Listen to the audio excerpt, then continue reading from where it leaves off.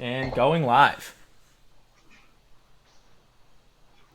All right. And we're live. Oh, it looks like it's a little bit behind, but that's all right. It'll catch up.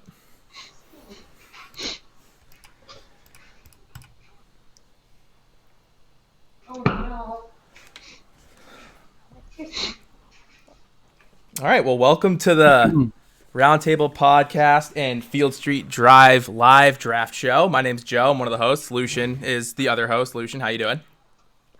Doing good. How about you? Pretty good. Starting tonight off with a Springdale Beer Company Lavendade. I've got the Founders All Day IPA. I haven't gotten a chance to go back to the grocery store, so we're still working on the same 15 pack. We love that. We love that. I got to do my tweet of the night while we're live. So this will be fun. For those who may or may not be watching at this point, I've been doing a drink every night. And it is getting a lot harder with how much longer we've been in quarantine.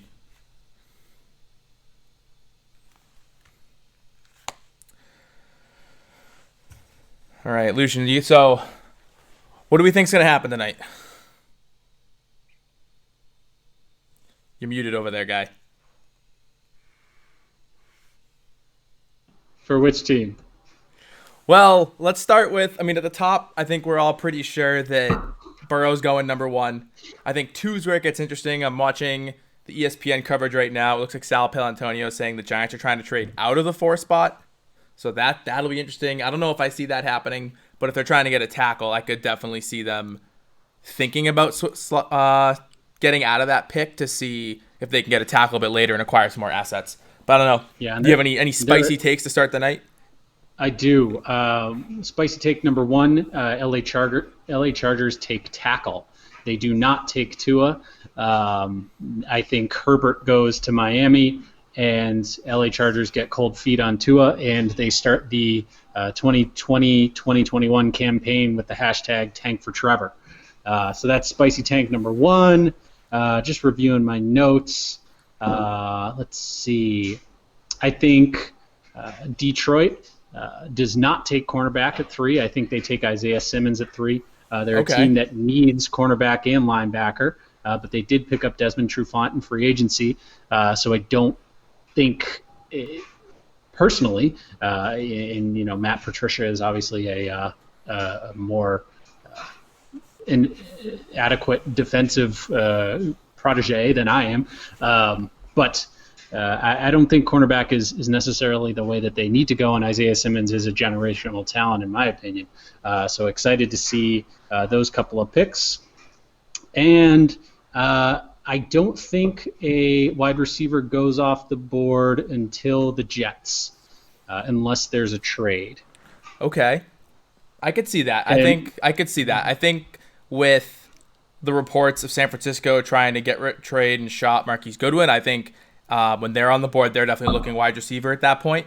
It just kind of determines too if they're going to be the first or not the first team to take a tight end, or not tight end, excuse me, a wide receiver on the board. I think Judy, Jefferson, and CeeDee Lamb go off the board to the Jets, the Raiders, and San Francisco right in order.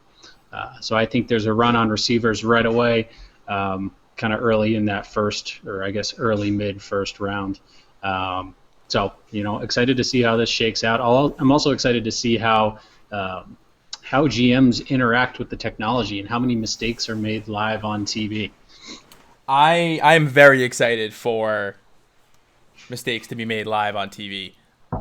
Technology's fun. Even we were a little bit late getting the stream up just with technology and like what that looks like right now. So that's definitely something where they've got a lot more complicated setups than we do, and it'll certainly be interesting to see how that goes. I think one thing to address real quick is that Miles and Zach, my other two co-hosts from the Roundtable podcast, are not with us at the moment. Miles, he got a last-minute call into work, so he's going to be joining us a little bit later, and Zach had some other stuff come up, so they're going to be joining us a bit later throughout the evening. Zach's probably going to be more of an intermittent appearance, and we have some fun stuff planned for the evening, so we're excited to get this going, and we hope you stick along for the ride.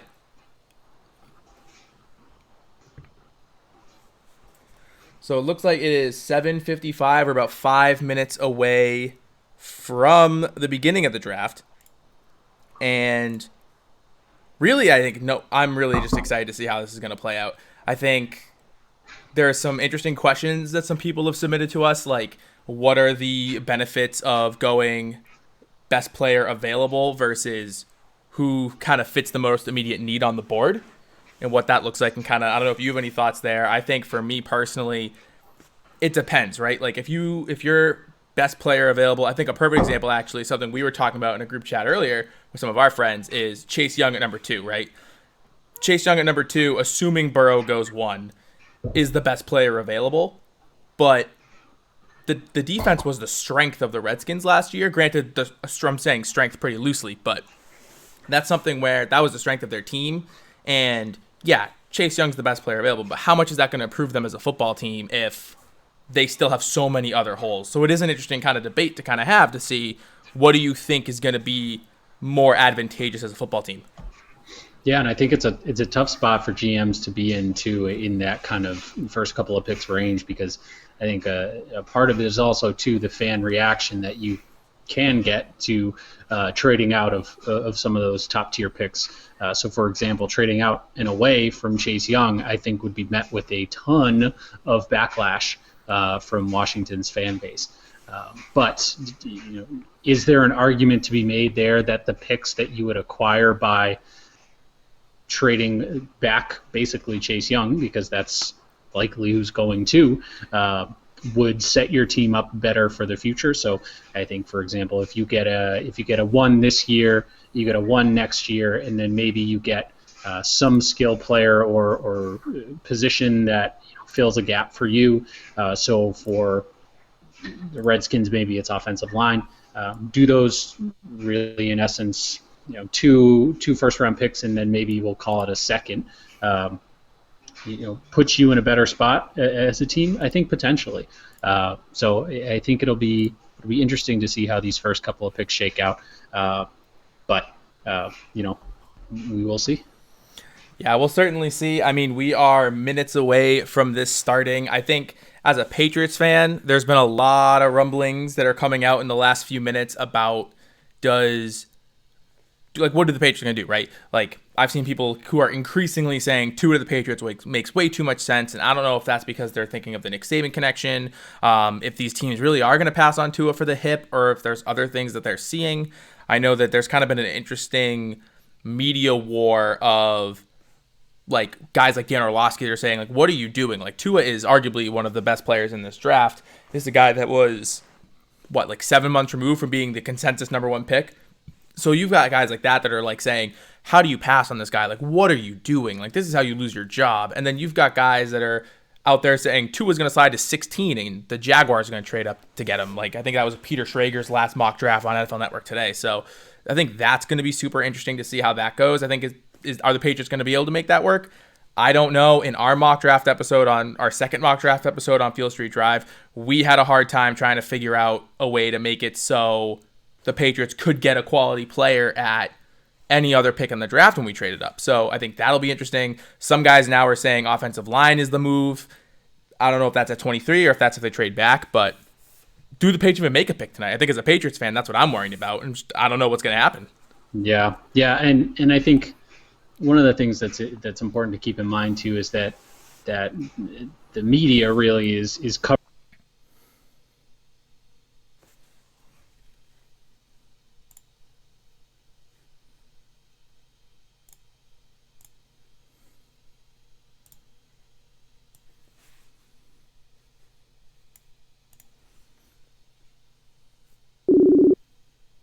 where they were going to go, a couple of weeks ago. So it'll be really interesting. As a Pats fan, I don't want them to make a pick tonight personally. I would rather them trade back with Miami or Houston, gather some second round capital and cash in on the second and third rounds, because I think that's where, at least in terms of positions, where the Patriots need to go to be successful next year.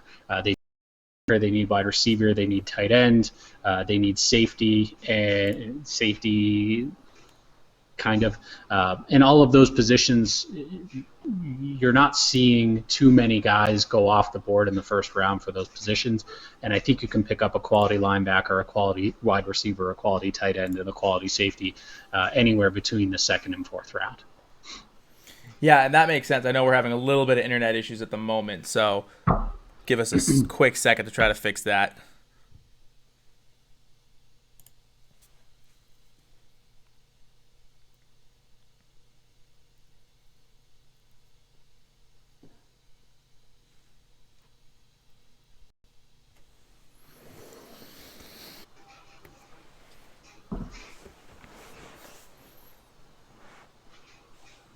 All right, so it says we're live there.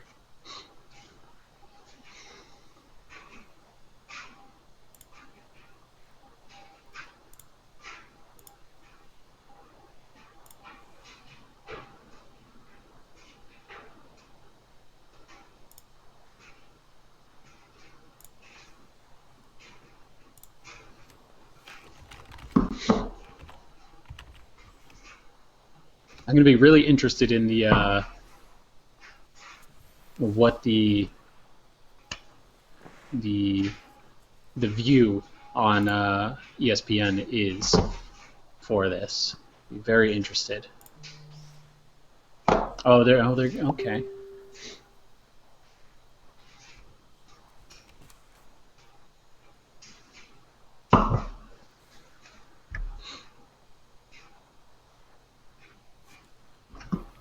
Realizing I need to mute all of my other sports group chats so I don't get the ding in my ear.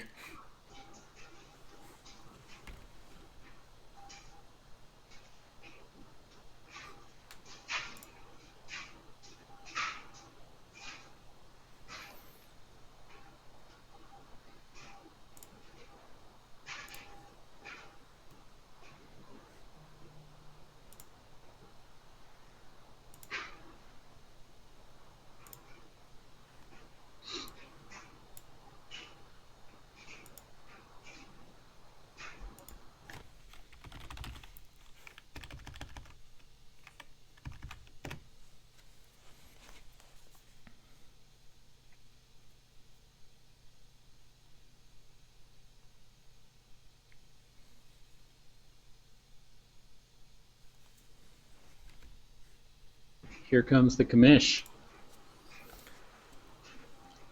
It's too bad he won't be able to be booed during every pick during the first round this year. I know. Not ideal. Would have enjoyed that. Sad. Really makes the first 15 rounds watchable for when you're a Patriots fan. It's true.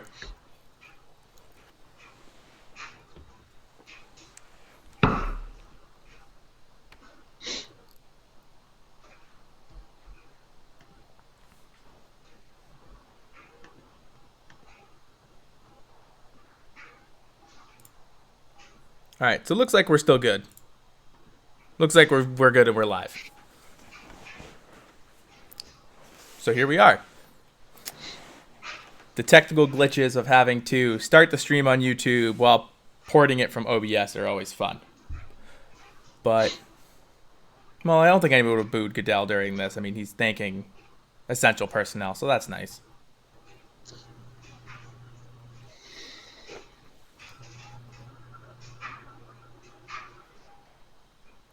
Do you have the volume up? No, I don't. I'm trying to use closed captioning, but the TV doesn't want to pull them right now. I don't know if they haven't have it planned. Let's see if I can get closed captioning. I'll probably break the TV. Yeah, this doesn't bode well for our Twitter poll about who's going to have more technical glitches, the NFL or us. We're not off to a strong start here. But you know what? We're just grinding through. Just trying to make magic happen. I'm afraid if I press too many buttons, I'll mess it up.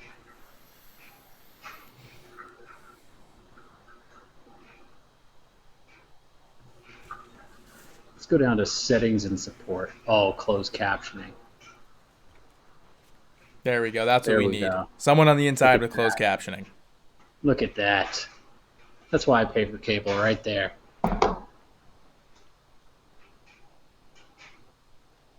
Yeah, I don't pay for it, so see how it goes.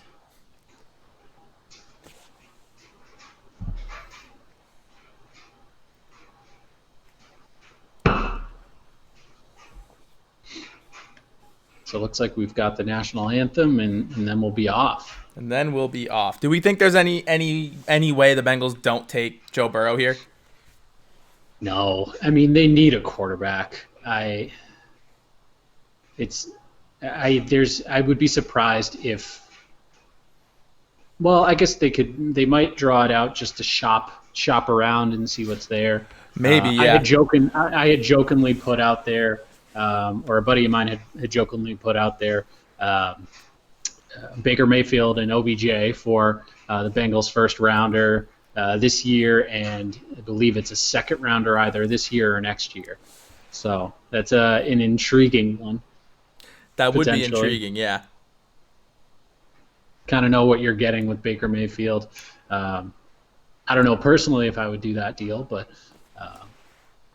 you might have a couple of unhappy Bengals fans if that deal went through.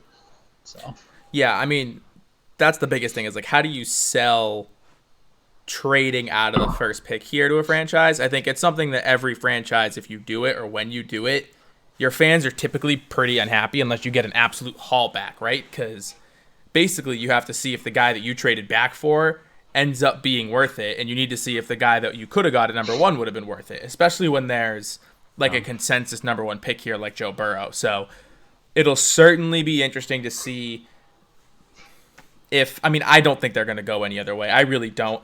We have a Bengals fan on standby for post-pick. He wants them to trade out of the pick. He actually thinks that's probably the smarter move. What was he thinking he would get, or they would get? He wants to give it to Miami because he knows that Miami was up and asking about it. I believe. I mean, I don't know if there were specific reports about what the Dolphins were really offering per se, but like we all know they have 3 first-round picks. Like if they offered all 3 for the number 1 pick, I mean that's a really good deal. Even if it's 2 this year and like 1 next year or something like that, like you're still getting some value back, and you can kind of fill out the rest of the roster. His take, and I mean he'll be on it a bit, and we can ask him about it. But he just feels like they don't have enough talent, even if they get Joe Burrow. Like Joe Burrow's gonna rot in that system without any more talent. Yeah. Yeah, I mean they're more than a couple of pieces away, and I think that's when we were talking about Chase Young and the Redskins. That was my argument for trading out in that scenario. Is that if you're going to get this generational talent, you want to get that generational talent at a time at which you are within striking distance of the Super Bowl, and I don't think the Bengals, or I don't think anyone thinks the Bengals or the Redskins are 1 or 2 pieces away from being a Super Bowl contender. Yeah, it'll be interesting. I would be shocked if they traded out, but a lot of things have shocked me over the last couple of months. So yeah, I mean, no one can predict where we've been in the last couple of months. So I mean, it's anyone's ball game as to what's going to happen here. If you want to connect with us, ask us questions right now during this. Our Twitter accounts are on the stream right now, at Pod Roundtable for the Roundtable podcast, or at Field. Actually have our Twitter up wrong on the Twitter, so that's on me. Let me just... That counts as a technical glitch. I know, we should have a counter. I don't have a counter set up on the stream for how many times I mess up as my first attempt at going through and live streaming something. But I have our Twitter account wrong. There's the word street does not exist. It's just the ST. So it is now fixed. And we're good to go. So if you want to connect with us on Twitter, we are at Field Street Drive. No REET. DM us, tweet at us. We're the same thing on Instagram. And then the Roundtable podcast, we're at Pod Roundtable. I have my phone open, so I should see any tweets that come in or any DMs that come in. So if you have questions, give us a shout. But we're ready to get started. It's 8:11, and so far, still commercials. So, did you expect anything less? Probably not. This is going to pull so many ratings that there's probably some incredible prices on these commercials for some of these franchises and these companies that are going to be paying for them. Yeah, I mean it's the only thing to watch right now. I mean most of the country I think is watching right now. So Honestly, yeah, and I'm pretty sure that Head and Shoulders will probably have a bunch. I mean, I think I've seen like 2 pre-draft interviews where I think Justin Herbert and Jacob Eason both talked about Head and Shoulders on the interview. So Head and Shoulders is going after those guys with the going after all those guys with the flow. Even though Herbert's got flow, but Eason doesn't have that much flow. Did Cole McDonald cut his hair? That's the real question. I don't know. Something tells me he isn't going to get a. Something tells me he's not going to be getting a Zoom call from ESPN tonight. Yeah, about his draft stock. So are they using Zoom? Is that confirmed? I don't know if Zoom is the official video conferencing platform of the NFL. They should be advertising that. Yeah, that is something that I would 100% be advertising.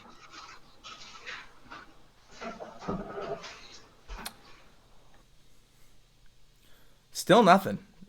They are really milking this. I wonder if they're not going to start at 8.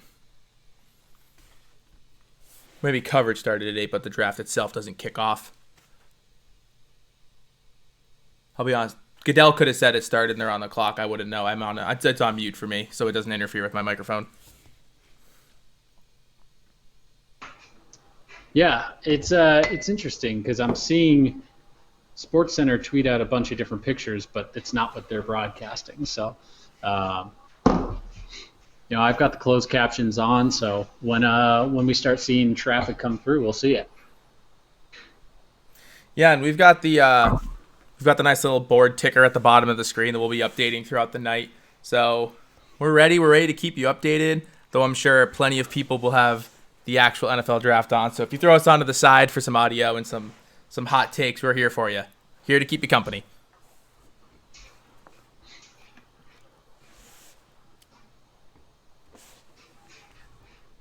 So, Lucian, I got one question for you. This came from one of my buddies. Can you think of any other quarterbacks in college football that had these unrealistic expectations coming in, these ridiculous seasons? Maybe not expectations, because some of these guys might not have had the type of clout coming into the season, I should say, into the draft. But in terms of pure statistical nightmare seasons, can you think of any guys that came into the NFL and actually contributed right away after that? No, and I think, one, that's just off of the top of my head, no. But I think, two, if you're the number one pick, you're the number one pick for a reason. You are the worst team in the NFL, and you're not ready to be a successful team. I think that's why you see a lot of quarterbacks who are successful, at least early on in their careers, coming off later in the first round, closer to the 23 or something like that. The Lamar Jacksons of the world, the Patrick Mahomes of the world, who, not to take anything away from their talent, but are going to teams that are more set up for success than the Bengals, the Giants, teams like that, right? Yeah, for sure. I think of one guy that I think of right off the top of my head when I was looking at this earlier was Colt Brennan. Granted, he played at Hawaii, so that's not quite the same thing, because that's not quite the same. It's not the same power conference kind of school. But he was up there in total yards for a college quarterback in a season. And does anybody remember who Colt Brennan is besides me? I've never heard of that name until exactly this second. So that is a great segue into, there isn't that kind of correlation. Just because you put up numbers in college does not mean you're going to be good in the NFL. Colt Brennan, again, different example because he wasn't drafted as highly, but you look at guys like Jamarcus Russell went number 1 overall, and everyone thought that was going to be a surefire pick. Everyone knows about Ryan Leaf was a huge bust. So there are certainly guys that bust out of these consensus top couple picks. So I mean, I like Joe Burrow. I like his game a lot. I don't think that that's somebody that's going to be a massive bust coming into his pro career, but he is going to have an uphill battle if the Bengals don't get him some help. All right, and the Bengals just went on the clock. So the NFL 2020 draft has officially begun. All right, well, they told us 8 o'clock and it's 8:16, so they're late too. Oh, this is cool. We can actually see their setups.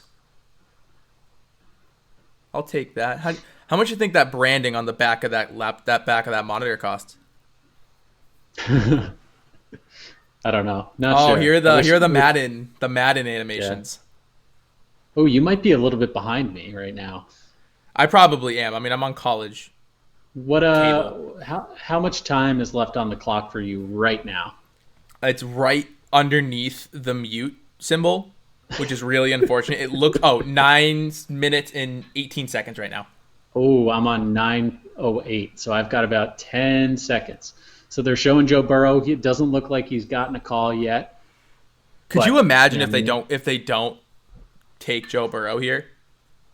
Maybe they're just fielding calls right now just to be sure they don't want to just absolutely fleece somebody. But I'm I surprised think that it's wasn't an instantaneous. We're calling Joe Burrow.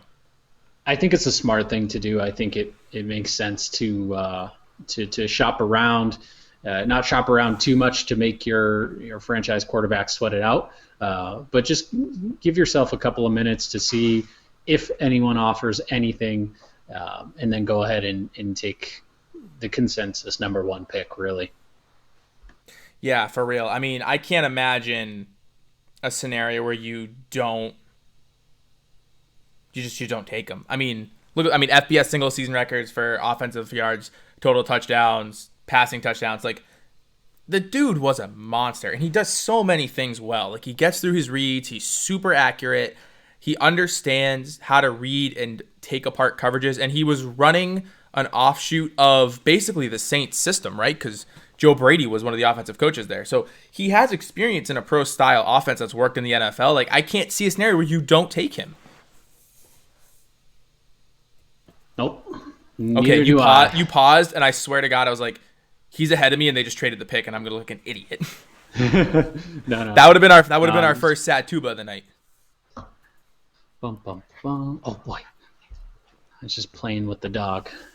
Oh yeah, we'll give you Hey, some bud. good old Stanley the dog content at some Come here. point during this draft. Maybe now, who knows? You want to say hi? Oh, And here we have Stanley the dog on live stream. Does Stanley have any hot takes for the evening? um, no. Ah, That it's fair. he likes He's only a he puppy. likes He's not there yet. he likes the taste of human fingers and is a little nippy right now. So, but Stanley, he's that's not still very he's nice, got you his know. he's got his New England Patriots collar on though, so he's excited for pick 23 to see where they go.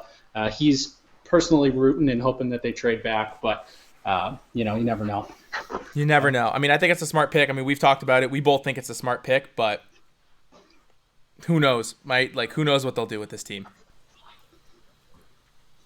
I mean, we're nearing. I mean, I'm still at 6 minutes and 40 seconds left on the clock, and the pick's not in.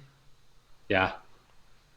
I've got 640 or 625 left right now. Yeah, so you're about like 6 seconds or ahead of me or so. Yeah, and still no call. They're still showing him no call to him as of yet. So he's got his phone out waiting, unless this is an older shot. But It's got to be coming, right? Like, yeah, I mean, our Bengals fan on standby will be absolutely thrilled if they trade out of the pick because that's what he wants. But is this it? Is this the moment? no, Oh no! the Stanley's just biting the crap out of my hand. Stop it. Let's go see Do Mom. we think the Bengals are mean enough to make him wait until the last 10 seconds to call? No, Like, is that something that franchise would do? I don't think so, but I mean, they could. oh, ouch. Oh my gosh. Yeah, I mean, I'm at 5 minutes left. I wish I had more takes, but I mean, everyone was so set on him going to the Bengals. I don't see. I'm just interested that it's taking so long. Yeah, I mean, did their internet fall out? Do they just enjoy seeing themselves on the screen? Because some of them have ESPN on. Is Duke Tobin calling him now? Is this it? Nope, he put his phone down. This is. I'm surprised they're waiting this long. I really am. And I wish there was more Yeah, to me talk too. about besides. Yeah, Damn, why are it so taking them so so long? But that's all. I'm That's won- all we have. I'm wondering if they're. I'm wondering if they are in talks with Miami potentially. Maybe. So here's another fun question that we got from a listener, and it hurt me to read it and then realize that I think I agree with it. Is Eli Manning the best number one overall pick of the last 2 decades, and why? I mean, that would require me to know all of the number one picks over the last 2 decades, and I'm just not there. I'm sorry. So I mean, if I you gave cheated. me I a looked list, this. I looked this up a little bit earlier. Yeah. But so he's tied for the most Pro Bowls out of all the number one picks in the last 2 decades. When you cut it to 2 decades on the dot, you do save yourself from having to argue about Peyton Manning, like 2 more years before that. But obviously, we're talking 2 decades, so it ends at because it's 20 years. I think this year is Eli Manning, but 4 Pro Bowls, 2 Super Bowl rings, 2 Super Bowl MVPs, I believe. I think he was an MVP for both of those Super Bowls. So, I mean, do I think Eli Manning is the greatest of all the quarterbacks, of one of the greatest quarterbacks of the last 20 years? I mean, I think he's had a ton of success, but I don't think, statistically speaking, and like play-wise, he's been a dominant player, but he's the only one with Super Bowl rings besides, I think David Carr got one, but he was a backup somewhere when he got his, obviously. all So, I right. mean, I hate to agree with it, but I think he is the best number one overall pick of the past 2 decades. Shout out Chris Higgins. And it looks like we're past the 3-minute mark and still no contact. Stanley wants to get into the shot. Yeah. Oh, pick is in. So this is got to be it. It's got to be Burrow. I'm already ready to put it on the ticker. You can probably hear my clicks getting ready. Yeah. I'm convinced it's Joe Burrow, but I won't type it until I see it because I don't want to. Yeah, I don't want to break fake news that's not real and then have to go back on it. It's the safe pick. It really is. I mean, maybe we're gonna get some guys come into the shot and they're gonna say, yeah, they really were shopping the pick, but at the end of the day, they didn't get enough from Miami, or someone made a late push. But I don't know. For me, it's just them being a bunch of dummies. All right, and here we go. Oh, never mind. The problem is I'm not ready, or I don't understand which cuts are the cuts for announcing the pick versus playing highlights. So I was getting really excited there, and then realized it's just more highlights. Yeah, I mean, I will say, sidebar, I loved that shot of his senior night With when the he was X on when his he was jersey? coming out of Yeah. the tunnel when he changed the spelling to the EAUX. That was a very well done clip. So I have to throw a little shout out there. I mean, I'd pick him, obviously, right? Like, the dude's a monster. Oh, he got a zoo named after him. Wait a second. Interesting. Don't you wait a second, me right now. Pick is in. No, he was looking at his phone and he was shrugging. He's got the Bengals hat in his hand. I didn't see it. Did you? Yeah. It was the back of the hat. It was the Oh. Bengals hat. Yeah.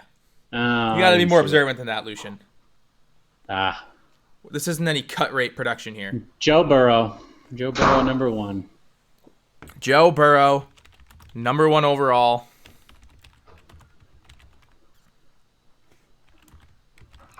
Oh, it's a FaceTime. I see.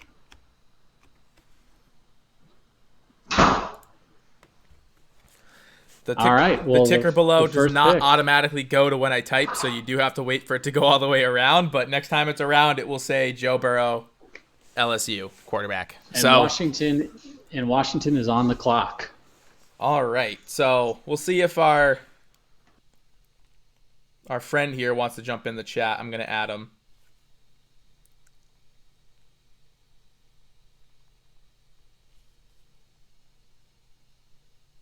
Don't mind me while I have to, there's some logistics that go on in here.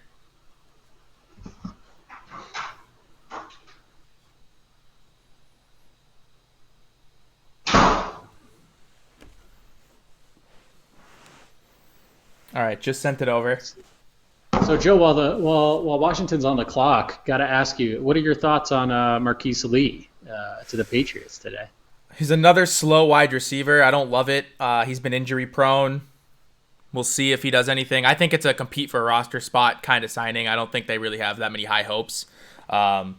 He just really hasn't been on the field very much lately, and he's not the strongest guy. Mike Cardello, how you doing? What's up, Joe? How you doing, How you man? doing, Dello? This is my buddy Lucian. Lucian, how we doing, man? Good, you? Oh man, I'm doing all right. Just I watching the heard you didn't want draft. Joe Burrow. No, and it's not like I don't think Joe Burrow is going to be talented. Like I think he, like obviously, like he like had every game that you wanted him to have. He played in the SEC. He played 2 years at LSU and like learned the system pretty fast. So I think like he could obviously play at the next level. But it's the NFL is like a little bit tougher to like translate players, and I am like afraid because the Bengals don't have a lot of great pieces around him. I mean, like their offensive line is pretty abysmal. So I mean, I hope this draft that they just start stacking up the offensive line, giving him something to work with in year one, and maybe addressing the defense in year two because the defense is terrible for this team too. So it's Yeah. not like I don't think Joe Burrow's great.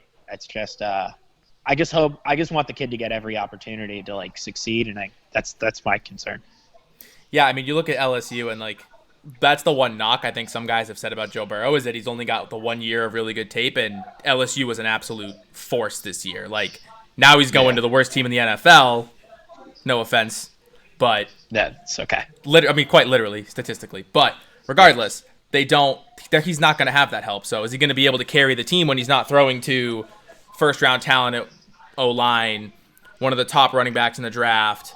Justin Jefferson's going to be a first round wide receiver most likely. Like, is he going to be able to do it when he doesn't have all of that talent around him, or they're just dominating football teams? Yeah, I think like the X factor too is like, is AJ Green going to be healthy too? Like that's like the Yeah. biggest question. Like that's like the biggest. That's like the ultimate bailout. They have Tyler Boyd too. Tyler Boyd's like a good piece too. I mean, he's no wide receiver one. He's just not. But he's a great two. And if AJ Green's healthy and he plays, that helps him out so much. I'm just more afraid of how's he going to react to like an offensive line that just can't block anybody. Like Dalton had to run for his life all year. I mean, like you can say Yeah. what you want about Dalton, but I mean, I don't think all of it's on him. So we'll see. Hopefully it all works out. And they're comparing him to Tom Brady. Are you guys seeing this? Oh, This I is am seeing wild. this. Well, they're talking. They're talking about the. I wasn't super happy about that. They're talking about the pocket movement, which was what I was going to bring up. Is that you're talking about the offensive line, and they're showing highlights of his ability to kind of step up in the pocket, shift, roll out, all these things. Granted, it's a different beast at the NFL, like you said. Like all the guys Yeah. are so much more. They're just quicker, they're faster, they're stronger. I don't love comparing anybody to Jared Goff because I honestly think he stinks. But I don't know if that makes you feel any better.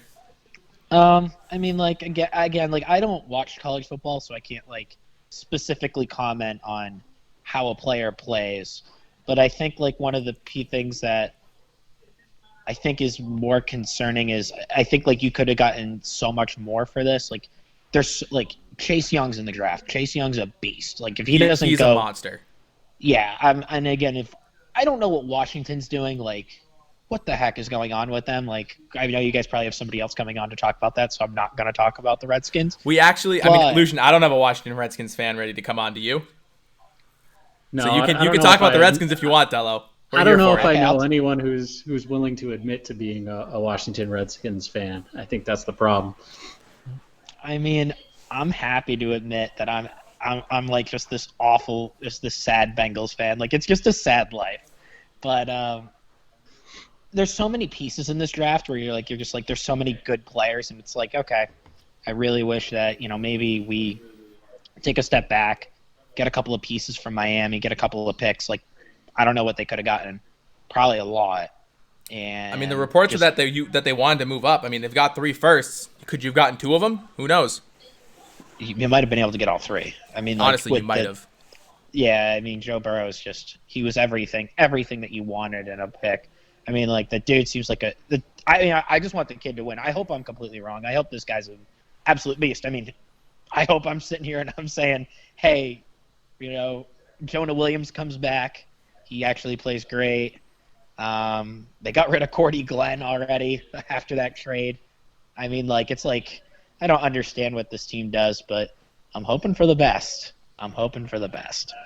I mean, I think everyone's hoping for the best for Joe Burrow. I don't think anyone wants to see him go rot in Cincinnati and have it not work out. So, Yeah. What do alrighty. you guys think the Redskins are doing here?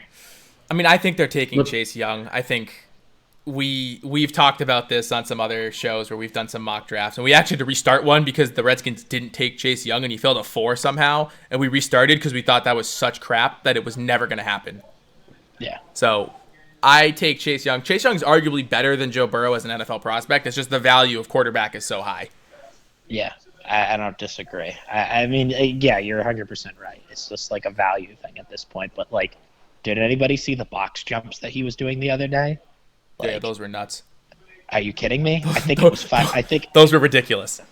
yeah, I'm pretty sure that was 5 feet, right? Like It was something like that, 4? yeah. And I know it was Lucian had something some absurd. crazy stats when we were doing our big board episode Yeah. with Joe Burrow, with not Joe Burrow, excuse me, with Chase Young's like pass win rate when he was rushing the passer. I don't know, Lucian, if you want to talk about that at all.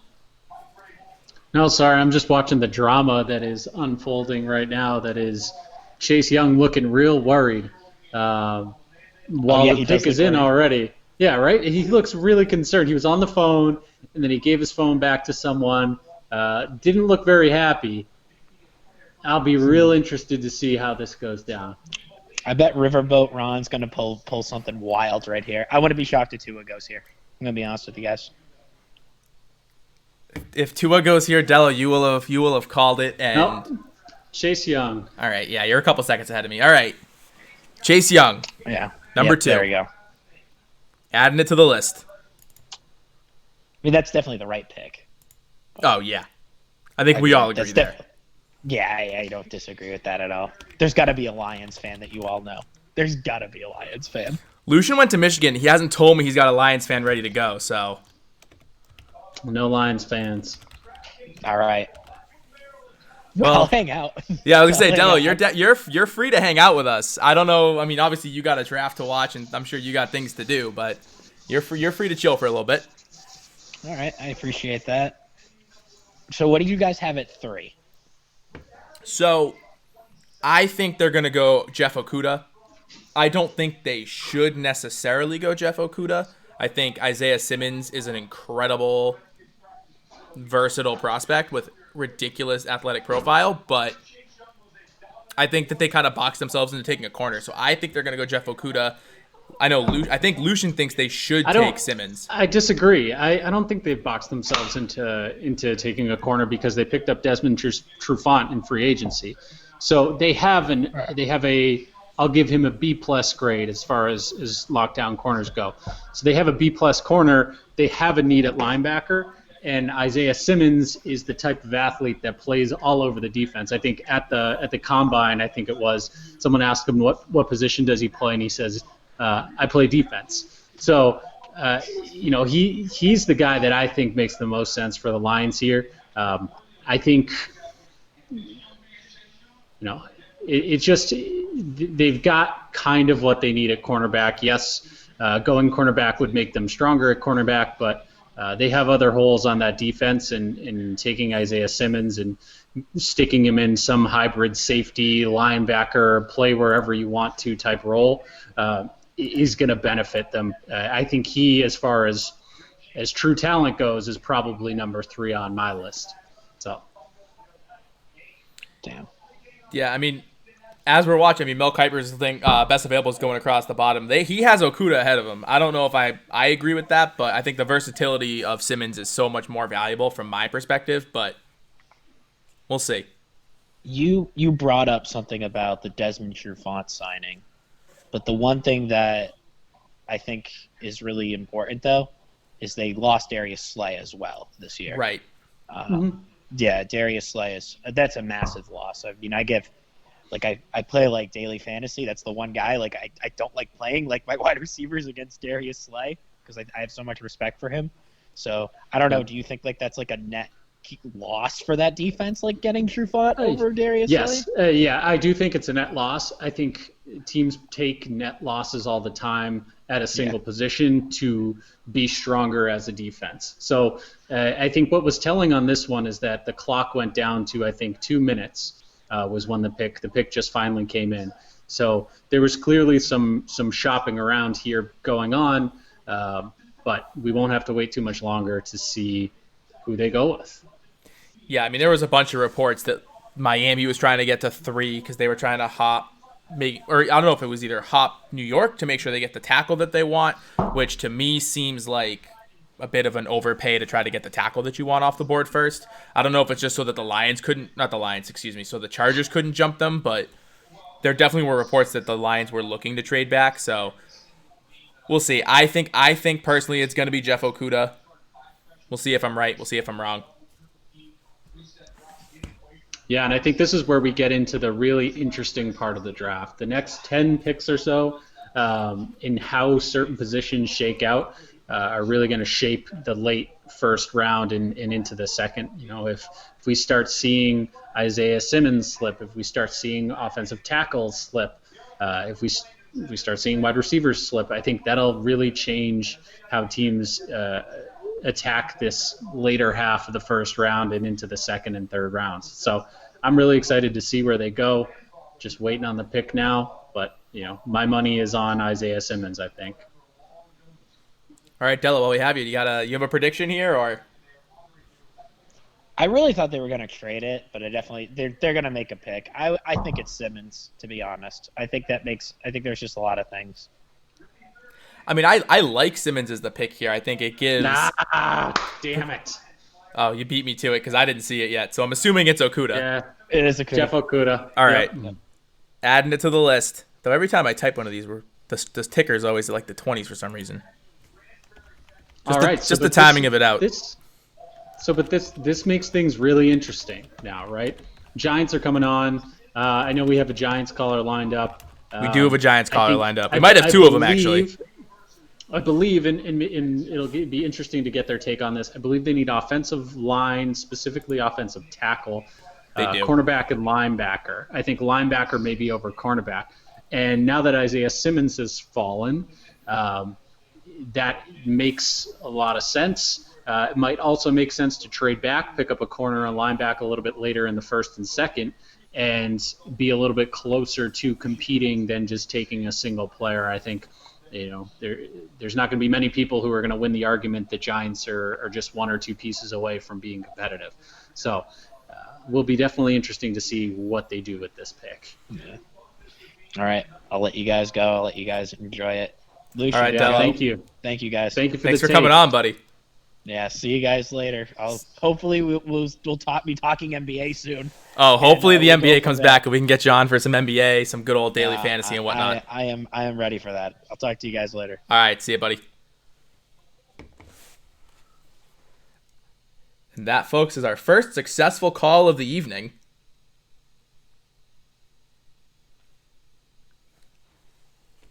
So we have the technical ability to get people in and out. So happy with I've got that. to find the technical ability to charge my laptop. That's the next thing. So it's pretty funny. I'm pretty sure you plug it in, and then it charges. Yeah, but it's one of the 3-prong guys, and I got to find. Ooh, 3 prongs are tough.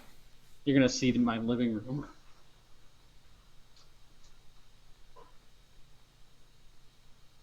Just getting ready to get the Giants guys lined up. We definitely have one. We might have two.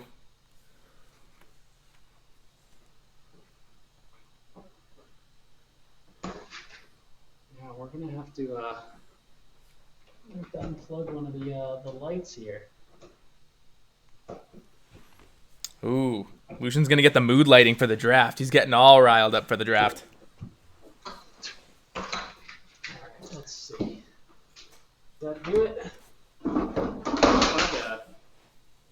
This is sure one of the more interesting things at broadcast. There we go. And that's the ding. We're gonna add one of our buddies to the group, and we'll let him hop on the call.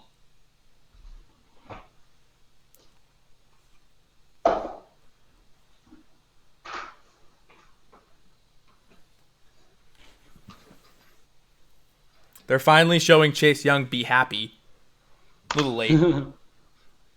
All right, so another interesting thing to note, about 5 minutes left and still no pick. They could be trying to trade down. Again, it depends. Maybe the Chargers are trying to jump Miami and get Tua or Herbert. Because, I mean, they're still going to get a good tackle at 6, right? Like, if they trade, let's play it out, and let's say it's trade with the Chargers. You get, if the Chargers are trading up, it's probably for a quarterback. It's either Tua or Herbert. Miami either takes a tackle, one tackle, or... Because they're probably not taking Isaiah Simmons. They're probably going to take a quarterback or a tackle. And you might still get your guy at 6.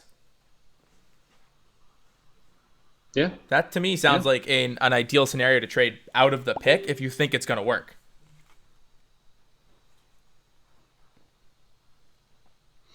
Yeah. Yeah, I could see teams like Miami jumping up. Well, no, not Miami because they're next. Well, I mean, they could, though. If the Chargers are getting ready to trade up, the Giants could turn around and call Miami and say, Chargers are going to offer us XYZ. You going to do any better? Do you want your guy? Dan. Hello. Good to see you. Oh, and he's decked out in the gear. We love it. Is that the Seahorn jersey? It is a Seahorn jersey. Oh, we love that. I debated on Seahorn or Eli. I couldn't decide. Okay, so Dan, we got to get your take here. Where do you think the Giants are going with this pick? Tackle. You think it's tackle? I don't want them to, but because they took Chase Young, they're going to take a tackle. You don't think they go Isaiah Simmons at 4 here? I would like them to. I don't think they will. I mean, I don't know if you're at the same time. I mean, I know Lucian's a couple of seconds ahead of me, so if the pick about the flashes that it's in while I'm saying this, I'll look like a dummy. I'm at 4:05 on the clock right now. Oh, you are way behind you're us. way behind. Okay. Oh no, this is gonna be tough. No. We're spoil it. We're spoiling it. That's fine. We're on a stream here. We're doing it. So Dan, we're at 3 minutes. I'm at 3 minutes right now. Okay. Still ticking. So we're talking about, are they going to trade out of it? They could. So I think they could trade back. So, because my thing is, if you trade back to 6, right? Like, let's say the Chargers are trying to jump Miami to get Herbert or Tua, whoever they prefer. Yeah. Miami then's going to go tackle or quarterback. Yeah. And you're getting a tackle or Isaiah Simmons. Yeah. Yeah. So you're probably getting the guy you want at 6, unless you really, really were strongly for a specific offensive tackle. But everything I've read says that 1 through 4 are all like right there with each other. Yeah. I don't see an issue. Like the way I would look at it, right? I want Isaiah Simmons as someone who the Giants were built on defense. It's they always have been, and we don't have any linebackers. Our linebackers are trashed here. We get Isaiah Simmons in. He can play outside linebacker. He can play inside linebacker. He can play nickel safety if we need him to. Yep, it's fast enough to do it. We already have one of those guys in Jabril Peppers. Lucian knows Jabril Peppers very well. And you team those two guys up together, there's not a tight end in the league that can get open one-on-one man coverage there. Maybe Travis Kelce, but that's pushing it. And that's only and really that their mismatch there is just you're going to throw it above them because they're going to be giving up a little bit of height, depending. I mean, Simmons is a big guy still, so. Right, he's 6'4", 6'3", 6'4", something like that. Yeah, so you've only got a couple of tight ends that are going to be like an inch or two taller. Right, and he runs sub 4.4, so there's like literally no speed mismatch there that he'll ever have, even against some of the best wide receivers. You know. So we are down to and we just hit 1 minute, and the pick is in. Pick is in. Okay. So I'm about 9 seconds behind Lucian. It just popped up for me. My guess would be Mekhi Becton or Jedrick Wills, who I think they're going to take. If I were taking a tackle at 4, I would go Jedrick Wills personally. That's if it's a tackle, that's who I want. I think he's more polished. I think we need him to be polished now because he's going to end up playing right tackle, and then once Solder gets cut next year, he's going to play left tackle. That would make sense. I mean, he would be able to move. I mean, he has experience at right tackle if it's Wills because he played the right side for Tua since Tua's a lefty. So he did play right tackle in college. Yeah, that's my thought if they're gonna go tackle. I do wonder if teams hold that against him because he didn't play left tackle, if they're worried about him flipping sides or whatnot. I mean, I don't think it would matter, but you're playing the blindside tackle. It's still the same footwork. It's just flipped. Yeah, I mean, some teams are afraid of Mekhi Becton because he likes to cook. So who knows? Yeah, right. Well, I know when. Okay, so I just caught up. I have the Giants. The pick is in as well. Okay. My stream just refreshed. But no, I think like the left tackle, right tackle thing with a lefty quarterback, like when the Falcons drafted Mike Vick, they flipped their entire offensive line. Like their right Yeah. side played the left side, their left side played the right side because that's just how it worked. And then it's very likely that the Dolphins will have to do the same thing after the next pick, you know? Yeah, I mean that's at the so you think the Dolphins are going Tua? I do, yeah. So we're waiting. I think. I mean, I could see tackle. I also could see. I mean, Joe Judge coming from the Belichick coaching tree. Belichick preaches versatility, guys being able to do different things on the field. I could see a scenario where they go Isaiah Simmons. I still think it's possible. Right. No, I think it's possible. I don't think it's the most likely. Is it my preferred? Yes, but I don't think it's the most likely thing to happen. But also it's Dave Gettleman, who is...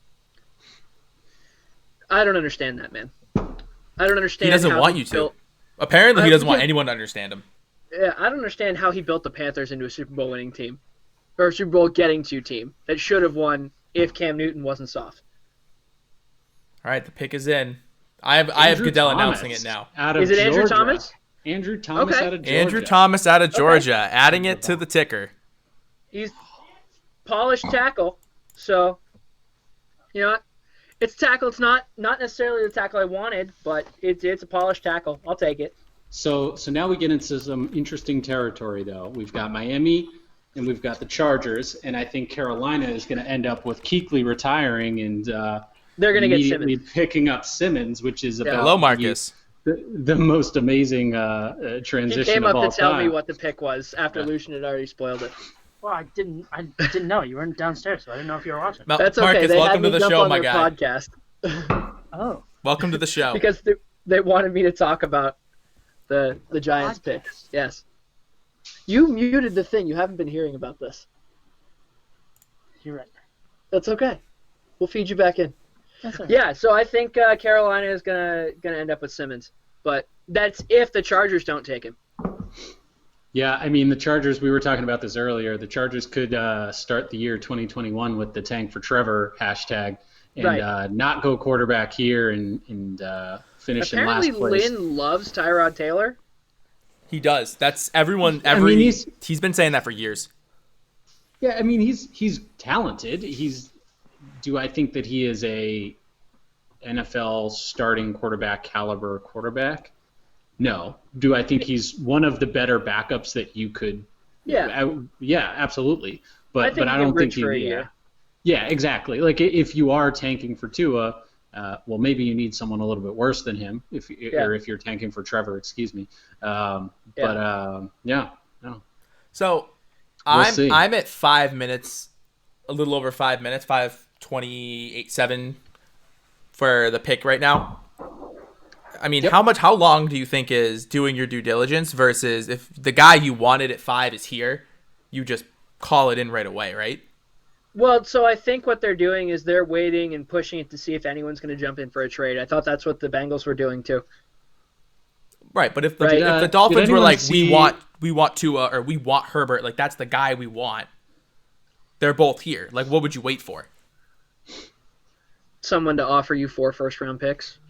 I mean, I don't think it'll happen, but I don't either, but you have to wait for it, right? Like you still get to make the pick. Yeah, no, I think Thomas will be good.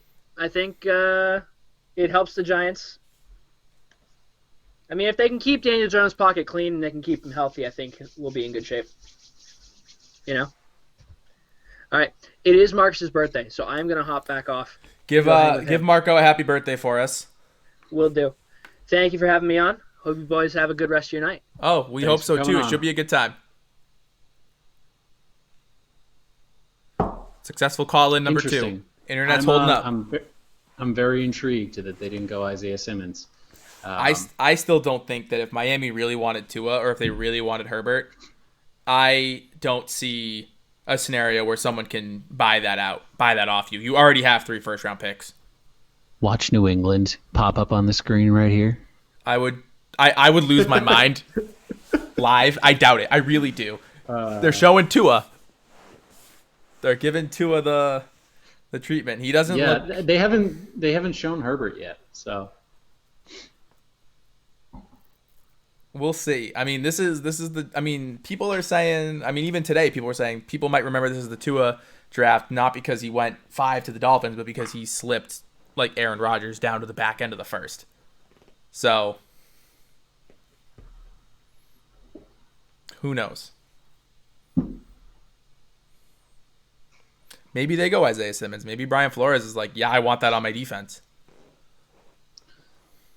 I don't know. Well, I mean, I guess they do have Josh Rosen hanging on the bench still. Yeah, they're at 255 and still no pick. Interesting. Yeah, this is a an interesting predicament we're in. I'm ready though. If I see the trade fly over, if the second you tell me it says there's a trade, I'm ready for the breaking news sound. Pick is in, No need for breaking news. There was no and trade. there's no trade flashing up. All right. So here we go. Right now, I'd say it has, for the most part, gone as expected. Sounded like the offensive tackle pick was expected, but not necessarily wanted from a fan's perspective for the Giants. But no major surprises so far. But I think we'll get to one in this pick because regardless of who they go with, I think there's going to be someone who is surprised by it.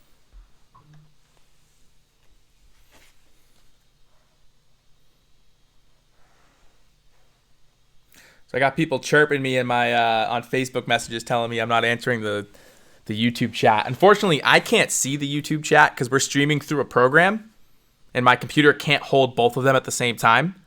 So if you are sending us messages, I wonder if I can. maybe you can open it. You're gonna want to mute the sound right away so you don't start Yeah, getting weird that's- noises. But if Lucian Well, I can don't- monitor I the don't- the YouTube chat, that'd be great. We'll see if it works. Hold on. We'll see. We'll see if it works. I don't have enough battery on my phone to do it because that's what I've been using to pull people in and out of the stream for calls. But Milton, thank you for letting us know. I've been trying to tell people, oh, Lucian just moved all over the place.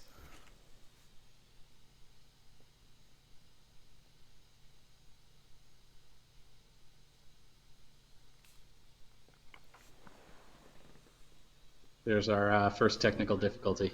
It's okay. It's 1-1. All right.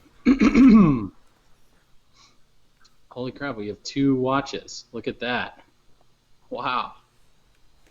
2 people. Look at that. 2 people. Wow. That's incredible. Crazy how the world works. How do I see these chats? I don't know. It should pop up on the side somewhere. Yeah, I'm doing it on my phone though, so I don't know if I can. Oh, that might be the issue. Here's the pick.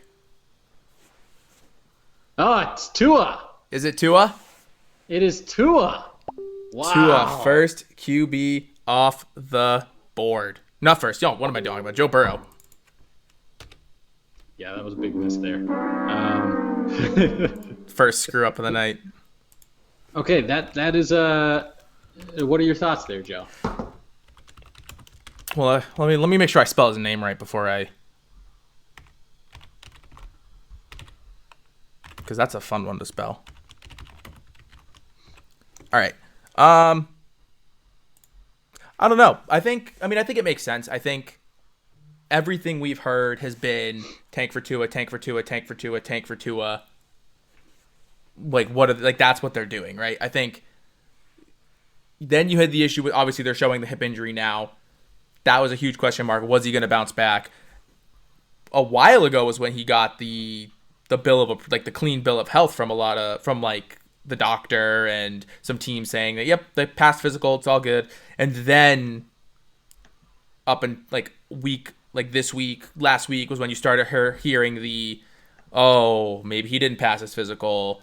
Is it 100%? You know, he had all the other injuries in college. Maybe we won't take him. What's this going to look like? So is he too short? Like all of these things that we went from entering the 2018-2019 college football season saying Tua was the number 1 pick of the draft to is he going to fall with all these injuries and all these different things? So I think it makes sense. I think it matches kind of all these people that have been saying, all of this stuff's a smokescreen. Tua's going to go to the Dolphins. It's who they've wanted the entire time. It's why they made all these trades last year anyway, to have the 3 picks to either A, trade up to number 1 if they need to, or B, just trade up to wherever they need to in general, and just to accelerate their rebuild if they get them wherever they are. So I think it makes sense. I definitely still have the little bit of the concerns about the hip, about the ankle, but if he's got a clean bill of health, he is one of the best quarterbacks in this draft. And if he had stayed healthy, he might have been able to elevate himself up into that Joe Burrow category. We just don't know. We didn't see it. Well, I think it was a 1-1A type situation if he stays healthy. And I think, it'll be interesting to see him develop over the next couple of years. And I think it makes the Chargers' choice easy here. Personally, I think they have to go quarterback, and I think they go Justin Herbert. But we might have our second shock of the draft if they don't take Justin Herbert here, and we start to see him slip. Mostly, we're rooting for some drama here, and really nothing has shaken out so far. So. Yeah, if you had asked me drama it up, NFL. Come on. I know. I think the most drama would be, I thought Simmons was going to go 4. I knew that they could go tackle. I didn't think they were going to go Andrew Thomas. I thought it would have been Jedrick Wills or Mekhi Becton. But again, most people have said that they're all really close and what that looks like. So I just love that they're only using lefties for the comparisons right now. Let's eliminate the rest of his game. What are the couple lefty quarterbacks that were successful that we can talk about? Yeah, they're really stretching on a couple of these too. But hey, I don't hate the Steve Young one. Obviously you're comparing him to a Hall of Fame quarterback. That's going to be not quite fair. But he does have that kind of athleticism to him. He throws well on the run. He's accurate. All that kind of stuff. I think that makes sense, but there's other guys you could talk about too. People said his ceiling is like a Drew Brees style of quarterback that's just more athletic. Drew Brees isn't lefty though, so does that not fit their narrative? Who knows? Justice for lefties. As we're getting into the LA Chargers pick, let's talk a little bit about the Chargers. I've said before, I think maybe we get a tank for Trevor here, where they go offensive tackle and go quarterback next year potentially, or they have their eye on someone later in the draft that they don't think they need to spend this number 6 pick on. Any other position that you think other than quarterback or tackle that you think the Chargers could potentially take here? I really can't think of anything. You look at, they're only they're 2 years removed from playing wild card in the divisional round in Foxborough, right? They were a playoff team 2 years ago, and they haven't really lost much that I can remember from those teams besides Phillip Rivers, and Phillip Rivers wasn't very good last year. The offense is talented. They have Keenan Allen, they have Hunter Henry, they have Austin Eckler. They have good skill position guys. And the defense was a strong component of that football team back when they were a playoff team. And I don't remember them losing too many guys from having Joey Bosa, Derwin James, and a lot of these guys. So for me, I think the need is quarterback. Maybe offensive line. I could see offensive line, but I would be surprised if they don't go quarterback, because they had every opportunity to. They were linked to Tom Brady originally. Obviously, that didn't happen. Rip Tom Brady, even though I'm wearing a Tom Brady jersey. They were linked to him originally, and then they didn't get him. You haven't heard much on maybe going out and getting Cam Newton, which is, if Anthony Lynn likes mobile quarterbacks, Cam Newton's a guy that would make sense. But everything said that they really like Tyrod Taylor, so I really don't know at this point. I think it's going to be Herbert, but I could be wrong. The pick is in, so we will see.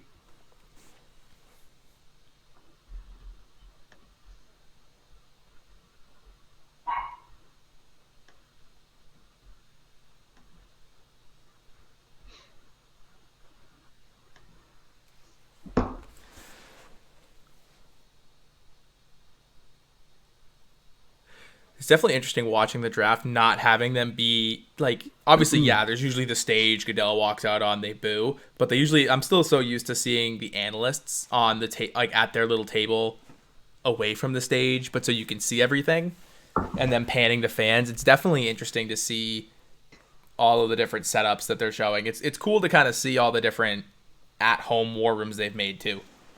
Yeah. All right, picks in. Here we go.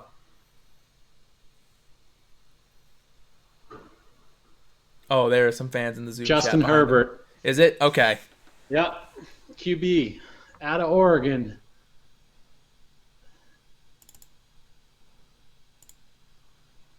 All right.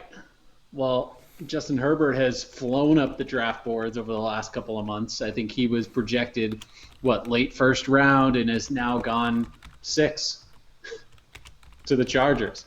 So, the quarterback, there's a run on quarterbacks. I mean, not really, but I think so far so boring, I guess. Not a ton really has shaken up the board or caused teams to really reevaluate where they wanted to go based off of where they expected other teams to go. We haven't seen any trades.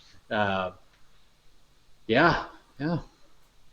It's too bad. It's a shame. I wanted some better, live reactions to, someone trading up and taking pick 3 from someone. So, who knows? Maybe we'll get some of I'm that itching later to in hit the this first. breaking news sound, and it hasn't happened yet. Yeah. So then let's talk Carolina as I think Herbert was kind of expected. I think, for the Chargers. It was. So let's go ahead and move on to Carolina. I think it has to be Isaiah Simmons. Like, he's the best linebacker in the draft. Like, you have to go get him when you lost Luke Kuechly. Yeah, I would be surprised if they didn't go linebacker here. They do need a cornerback, and there's a significant drop off between the first and second round between cornerbacks. So I could potentially see them going C.J. Henderson here, potentially also going edge as well too. But I think it's a little bit high to take edge at this point. Potential for a trade back here as well too, but that might be a little bit overthinking it, and they might just go ahead and go take the best available, which is Isaiah Simmons in my opinion at this point. Yeah, and they're just, I mean, this is like the perfect example of when best available fits a player you need, right? Like, linebackers in need. The best player available is a linebacker. He could have gone as early as 4. He slid to you to 7. Like, this should be your best case scenario, but we'll see if they go a different route. I'm just getting distracted by them just throwing all of Herbert's absolute laser beam throws, which was why I really liked him coming out. But so no trade here. A pretty quick pick from the Panthers. We'll see. Yeah, I haven't been on Twitter much, so I don't know if there's been any reports that have been coming through, like Schefter tweeting or Rap Sheet tweeting about hearing things about teams trying to make a trade or whatnot. So we haven't had a lot of stuff to talk about besides, I mean, the pick as they come in, but it's like you said, it's been mostly expected besides, I mean, I think besides Isaiah Simmons falling at least as far as 7. Yeah, I think what will be interesting is if he falls further than this, how does that shake out?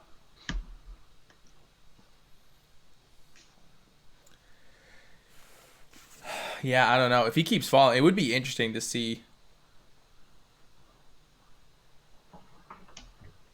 It will be interesting to see. I'm just quickly taking a peek to see if there's any news coming out that we can talk about.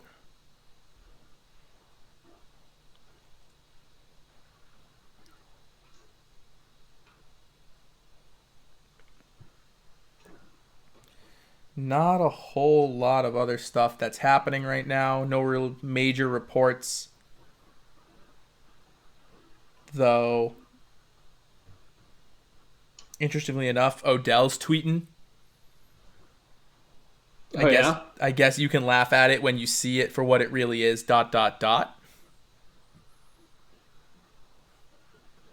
Uh, I don't know. Is okay. that a popular song that I just So don't know about? that's a little cryptic.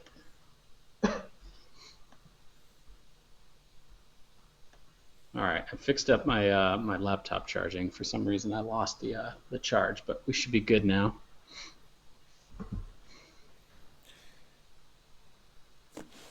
Oh, I have it is not Isaiah Simmons according to a tweet. I don't know if it's someone that usually is pretty good about. They're probably just tweeting what they're seeing. I'm imagining we're just a little bit behind. They're saying it's going No, to be Derek I haven't Brown. seen it yet. I haven't seen it yet. So, I mean, Derek Brown. Hmm. Were you looking at Dove Kleiman?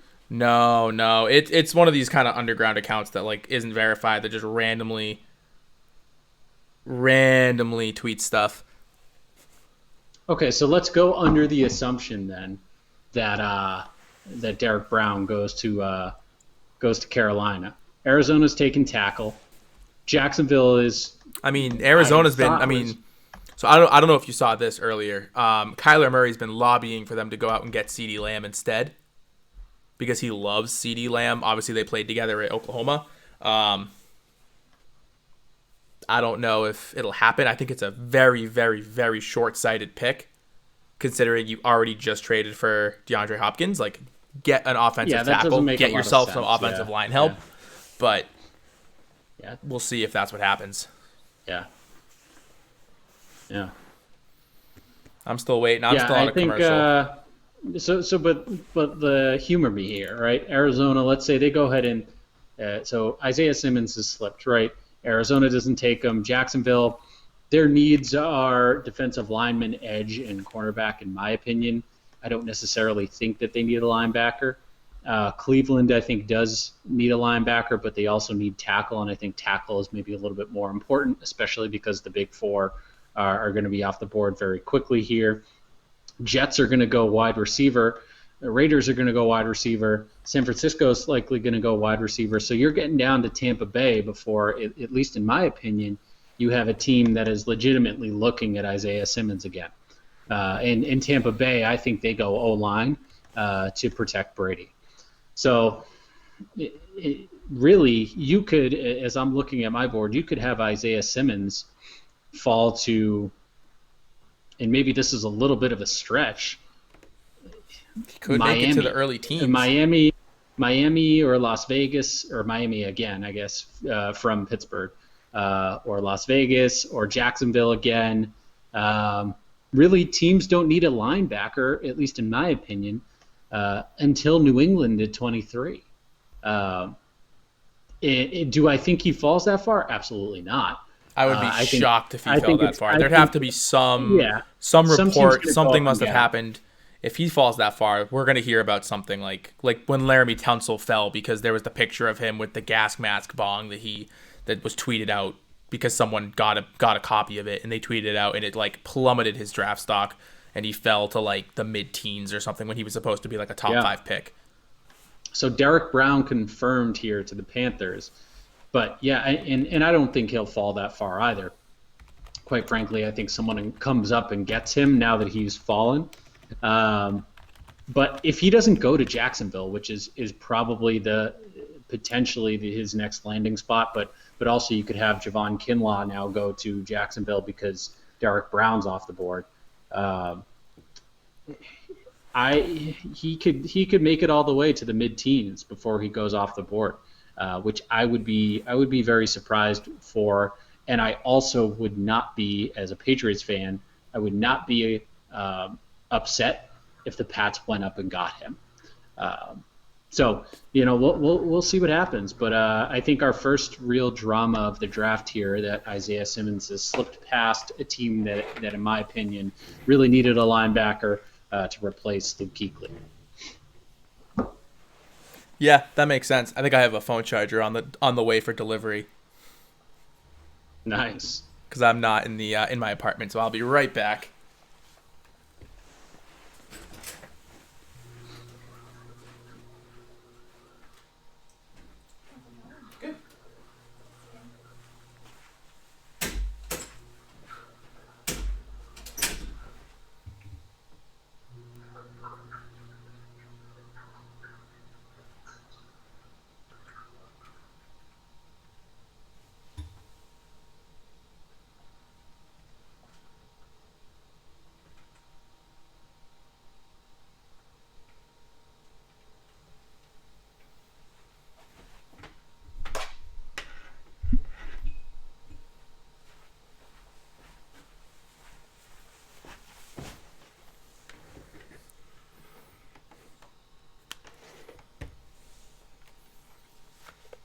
I was at a scary 17%. Would not have been ideal to lose the phone, because that's kind of how I'm getting people in and out. So, oh, the Cardinals pick is in. I don't know if you brought that up at all while I was getting the charger. I have not. I've been adding our Cleveland Browns expert to the chat in preparation. Oh, beautiful. After the Browns fan, we have a Niners fan that's ready for both of their picks, or at least the first one. He's a child, so I don't know if he'll be here for the late pick. We'll see. Any guesses on the Cardinals pick? I think it's got to be an offensive lineman, but I would bet Jedrick Wills. Yeah, it's going to be one of the big four, one of the remaining big four, in my opinion. I think they have to go and protect Kyler Murray. He did not have the best offensive line by any stretch of the imagination last year. So I think it's important. Yeah, I think they go offensive line. I also think Cleveland goes offensive line to skip ahead a pick over Jacksonville. I do think they go offensive line because Baker Mayfield had no time to throw the ball.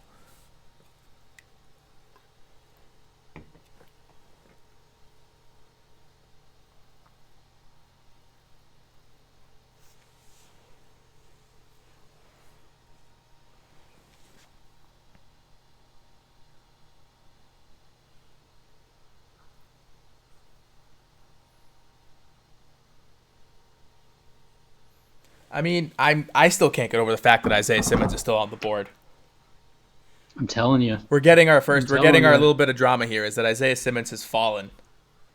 Bill is itching to go up there and get him. That would be amazing if they somehow got him, but I'm also not going to hold my breath. Obviously, that's a dream. That's not something that I think is realistic. But you never know.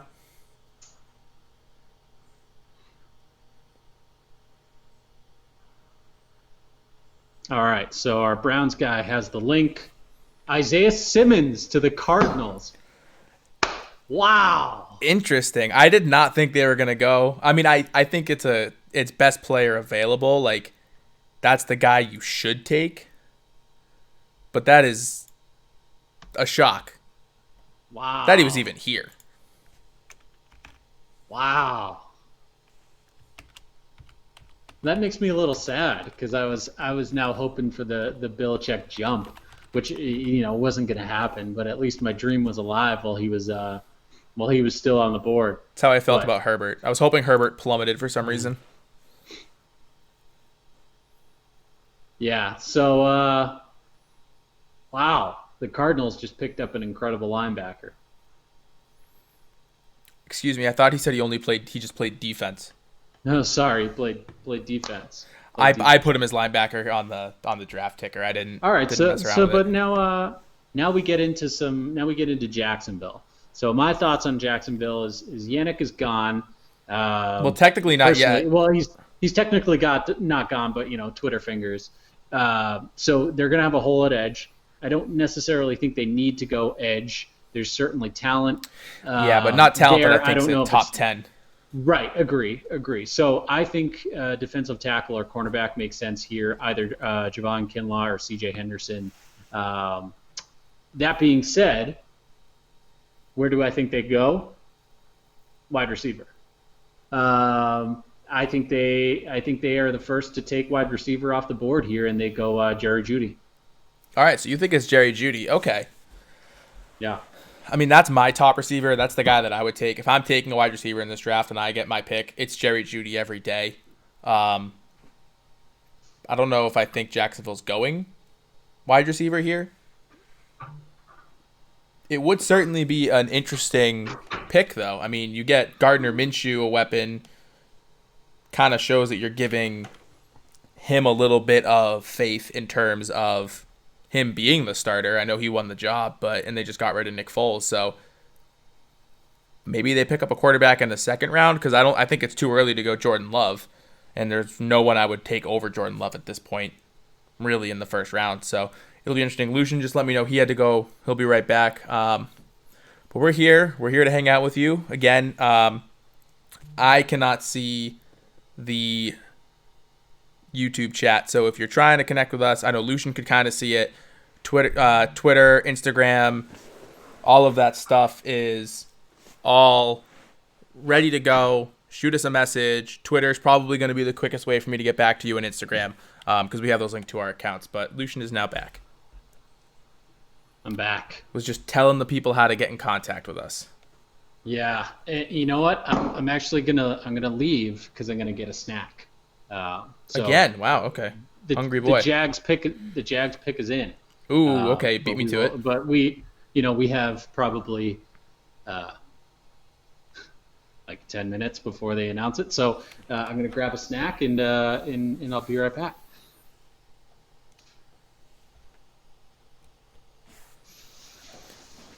Yeah, we're still in the commercial illusion. Oh, you know what? I kind of wish I had a snack. That's a little upsetting. What do I have? I can't have Grace come back up and deliver food already. That'd be a little rude. She just was here. Have some s'mores Pop-Tarts. Those are really good. We just got a bunch of chips and crackers. Ugh, now I'm hungry. Lucian just putting me in a sour mood.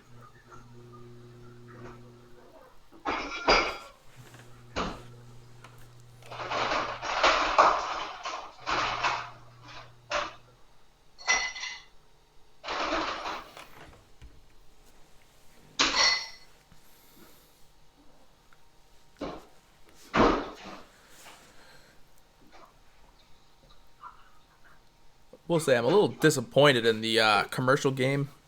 I know I'm just talking to myself and whoever's listening, but it's kind of the biggest sporting event or biggest live event going on right now that's been going on for the past couple of weeks. You think that there would have been a little bit more increase in demand for these TV spots for these commercials, yet nothing super entertaining. Lucian, I have a bone to pick with you. Yes. Now I'm kind of hungry. Now I'm snacky. And I don't have a snack, so throw me in a funk now.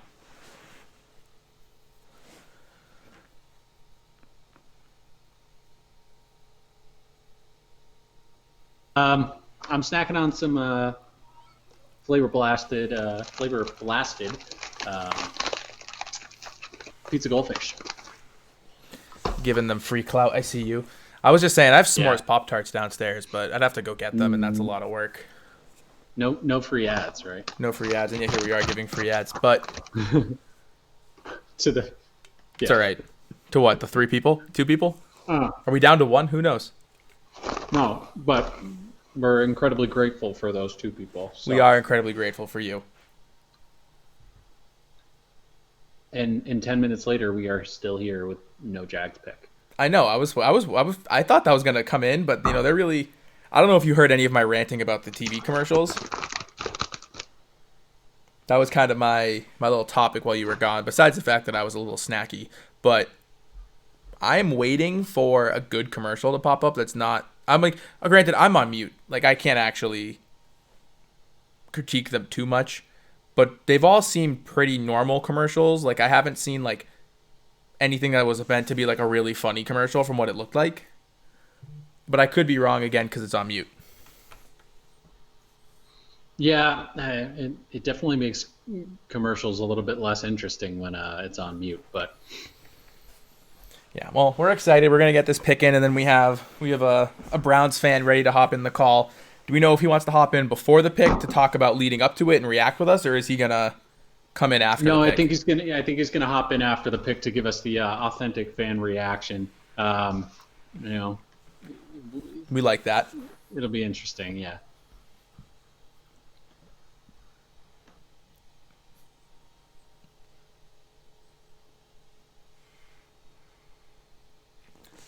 Still waiting on these. This pick. This is pretty surprising. So looking at the board, right? Let me pull this up. I remember reading, I don't remember what reporter had it, so I can't quote the report. But there were people that were saying that once the first tackle went off the board, it was going to be like a run on tackles, potentially. Crickets? I guess, or run on tackles to who? Well, they were looking at these top 10 teams because, like, the idea was that the Giants needed tackle. Miami and Yeah. LA could both take a tackle. The Arizona needed a Cardinals needed a tackle. tackle. I'm surprised on that. And yeah. so here we are All right. at Here we 9, go. and the Pick us second in. tackle hasn't come off the board yet. Pick us in. Here we go. Give us some news.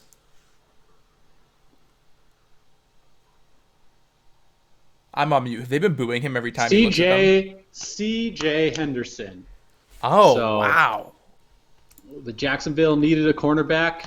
Stays in Florida.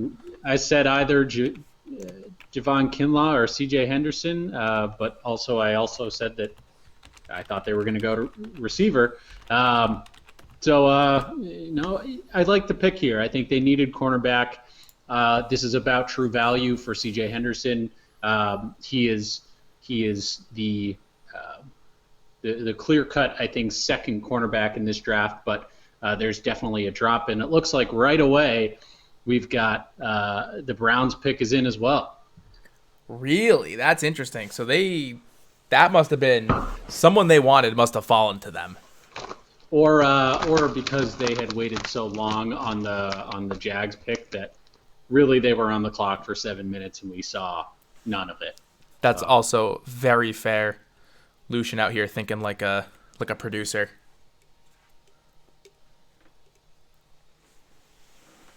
It makes Cleveland look good, like they knew what they wanted, they knew what they were doing, but they could have been deliberating for 9 minutes for all we know.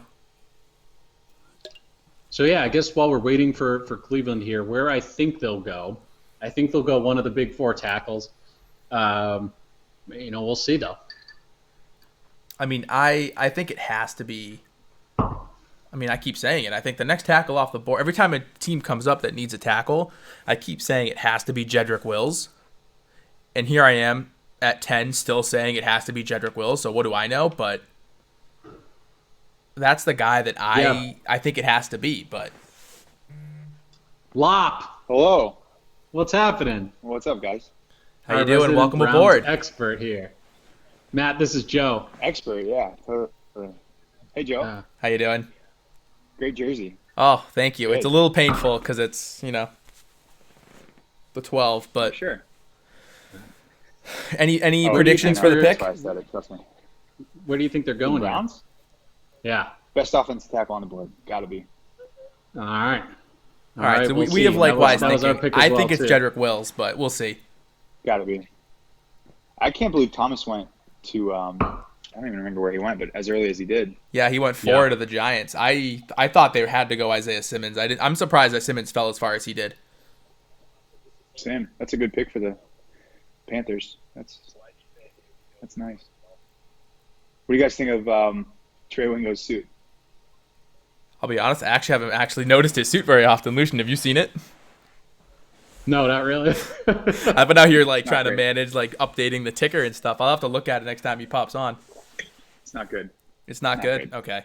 I know Tua's suit was interesting. It looked like it was almost like the little white fuzz you get on a TV screen when it's not working. Yeah, there were some comments on that too. That was interesting, for sure. You're just out here for the red carpet. I see you. That's okay. I mean, We need the You know- red carpet aspect and angle. That's an angle we need. It's when because you're it's something we looking haven't at given yet. evaluating talent as the Browns, you got to have another angle. Oh, they're really dragging this one out for the Browns. What is? I still Thank just you. want to know if these Zoom fans behind Goodell are booing or actually cheering. There you go. Best offensive tackle off the board right there. Jedrick love it. Wills. All right, so I finally sound smart. Out here saying So- it's got to be Wills for 4 picks in a row. Eventually, I was going to be right. What are your thoughts? Happy, Loves it. happy, sad, indifferent, Let's go. With the excited. he's got the denim suit too. His style's on point. Yeah. No, I'm Oh. happy. I'm happy. had to go offensive tackle. That's a guy. I that was goes hoping to the maybe dog we trade pound. for Trent Williams and get him, but Ooh, okay. no. Oh, look at that. Yeah, that's true. Beard, too. Yeah, yeah. I love it. I love it. All right. I don't like well, Alabama, the Browns are on the I up. appreciate it. You heard it here first. Now they should have orchestrated the OBJ and Baker Mayfield for number 2, but What are you going to do? Or number one, that I was think next it was, level yeah. thinking. That was I Yeah, don't that know was if that was that's the a Galaxy realistic Brain thing, meme but- where you're like, take the best tackle, normal brain, Yep. trade Baker and Odell for the number 1 pick, and it's just like sparks flying out of the brain. I mean, All right. I love Jedrick Wills. That guy is a baller. Look at him just. Oh, I love it. This is going to be Just fun. move people. He just has to move to left tackle, and we're good. Just teach him left side. Oh, there you go. Yeah, it's easy. What are you guys doing Pats wise? Are you guys trading up? You getting a quarterback? What's going on? I think they're trading down. I think Oh, the only way that they would have, because me and Lucian had talked about this, I think the only way they would have traded up is if for some reason Herbert or Tua fell way too far, and they would have made a move. I think not having a second round Jordan pick Love's not really the guy. hurts them. I didn't realize they didn't have one. Not a 23. They have so many needs on this team. I don't think taking a quarterback in the first round makes sense. I think load up on second and third picks, grab linebacker, grab tight end, grab receiver because it's such a deep class, and give the reins over to Stidham and see him to a 10-6 season and a wild card appearance. There we go. You heard it here first. Lock it in. Tell Vegas to just lock it in. He locks it in on live stream. Okay. I mean, I think they trade back. I think my ideal world is you trade back from 23 to like 29, and you pick up something in like the 40s or 50s while you do it, and you get a guy like Patrick Queen in the late first, or a guy maybe like a Denzel Mims in the late first. Second round, you get like Terrell Lewis or Joshua Uche. And if you haven't picked a wide receiver in the third round because you have a couple at the back end of the third, try to get like a Chase Claypool. Maybe you luck out and Adam Troutman at a tight end is still there. That's kind of what I think they should do, but I'm also running a YouTube stream and not the Patriots, so. Well, listen, Matt, we appreciate you coming on and giving us the Browns perspective, and we'll see you out on the golf course soon. Sounds good. I'll be out tomorrow 9 a.m. Can't wait. Oh, there you Love go. Bye, boys. Thanks for having me. Have a good one. Having a good one. Bye. Got our first really happy fan. He was thrilled with the pick. I like it. So Jets. All on right. the Well, clock. let's transition to Jets. I think first wide receiver comes off the board right here. Jerry Jeudy. I actually think if they go wide receiver, I think that I have a inclination they might go Ruggs. Just because Gotta go for that speed. Yeah, I think the speed. Because if I'm not mistaken, Robbie Anderson just left in free agency. He went to Carolina. Yep. They don't really have that outside speed threat anymore. That was kind of Robbie Anderson, from my understanding. From what I know of his game, is that he is a faster wide receiver. I think that. Don't get me wrong. I still think I would pick Jerry Jeudy, but I could see a scenario where the Jets say, no, we're going to take Henry Ruggs. Or they could say, no, we're going to take Mekhi Becton out of Louisville as a tackle and just make us look like fools. I mean, it's not like they don't need offensive line help. I think the Jets, we all know the Jets need a lot of help. I think it's a good problem to have as a GM when you're picking between those two wide receivers, or really three if you could include CeeDee Lamb, and four if you're including Jefferson in the same kind of conversation. They're all going to do something good for you. It's just what do you want in terms of primary skill set. So, I think it's almost a can't miss here. Whoever you get at wide receiver, that's going to be a really good position for you. But what is interesting that I will say is that we're down to a minute and a half, and they still haven't made the pick. Yeah, I don't know. The stream could hear it. I don't think you can hear it because it can't. My audio for the headphones is what's getting through the stream. I just had a nice little ding. That was our Niners fan that's on the board or on the on standby, and he heard me talk about Jerry Jeudy being the pick that I would make, and he's clamoring for them to not take Jeudy so he can fall to the Niners. Oh yeah, he put it on the YouTube comments as well. Milton, I'd love that for you, but I don't know if he makes it there. The Sin City Raiders could take him too. I mean, I do think it's going to be receiver here. It's going to receiver to the Jets, receiver to the Raiders, pick is receiver in. to the 49ers. Pick is in. Pick is in. We'll see.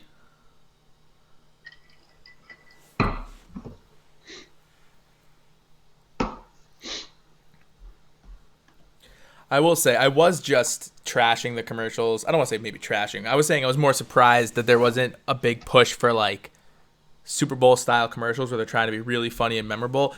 I will say though, I do enjoy. There has been a good focus on thanking our essential personnel right now with what's going on in the country, so that's always good.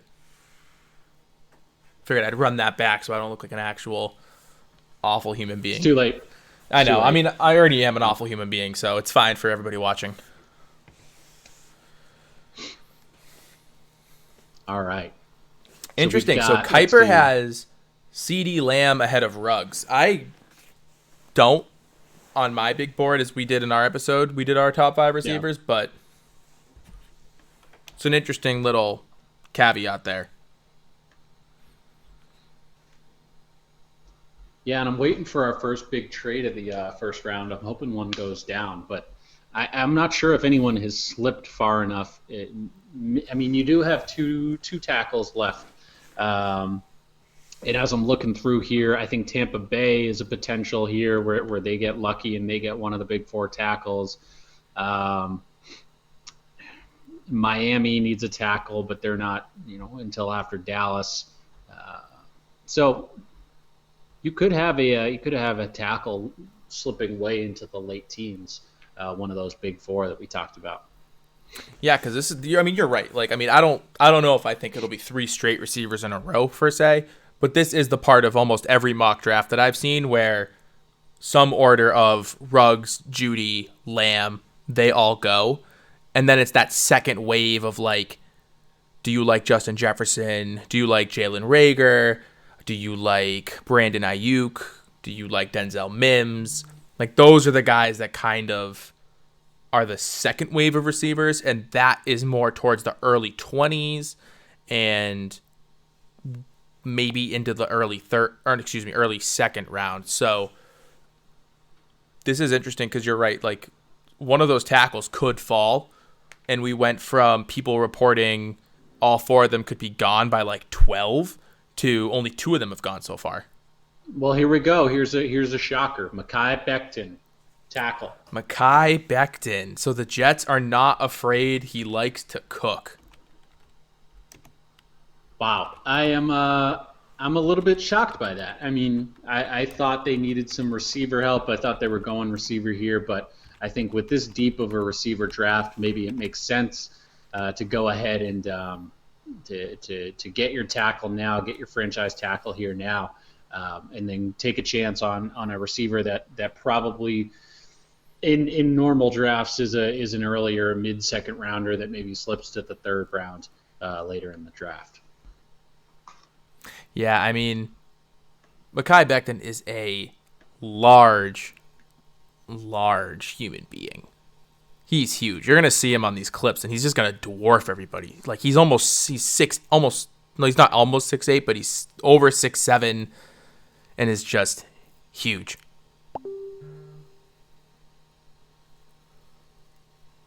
All right, so we're gonna bring in the Niners fan a little bit early, give him the full time to see. Because this will be a fun reaction if Jerry Jeudy gets taken off the board while he's on air. Yeah. That'll be fun. I don't know if I think it'll happen, but...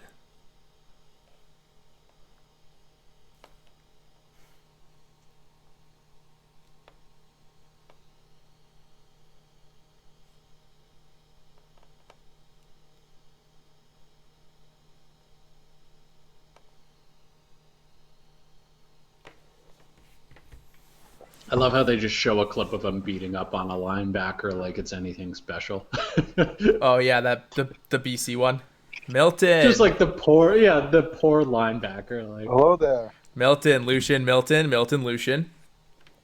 How's it going?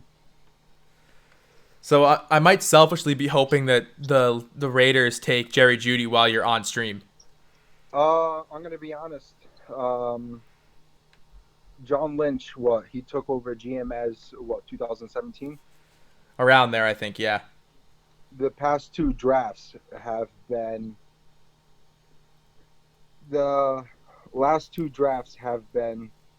defense first.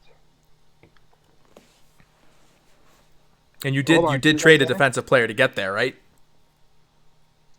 Can you guys hear me? Yeah, I can hear you. It's a little Yeah, we quiet, can but we hear can you. hear you. So the past 2 years, John Lynch, being GM, has taken a tackle and then a wide receiver in the second round. Um, 2017, Mike McGlinchey, then Dante Pettis.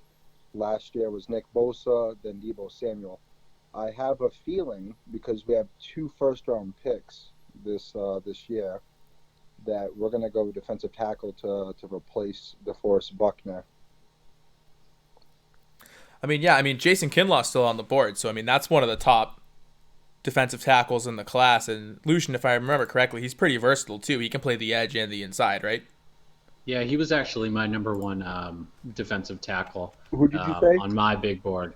Javon Kinlaw Yeah, out of I can see that he kind of fits the same kind of play as Buckner. You know, Buckner was what, like 6'4", 6'5", 287, able to kind of beat the edge, and that's where we're going to want to look to replace, especially getting rid of him. And we want to make sure that we secure our defense, and we have a top 5 defense again, like we did last year. I mean, it's definitely a good fit. I think the other question that I have is potentially a cornerback with San Francisco and potentially getting Sherm some help there. Any thoughts that they might go cornerback with this pick? I can see that happening, but I think, as you've seen, especially in the playoffs, that we were kind of constantly swapping our cornerbacks, or the number 2, number 3 guys constantly. But I think that we're going to go with a defensive tackle, to kind of replace the loss that we just took.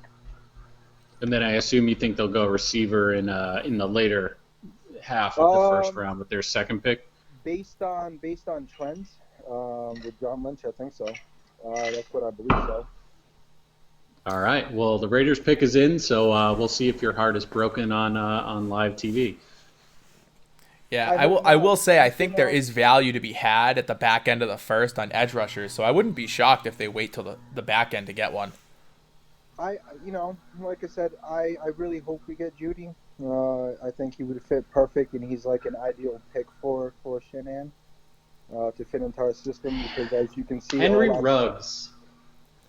Ruggs goes off the board. Number 1 receiver in this. All right, Milton, your chance. Here it is. I swear to God, boy. If we don't get Judy, I'm gonna cry. Oh.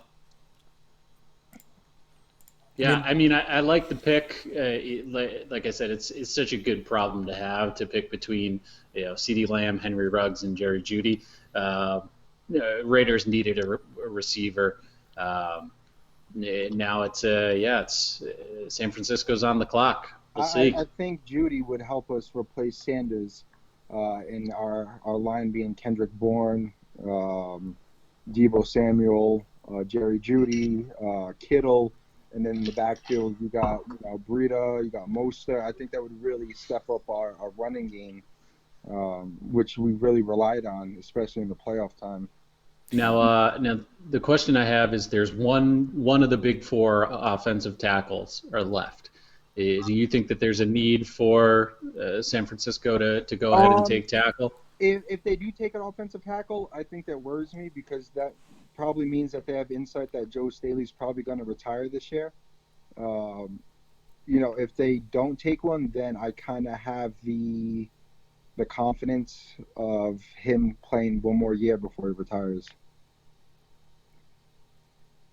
Yeah, I mean, it definitely would make sense. You have an aging tackle to go out and get. Tristan Wirfs out of Iowa. I mean, he is one of the top tackles on the board. It would make sense. I still think Jerry Jeudy fell into your lap here. I think this is the guy you get, right? Like, Kyle Shanahan loves to move people around. He loves to create mismatches, and Jerry Jeudy can play the slot. He can play the outside.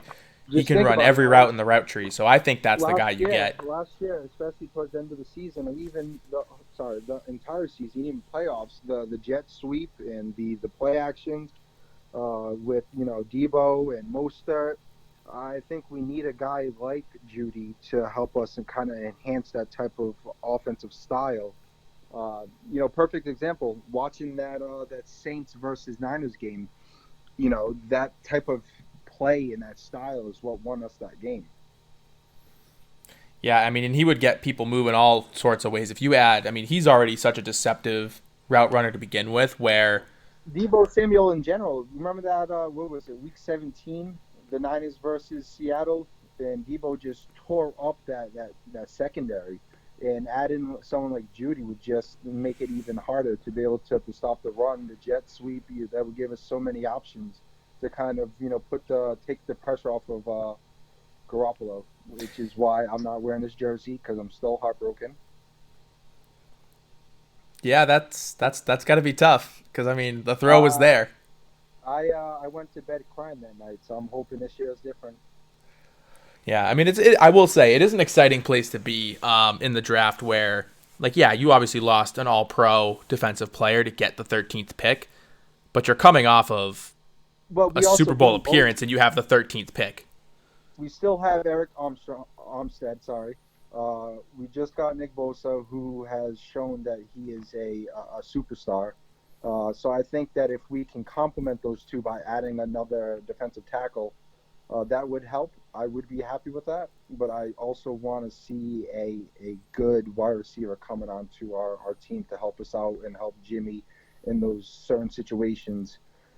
As you've seen in the Super Bowl, if we had another star receiver, I honestly think that we probably could have came on top and won the Super Bowl to kind of help relieve the pressure of Jimmy.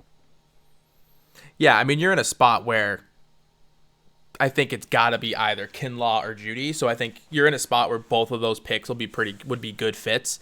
I wouldn't be shocked if Shanahan gets even if some people might say it's a reach depending on where you have him. Like Jalen Reagor would be an amazing fit in that system too, with being able to do all of these different things. We'll see. Like I said, I honestly think that we're going to pick a defensive tackle first, based on trends the last 2 years. Unless John Lynch wants to surprise me and do different this year. I'm just eyeing NFL.com, waiting for it to say pick is in. Yeah, I don't have it yet on my end, so. Yeah, the pick isn't in as far as I can tell on cable. Still But, 2 minutes and 10 seconds left. 10 seconds left? 2 minutes and 10 seconds. 2 minutes, okay. Honestly, I wouldn't be surprised if they made a trade. It wouldn't shock me, to be honest. Yeah, I mean, if there's someone that they don't love, trading back would be interesting, right? I mean, I would be shocked because I think there's two guys on the board here that are immediate playmakers for you, but We'll see. is there a trade happening right now? Because I've got Schefter on screen. I'm on mute, so. No, he's just talking about how there's a tackle on. Oh, we've got an auto trader trade alert. Oh, my goodness. San Francisco 49ers trade the pick to the Buccaneers, who I am sure are going up to get a tackle. But I would be shocked if they aren't. I don't see the details on the trade quite yet. Got our lovely little breaking news sound here. Of course. So I don't have the details yet, but I'm Poor looking Milton. to see.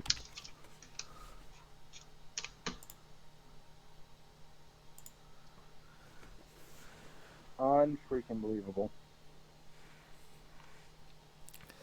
This actually worked out lovely. Unfortunately for Milton, but Oh, Yeah, my and goodness. it looks like every indication that I've seen on Twitter is that Tristan Wirfs is headed to. So what The pick did we Bucs. get? What did we get from Tampa Bay? I haven't heard anything I haven't seen yet I haven't seen the details. I'm not seeing another first round pick, so I'm assuming we probably traded them for the first for like a I- couple seconds or like a second. I believe they traded out. Yes, I believe they traded out. they might have traded back. I mean, right now my queue on Yeah, we traded to the 14th. We just saw. yeah, you just traded down one. It'll be interesting to see if you got anything Oh, like what extra you got out of that. probably nothing. Well, that doesn't make a lot of sense. Then what's the incentive there for the Bucks to trade? Yeah, you had to have Yeah. gotten something out of that. Probably like another like a second round or a third round pick. In Oh, that. I would say maybe you got like a fourth or a fifth. I mean, they're only jumping one spot, unless the Niners called the Buccaneers and said, "Hey, someone's trying to jump you. Do you want this? And what can you offer?" I wouldn't be surprised. The Niners have been wanting, and Tom Brady, I can see them trying to help him out.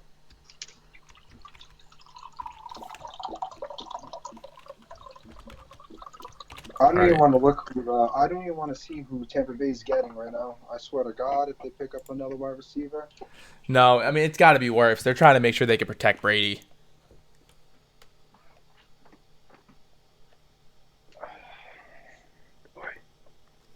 I'm gonna open Twitter and see if there's anything on there. I would imagine it's got to be him.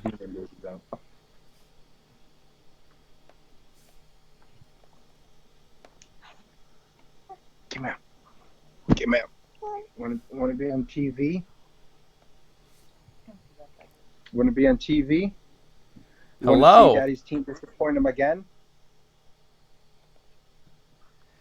This is the content everyone was hoping for, I'm sure. Hey, Mama, look. Can you say hi? You just woke up. I'm gonna take her. Pick is in for the Bucks. Let's see what it is. Lucian, you were saying you saw Tristan Wirfs probably? Yes. Yeah, I think to me there's no reason why the Bucks trade up here unless they're going for the last of the big four tackles. So.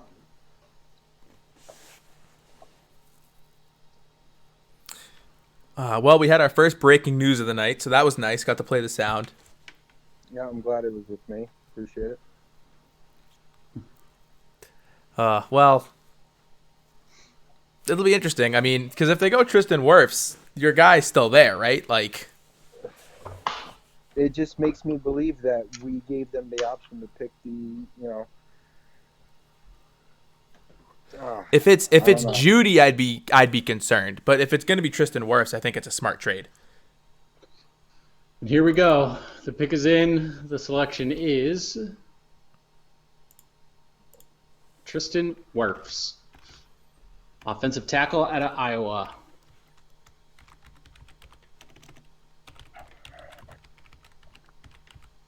This anticipation is killing me right now. Yeah, you got the. We gave you the long build-up as it was, and now it's even longer. Can you guys not hear me? No, I did not hear you there. Oh, I said it's Tristan Wirfs. They just announced it. No. Yeah, we heard that. Oh, okay. Okay. All right, Sam. No, just the anticipation of Milton has to sit here and he had to wait for 3 picks in a row now. I got you. I wasn't expecting to be on the call for this long. I'm like speechless now. I'm just waiting. It's okay. If you need to take a minute to hang up, collect yourself, and come back, we'll leave it open for you. We'll leave the line open. Everyone can watch me sweat bullets as I see my team trade a pick and then now wonder what the hell they're gonna do.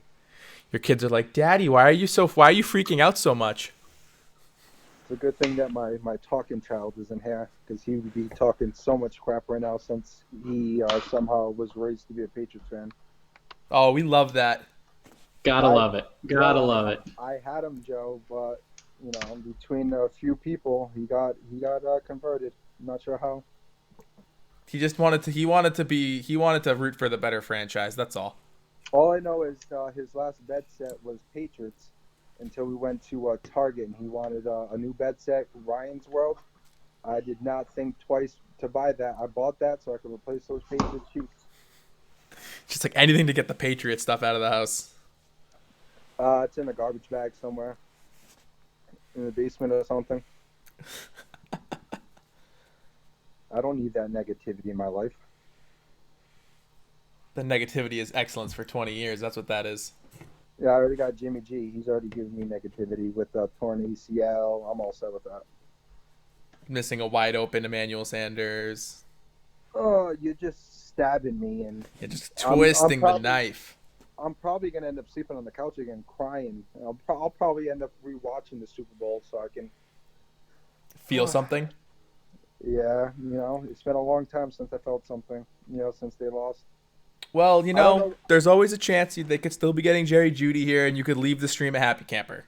I don't know what hurts worse, the loss to the Ravens or the loss to the Chiefs.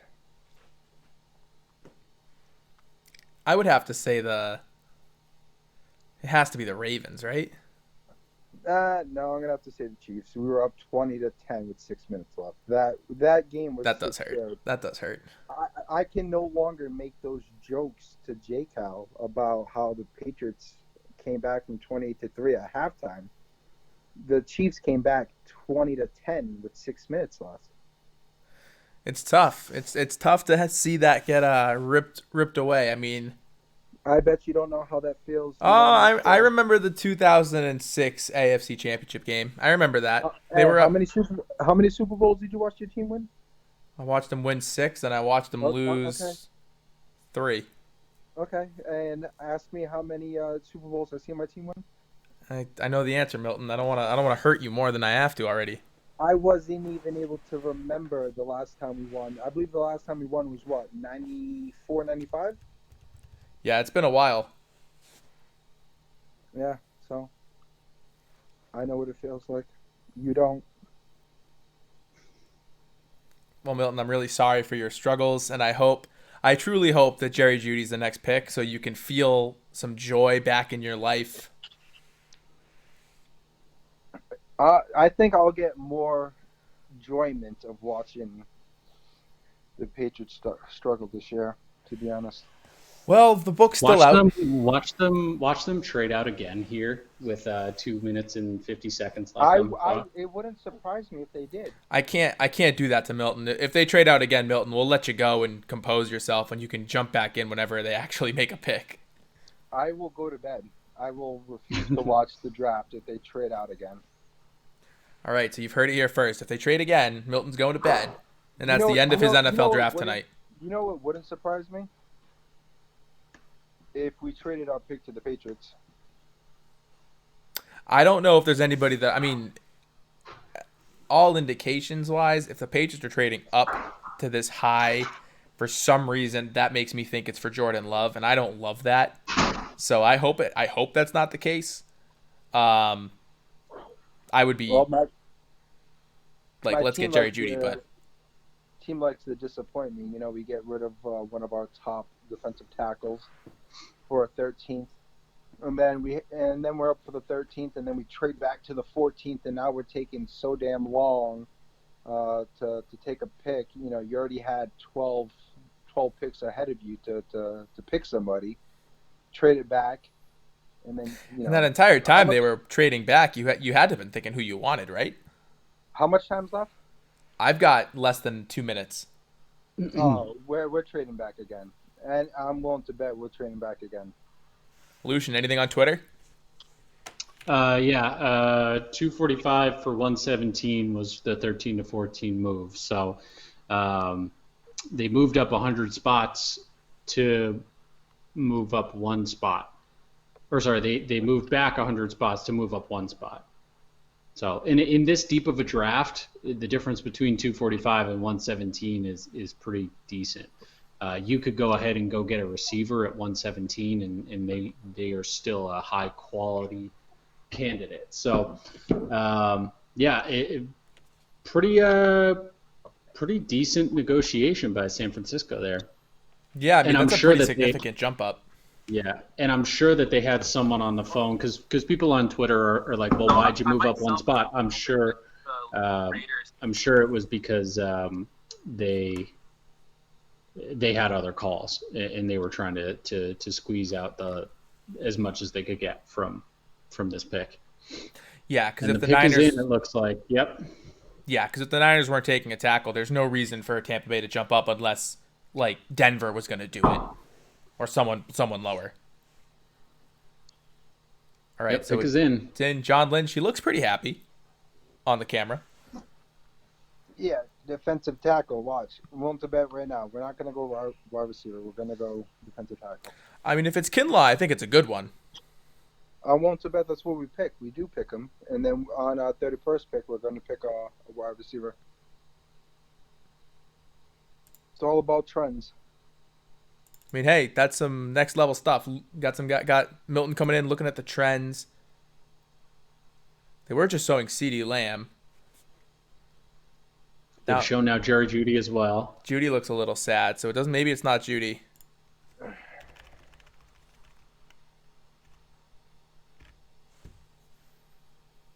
Yeah, these are older shots though. I think they show you they show you shots from like 5 minutes ago to get you to think.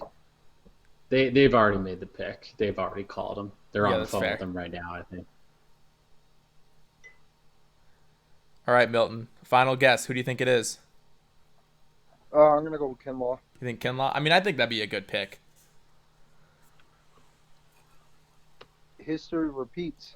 You know, that's how John Lynch has been. It's always been defensive first. I'll tell you what, Kyle Yeah, Shanahan's it's- chair looks really comfy. Just All right, here we go. Here we go.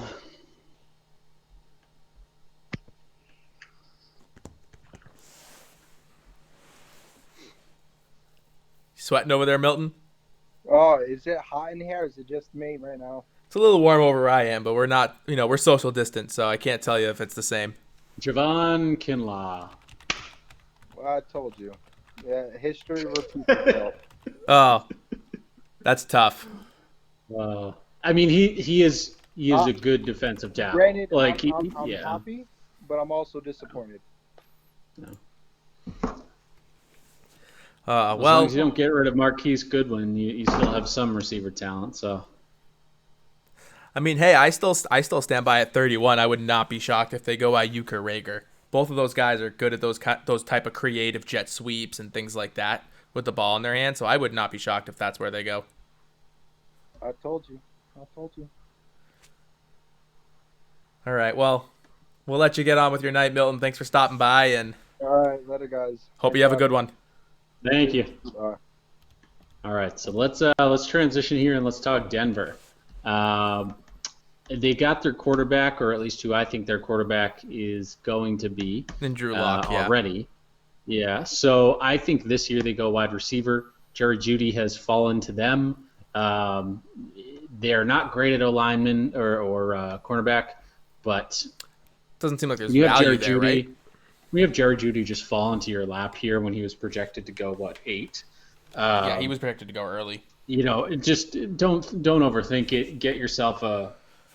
I mean, the Broncos are not talented at wide receiver, right? They have Cortland Sutton, who is good, but was a rookie last year, and beyond that, they don't really have anyone after trading away Emmanuel Sanders. So might as well go wide receiver here and cash in. But what I will say, Joe, is if Jerry Jeudy does not go here, Atlanta doesn't need a wide receiver. Dallas kind of needs a wide receiver. Miami doesn't need a wide receiver. Well, kind of needs a wide receiver. Las Vegas isn't going to take a wide receiver. And then you've got Jacksonville, Philadelphia, Minnesota, and New England. So slight, maybe not breaking news, but we got reports that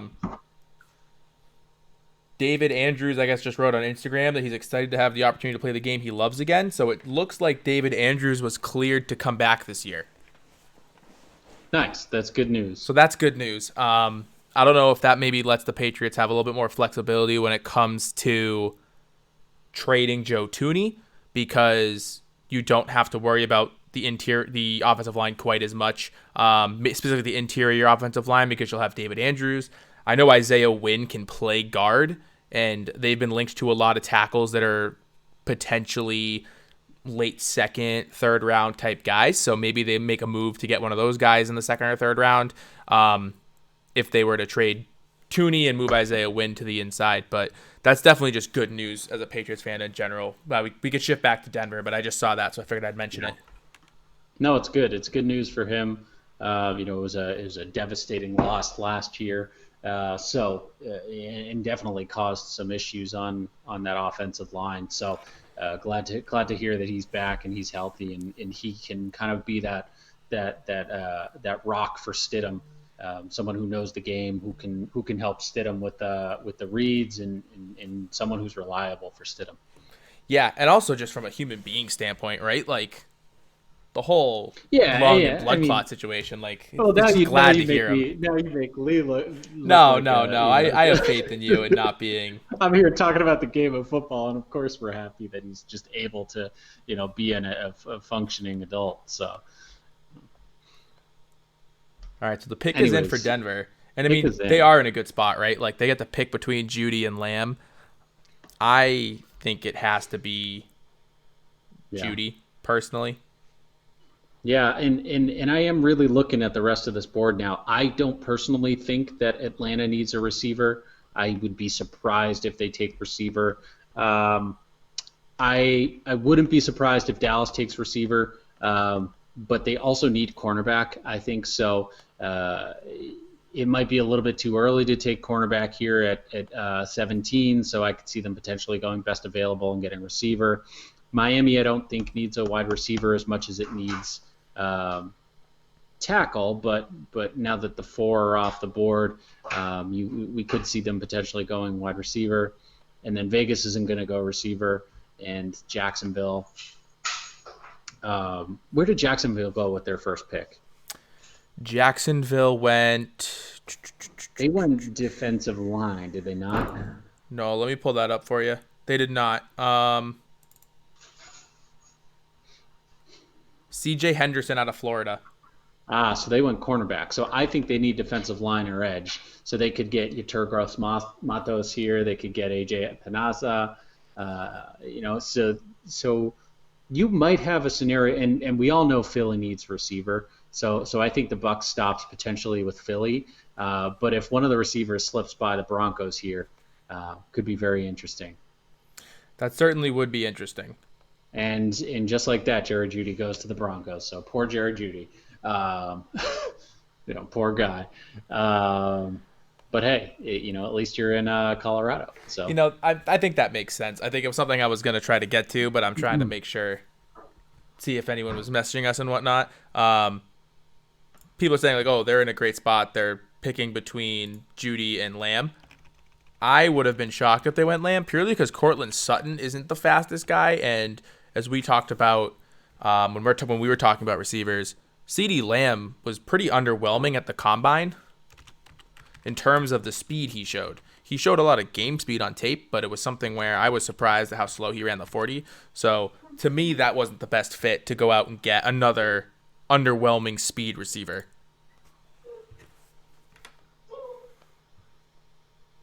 Yeah, it's yeah.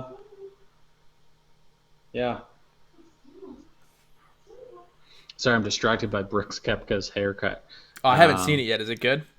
I heard it was not good.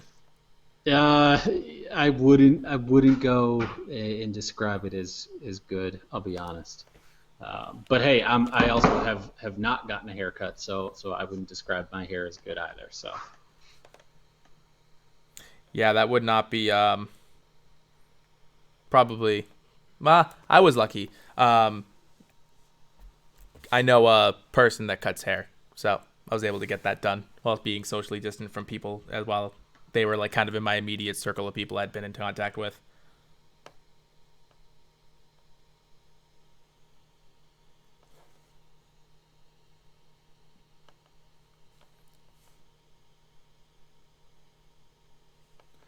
So Jerry Jeudy to Denver. I mean, I think they're getting the best receiver in the draft. I know he didn't run the 4.27 that jumps off the page to people, but he can just do it all, like the slot, the outside. I'm watching highlights that ESPN showing of him just making, I don't know what team that they're playing right there was, but he just juked like 6 defenders. They're going to show him on the outside here and just knows where to find soft spots in coverage and then outrun defenders. Like, he is just an all-around receiver. I really am shocked he was not the top one off the board. yeah, I mean, I was surprised that he wasn't the top one off the board either. I think you and I both had him as number 1, even though I think at the same time it kind of came down to what does your team need? Do you need more speed? Do you need more precision on routes? And I think Denver really lucked out here to get him at 15. Like, really, they lucked out. So yeah, you get John Elway's pooping himself right now. He's so happy. So, good for him. Got Oh a yeah, good look pick. at him. He's got the big old grin. Of course, he's got the Lombardis over there in the corner too. Classic. All right, so Atlanta's on the clock. I know you mentioned that they don't need a receiver here. What do you have for their team needs right No, now? I don't think they need a receiver because you've got Julio and you've got Calvin Ridley. So there's your 1-2 punch right there. If you take a receiver in this draft in the first round as Atlanta, y- y- you know something that I don't, I guess. As far as team needs, I think edge or cornerback is a team need. Edge probably makes more sense in terms of true value as it compares to uh, the pick that they are picking at. Um, Yeah, I don't think I there's a think cornerback that I would take at 16 on the board. exactly right. So I can see them taking Yetur Gross Matos here, AJ Epinesa. I could see them even, Maybe a I could Khalevon see them even Chasen. going. Yeah, I could see them going kind of like the hybrid linebacker route as well too. So Yeah, maybe like a Patrick yeah, Queen. Maybe I don't. I mean, I don't know if they need more of a pure linebacker because Kenneth Murray would be a guy that I'd be looking at here. Um, this is kind yeah, of the range where he would start to make sense to be picked. So the pick is in. yeah. So we'll see how and react to that. Certainly, now we're at that spot where all the players that we kind of expected to be gone by now have gone. It just was the order was definitely a little bit different than we thought. Yeah, yeah, yeah. I kind of expected. I kind of expected. No. I think yeah. Everyone has gone off the board at this point. I think we're pretty true to value. We haven't seen too many crazy trades yet. So I at this point, what I'm looking forward to is 23. I'm looking forward to see if New England does anything interesting. I don't know if there's anyone that they would trade up for at this point. Um, Unless they felt like they could get up above, we'll say Philly for a receiver. So potentially trading with Jacksonville at where's Jacksonville? They're at what 16, 17, 18, 19. 20. Jacksonville at 20. Yeah, from the Yeah. Rams. So, but in this draft, I don't think that they need to. So Yeah, I don't think this is a draft like where yes, it's deep with receiver. There's tons of value there across the draft. I also think that lends itself to you don't necessarily need to trade up to get a receiver unless you were getting a Ruggs, a CD Lamb, a Jerry Judy. Like unless you were getting one of those guys, I don't think you necessarily trade up. But we could be wrong. I still think they trade back. I think if they wanted a receiver here, there'll be value with Jefferson, Mims, Rager, Ayuk, T. Higgins. Like all of those guys are going to be late first, early second to mid second round guys. So we'll see. The pick is in. We just got a lovely shot of Goodell talking to all the new guys. And I'm assuming the best player available on Kuiper's big. There it is CD Lamb. yeah, and I'm kind of interested at Xavier McKinney at 15. That feels a little high to me. I would put him closer in the late first round. But if there's a team that needs a safety, I would agree. potentially. I think that I just think that his measurables were not where they need to be considered the 15th best player in the draft. Did Atlanta change their uniforms, by the way? They did. They made a slight change. Oh, They've got I the hate that. The ATL. not the Oh, I cleanest. hate that. I hate that. I hate that. Yeah, they're not the best. No, I hate everything about that. It looks like like an XFL, not to shit on the XFL, but it looks like an XFL uniform. Like It did. It really it's did. like you have to put ATL on the front because no one recognizes your team. Like I don't like it. I don't Yikes. like it. I don't like it. And I love their colors too. I love their colors. I love their logo. I love the red helmet that they do with the black jersey big fan, and I just hate that jersey. Oh, so Goodell's showing Terrell, AJ Terrell out of Clemson, cornerback. it. Huh. Okay, so I mean they went with one of the two that I said that they needs. They for. just didn't agree with our talk about value. Yeah, where did Big Boards have him going? I mean, it's interesting when they start showing the stats, and the only things they can bring up are his recruiting coming out of high school and how many games they won at Clemson. Because everybody won those games at Clemson. It wasn't just him. I'm shocked by that. Yeah, that's not a name that I had seen going this early. I mean, maybe we missed it, but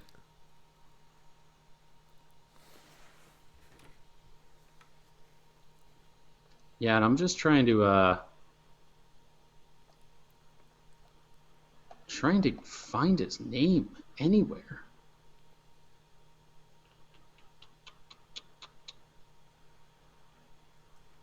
yeah, most of what I'm seeing, some reporters on Twitter, surprising that he took this high, like, is a good corner, but surprised he's this high.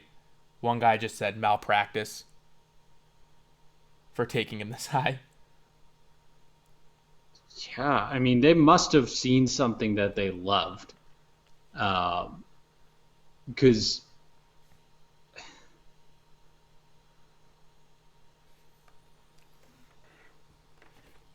Yeah, that's a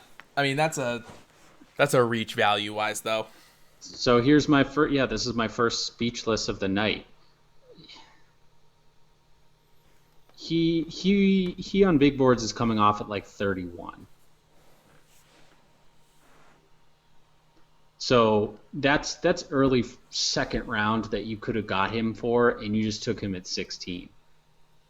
Now, granted, he is on some big boards the third or fourth corner off the board. So, if you need a corner and you're not willing to make the risk that there's a run on corners and you lose out by trading back, then yeah, but fine. I still but think you've got trade Christian, back, though. You've got Christian Fulton there. You've got Trevon Diggs there. So you've got 5 corners. 1, 2, 3. No, you've got 4 corners left to go off the board, and you just took a corner at 16.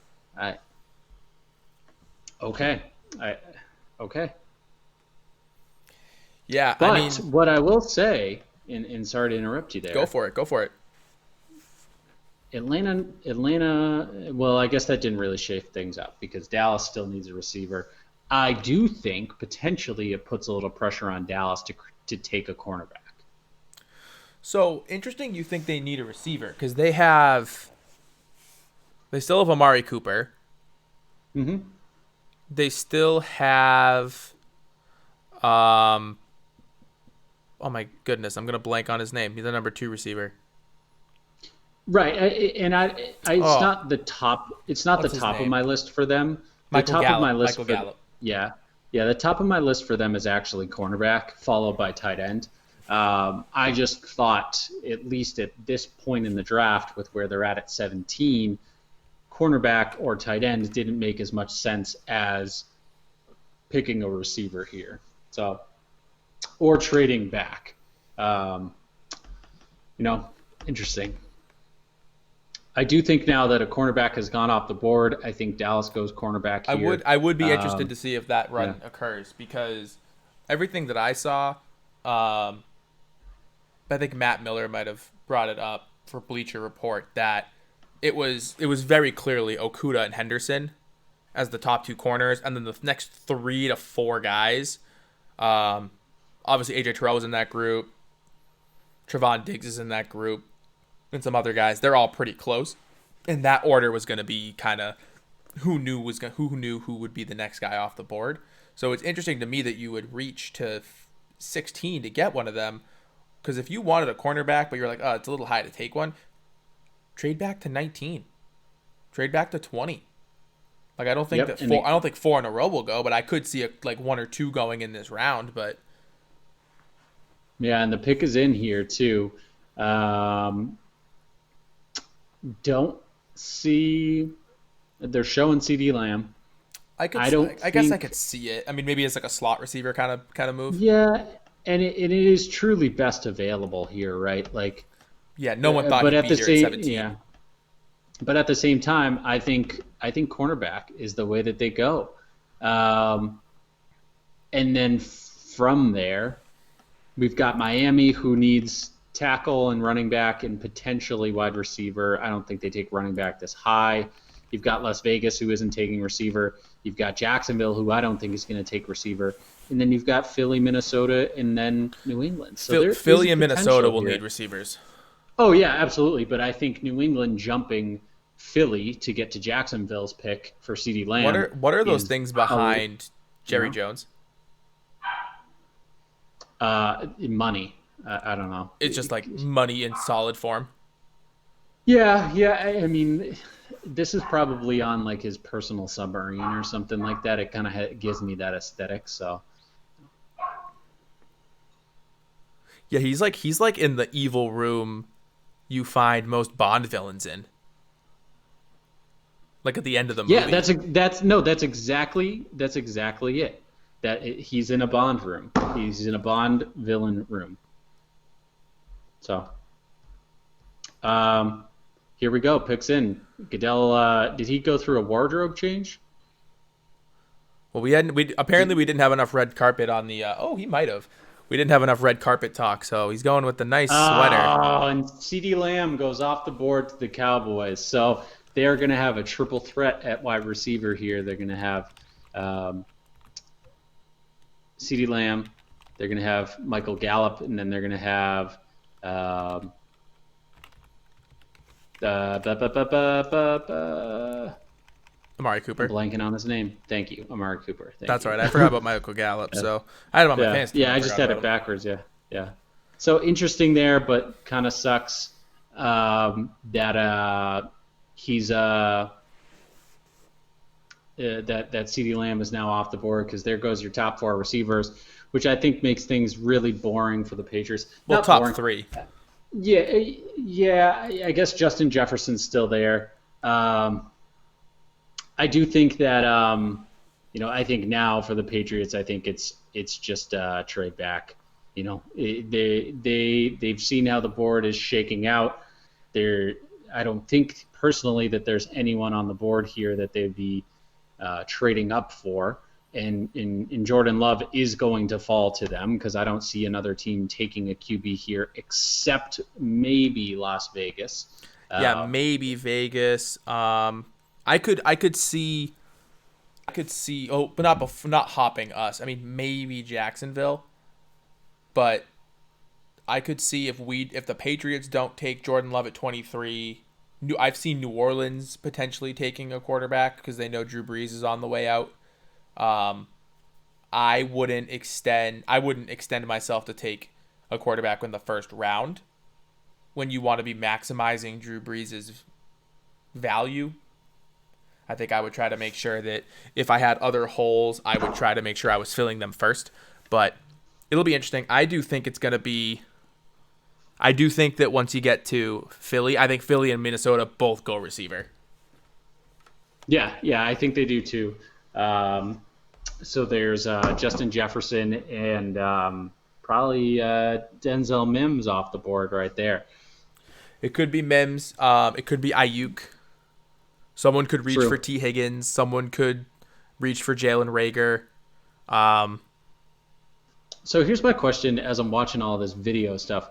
Is that Jerry Jones' wife? And why is Jerry Jones' wife so far away from him sitting on the couch? It's because Jerry Jones's wife probably doesn't stay there full time, so she's trying to social distance. I don't know. Maybe it's a facade. all right. I gotta go. I gotta cut on my hand, so I gotta go wash my hand quick, and I will be right back. All right, look at that. We have you are just committed to the stream. Though I don't know how you could have cut yourself while doing this, but that's okay. So Miami's second pick, they're on the clock. I don't really know where they're going to go. I think the two main needs people were kind of bringing up for them were quarterback, which they obviously took Tua, so that's taken care of. And then offensive line, but the big four offensive linemen have already gone off the board. I could see Brian Flores trying to just bolster the defense. I could see him taking a Patrick Queen or a Kenneth Murray. I don't know if that's necessarily the smartest pick for the Dolphins here, but I could see it. So, just waiting for this pick to come in. Seeing if there's any news being broken on Twitter.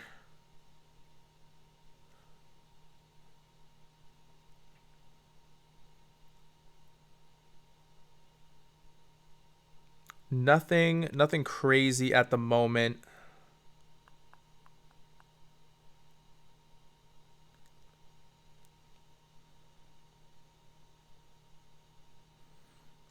Skip Bayless is going crazy, happy about getting CeeDee Lamb at 17. Of course, he had to compare him to Des Bryant because it's Skip Bayless. Yeah. No surprise there.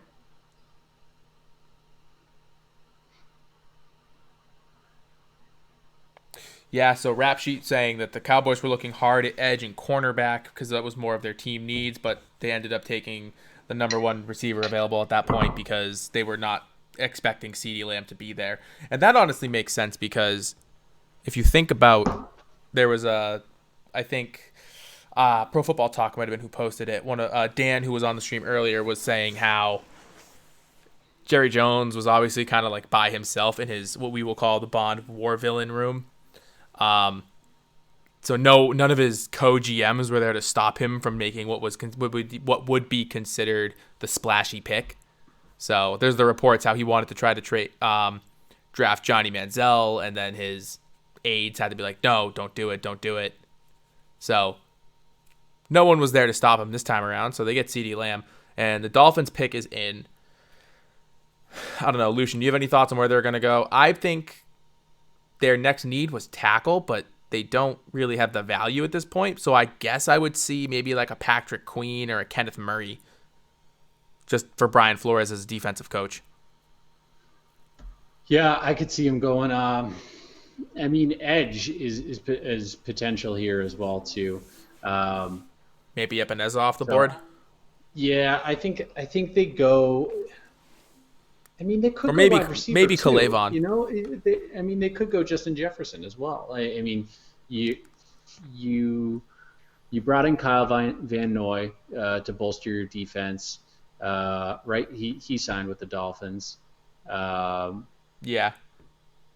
You brought in who else did you bring in from? I feel like everyone who didn't sign with the Patriots signed with the Dolphins. Was it Danny Shelton went to the Dolphins too? He might have, yeah. Out of the Lions, So- just take your guess. Yeah, no, right. So, like, I feel like the defense is okay. I don't know if I would say that Miami has the best receiving core. They have definitely a passable receiving core. Yeah. But And they- Devontae Parker's legit. Yeah. Yeah. So, I mean, the pick's in. We'll see. Yeah, Devontae Parker is legit, of course. But I think in this day and age, I think it's important to have two receivers if you really want to be a competitor. So, I will say, if the Dolphins go Josh Jones or one of the other tackles, that's kind of that next tier, that could kickstart a run on offensive tackles. Like that second so wave. here we go. Pick is in. I'm sure there were teams that were hoping to get some in the second round, and if they start going now, that could make some teams antsy.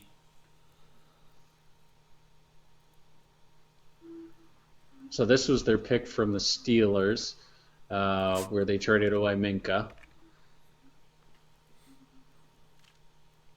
Which was honestly a great trade for the Steelers. I mean, Minka for the Fitzpatrick is depth a of this- beast. Yeah, I mean, it really was a good trade all around, right? It gives the Dolphins the ability to rebuild young. And not that Minka Fitzpatrick is old, but he's old because he's still and on it. expensive. He's still Yeah. he's still under contract for a couple years. I don't know if he's that expensive either because he is still pretty young. But really, I mean, obviously their game plan was what everyone thought was going to be compile like 3 firsts so you can do everything in your power to make sure you can trade up to get Tua, which they didn't need to even trade up. So now this is all just icing on the cake, right? So here we go. Picks in.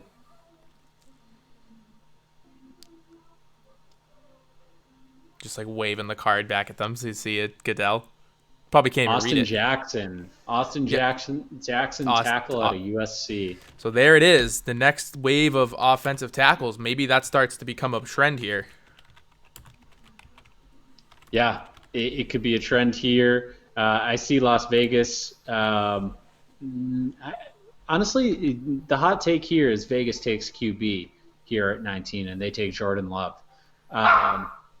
Ooh, and then Stanley didn't like that pick. I don't know if Stanley is a big Jordan Love guy and he wants him in New England. Stanley the dog, he is not a fan.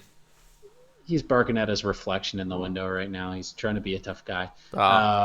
He doesn't have a fire take to hop on for us right now, because I'm ready. I'm ready to grill him on his fire takes. Yeah, and then we've got Jacksonville. He's ready to grill you right back. All right, That's Stanley, nice. come at me. Let's do this. What's your take, Stanley?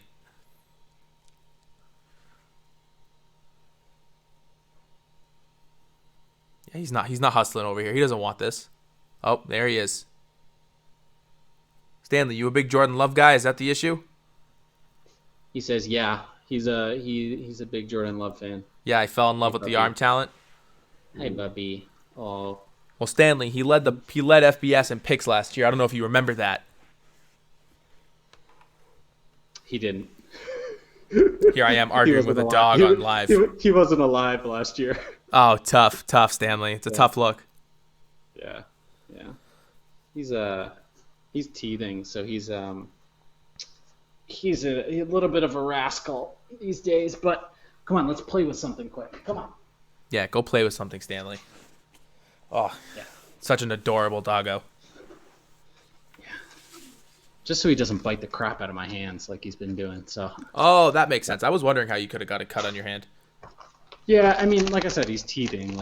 I'm not going to fault him for it. And he's a puppy, so it is what it is. We're trying to discourage it as much as we can, but like I said, he's a puppy, so it's okay. We forgive Stanley. It's only so much is going to get through. Can sit though pretty well, so that's good. That's good. I've seen the pictures of him sitting. He's a good sitter. So yeah, I mean Austin Jackson here.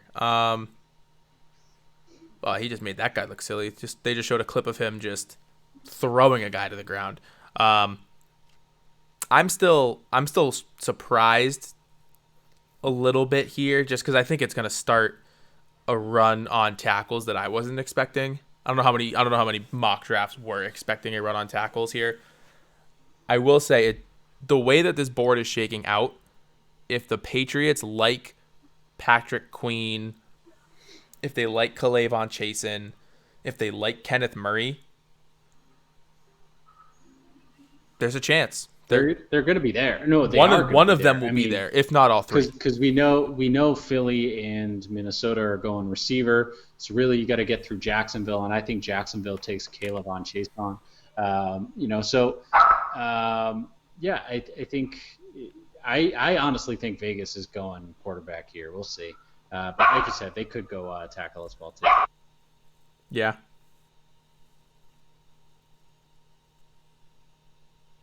I mean, it works out for Miami. I mean, I don't know if that was the best value on the board, but they hit both of their team needs with their first 2 picks.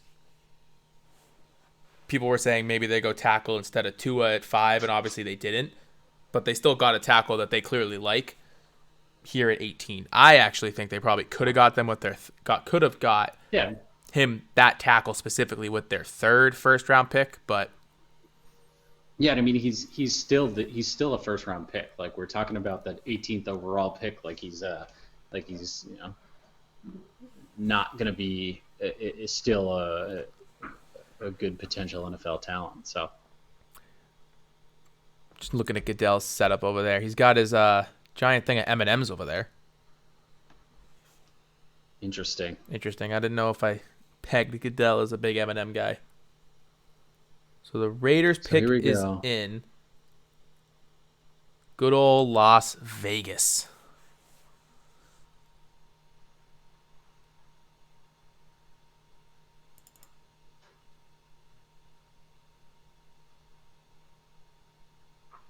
And this is back from the Khalil Mack trade still.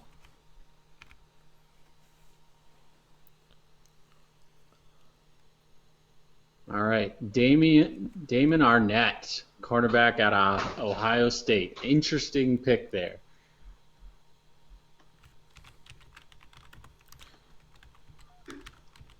I guess was on my team needs for Vegas. So, fair there. Yeah. So, but now we get into a really interesting position, right? We're 3 total picks away from the Patriots pick. All of our linebackers outside of Isaiah Simmons are still on the board. Jacksonville, I think, is going D-line or edge here. There's a lot of edge talent on the board. And actually, the way that this draft is really shaken out, as much as I want the Patriots to trade back, there's a lot of defensive talent that's going to be available. I really only cornerbacks and one linebacker have come off the board from the defensive side of the ball. So there's going to be your pick of the linebackers if you want a linebacker or safeties. Both really linebacker being the position that we think that the Pats really need. But yeah. Yeah, I when we were talking Patriots fits earlier on some of our episodes, I did not think Kenneth Murray was the best fit, but the more I think about it, if he continues to fall, I could absolutely still see Bill taking Kenneth Murray at 23. Yeah, and what they might also be able to do too is cash in on a team that sees this as an opportunity to trade up and get someone and go back maybe 4 or 5 picks, still get a first round talent and compile that second round pick in the process too, hopefully. Exactly. Yep.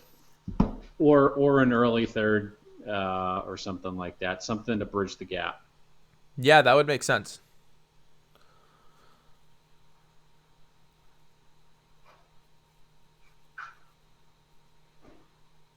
I will say, I am surprised that, I'm not going to say I'm an expert in Damon Arnett, but Trevon Diggs was still on the board. Yeah. Yeah. And the Jags pick is in, so we'll be interested to see. Yeah,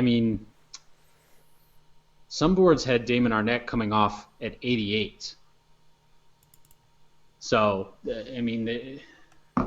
Vegas must have seen something that they liked with him. Maybe he's a particular type of cornerback that I'm doing a little bit of reading on him right now. Yeah, the clips that ESPN just showed, they showed him in man. They showed him really in press coverage and had looked like it was pretty good ball skills and knocking the ball out post receiver getting their hands on it, which is always good. But also, it was against Michigan and Wisconsin, who didn't have the best receiving course. Hey, I'm just calling it like I see it, Lucian. You're not wrong. All right, pick is in. We're getting real close here to the Pats pick.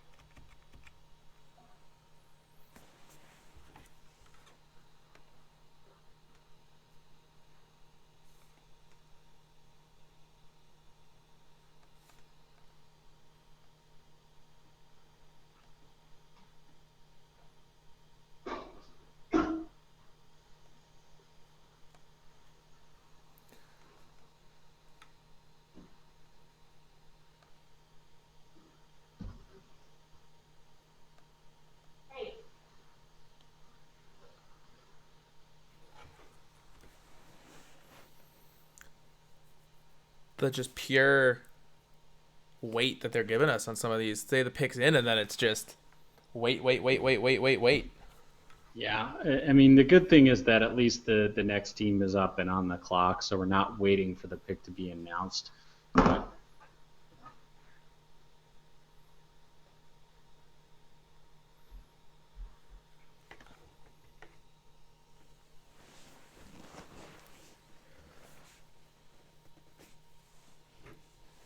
Yeah, I mean, I guess, yeah, the best part of that is will be the next team's going to already be on the clock almost for a little bit.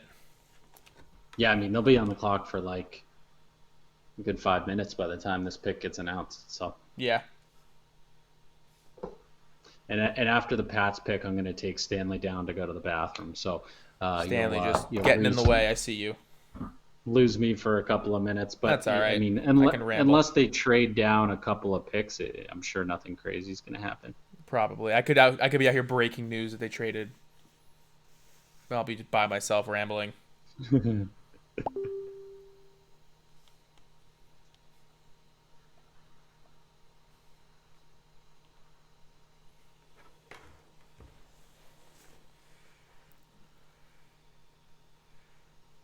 Got a nice little hockey commercial. Oh, maybe not hockey commercial. It's just a sporting commercial in general.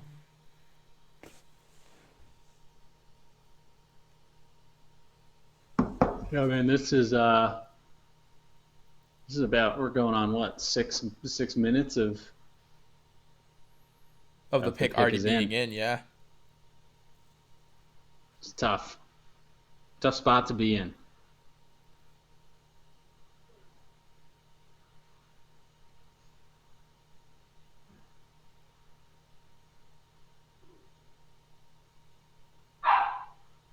Oh, he wants to go.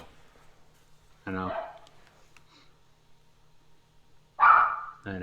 He's just mad at how long it's taken to get this pick in. I understand that. You know, we're just trying to keep everything going, and they're just mucking it up, getting it nice and slow. Now I'm taking a look at Trey Wingo's suit. Oh yeah, that's it's not great. It's flashy. We'll say it's flashy.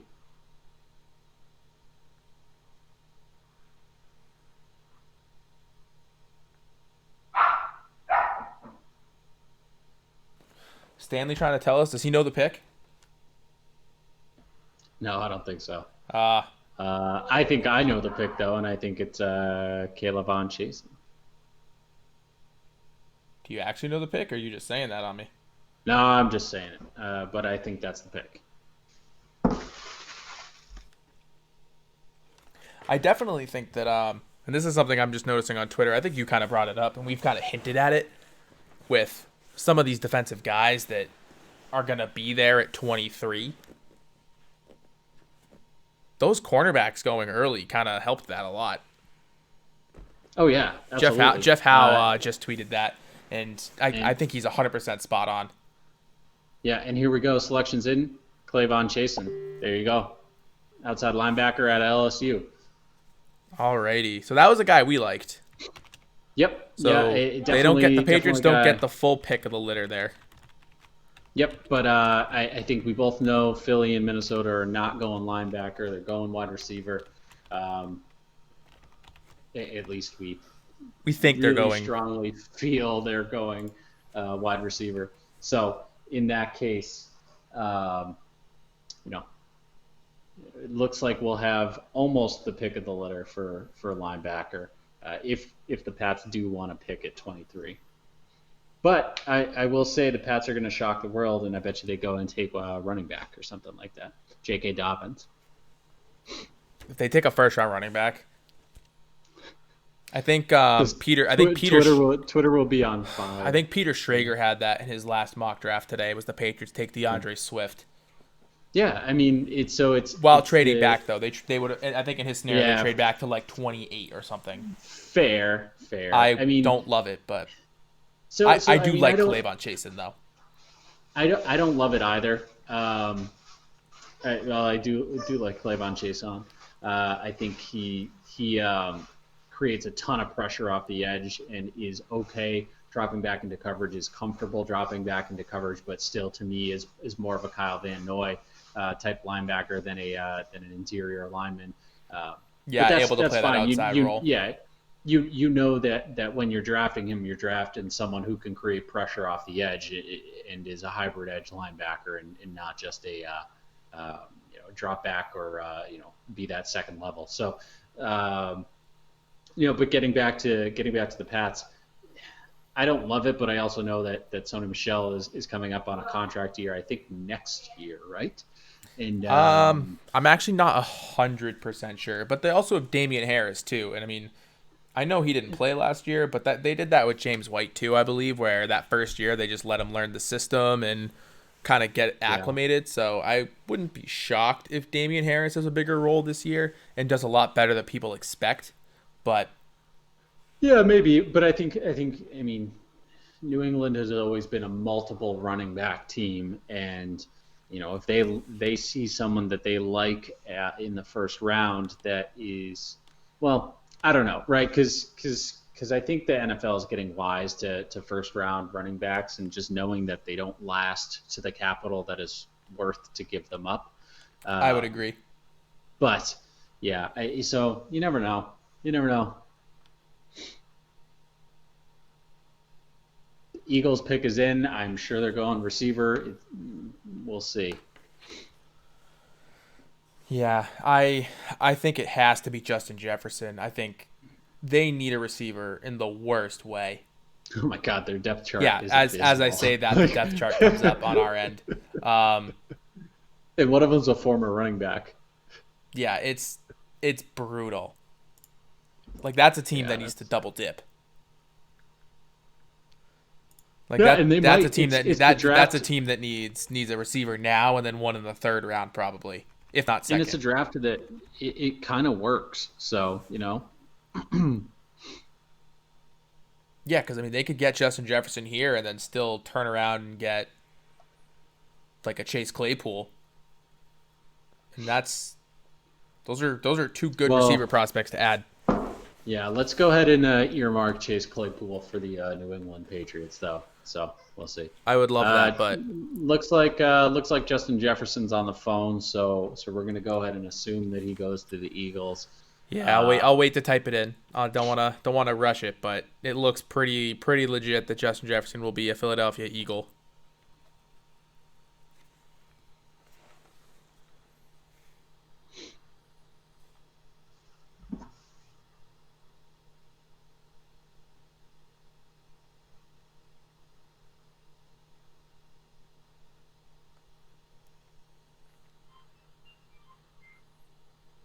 Just waiting for Goodell to pop up here.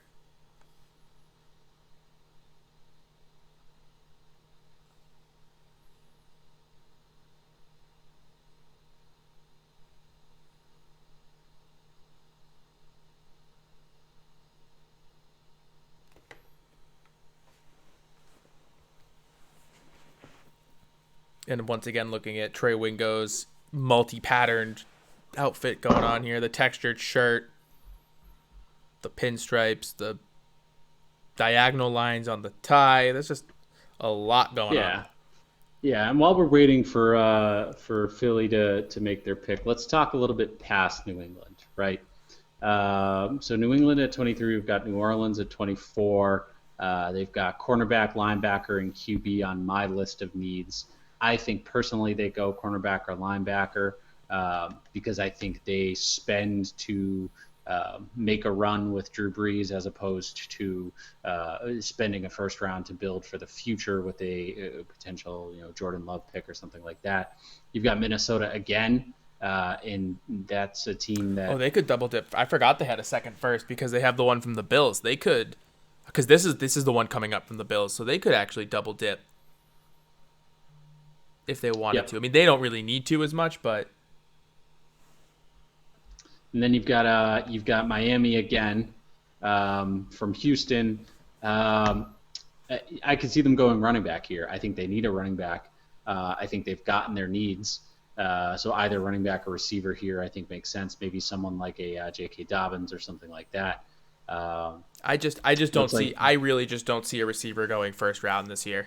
And very interesting. It looks like Jalen Reagor goes to the Philadelphia Eagles. Really? So you've got Justin Jefferson still on the board at 22. It looks like the Vikings are on the clock. I think we all, I guess, would assume that he goes to Minnesota, but I will say that the Pats will have Denzel Mims on the board at I 23. love that idea, and there's a chance that there's a chance that they don't take. I've actually seen mocks where Minnesota goes defense then receiver, but with Justin Jefferson here, I don't know. They might have to. We're reliving the Roundtable podcast mock draft that me, Zach, and Miles did.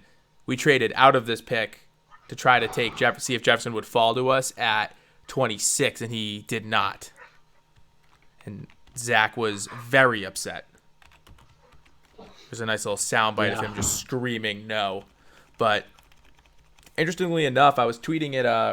Shout out Ryan Turner, one of the Philly fans that I know, and he's not really thrilled here. He wishes that he obviously knows that they need receivers in Philly, and he was hoping that they were going to trade up to get CeeDee Lamb, and they didn't do it. They let Dallas get CeeDee Lamb, which is even more of a really painful shot, right? Like you let him go to within the division, and instead of Justin Jefferson here, you go get Jalen Reagor, which, I mean, yes, it's a talented receiver class. He's fast. He showed it at his virtual pro day and not the combine, or he put on a lot of weight before the combine, so that's kind of where some speculation is as to why he did not do as well at the combine as some people expected. But you're seeing highlights of him right now on ESPN of him just torching people, returning punts. So you're getting a good receiver. But Justin Jefferson is on the board, and I don't think I've seen a single mock draft that had anybody taking Reagor above Justin Jefferson. I'm pretty shocked by this as well too. I would be even more shocked if Justin Jefferson doesn't come off the board above or at Minnesota right now. I think if Justin Jefferson doesn't come off the board, I'm throwing my past draft plan out the window, and I'm saying get Justin Jefferson at 23 and figure out the defense another day, because you've got now N'Keal Harry and Justin Jefferson 1-2 punch with Julian Edelman. And the Vikings pick is in. You know? So the Vikings pick is in. And quickly, we have a tweet from our good friend Kevin. And first, hey guys, first time, long time. Love that line. We're just asking quickly, where do we think the Patriots go with this pick? Do we think it's linebacker because they've had success there before? If you asked me 2 picks ago, I would have said linebacker. But with Jefferson being on the board, if Minnesota doesn't take him, I don't see a scenario where you don't take Justin Jefferson. I mean, I guess I can. Bill has shocked us all, but that's a lot of value at 23, considering Philly leapfrogged Jefferson to go with Jalen Reagor instead. Yeah, and I guess my thought there is that if Justin Jefferson is on the board, I think that's got to change your plan if you're the Pats, because true value there is just way higher than you expect it to be at 23. I think beyond that, even though there are plenty of good defensive talent players on the board, I think they trade back. I think they trade back maybe 4, 5, 6 picks, something like that. Build up a little bit of capital, being confident that they're still going to get one of the defensive guys that. And I was just reading a tweet here. Defensive guys that are still on the board that I would be happy with, and I agree with this tweet if I can find it. Patrick Queen, Kenneth Murray, Xavier McKinney, Etergos Matos, AJ Epinesa, Zach Bond, and obviously Justin Jefferson. So, you're going to get one of those guys if you trade back. So if Justin Jefferson isn't here, trade back, get a couple of picks, see what happens. Yeah, I'm shocked. I mean, the Patriots really are going to have. I mean, depending who the Vikings take here, and honestly, regardless of who they take, the Patriots are going to have their pick of almost any position group that they wanted to take in this draft. That like anyone in the media is talking about. Like you'll still have, if they take Justin Jefferson, you're still going to have like a Denzel Mims that's still going to be there. That's a guy that ticks a lot of their boxes when it comes to measurables that they like to draft with. I mean, Patrick Queen, Kenneth Murray. Yatir Gross-Matos. Did Epineza go yet? Nope, So not even close. Epeneza's still there. So Jordan Love is still there. If you buy into the hype of them taking a premium pick on a quarterback, like all of that stuff is still there while we're waiting to see who the Vikings take. Yeah, I mean, you could go tackle, you can go linebacker, you could go Cesar Ruiz, center, Michigan, even though you've got your center back, so I don't think that's necessary. You could go cornerback. I mean, you're really. I mean, obviously, if the Vikings take Justin Jefferson, then I think they should trade back. I just think it makes more sense. Ian Rappaport, breaking news. The Patriots are trading the pick to the Chargers. For what? Hold on. That's what I'm seeing. I'm seeing the check mark. So 30, 37, I bet you it's 37 and 71.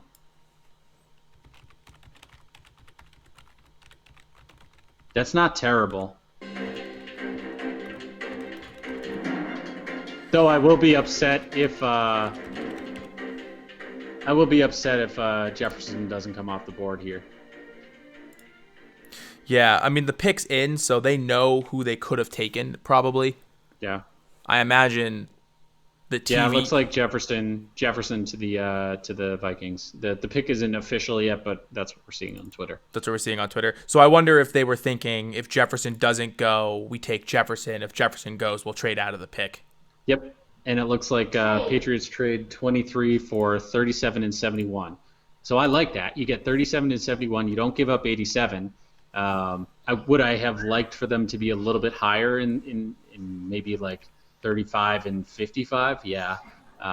But 37, 71, 87, that still allows you to go up into the second round if you want to, especially with that new fourth that they've gotten for Gronk. So that I like it. People aren't going to be happy, but I like it. Yeah, I mean, you're going to have a lot of Patriots fans that are unhappy, honestly, from a standpoint that they waited till 11 o'clock at night to see who we were taking, and they didn't. But hey, I mean, we talked about it in our episodes. We like trading back. We think it's the move. I wonder if they could have traded back with a team that was still in the first, but obviously you're getting a high second, and 71 would be early third. So yeah, you're adding valuable picks. I think you can still get some valuable players in those spots. It just depends where they want to go. I mean, that puts them in range. That's a little high for a guy like Uche, in my opinion.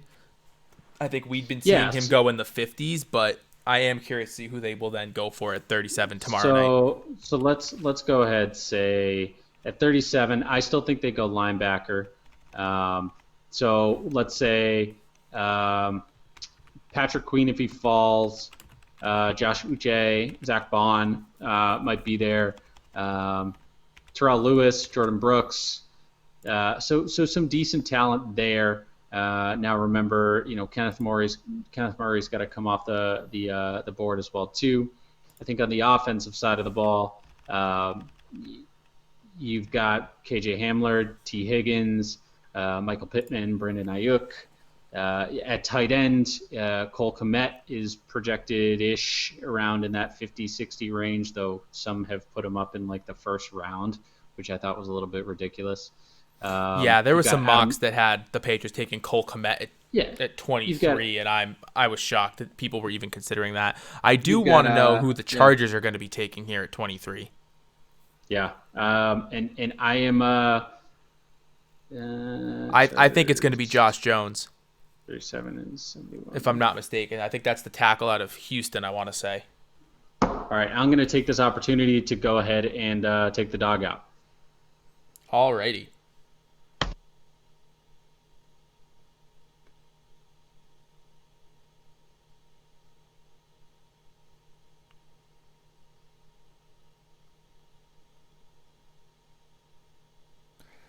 So for those listening, updated picks for the Patriots.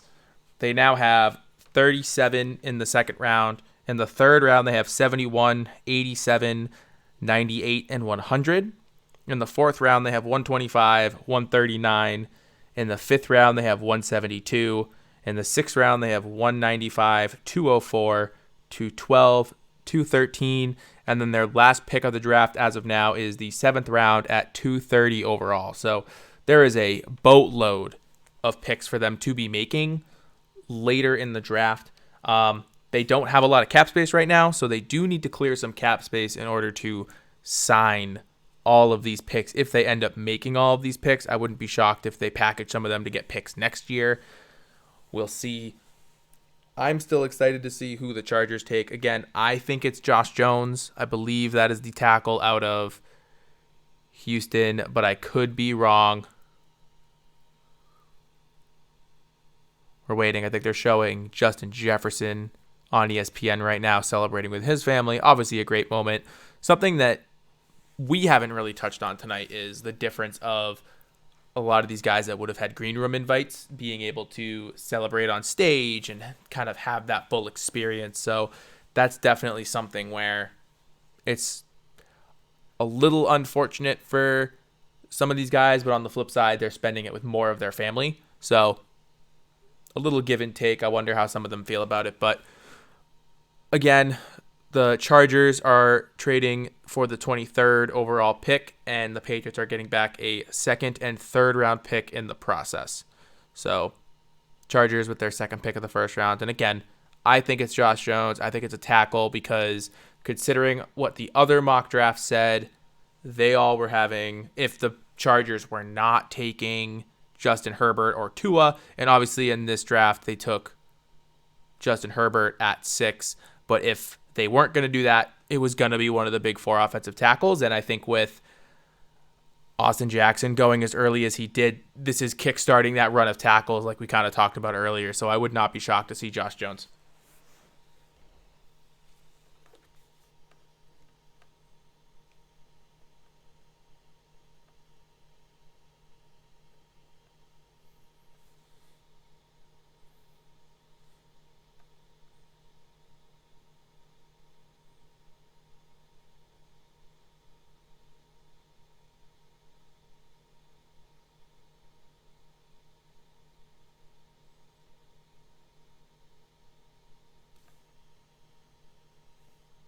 Still waiting on this Chargers pick. Looks like Kenneth Murray is going to be the pick. That's what I'm seeing online. It hasn't been announced yet, but it looks like the Chargers leapfrogged to take Kenneth Murray, linebacker out of Oklahoma, waiting for Goodell to officially announce it.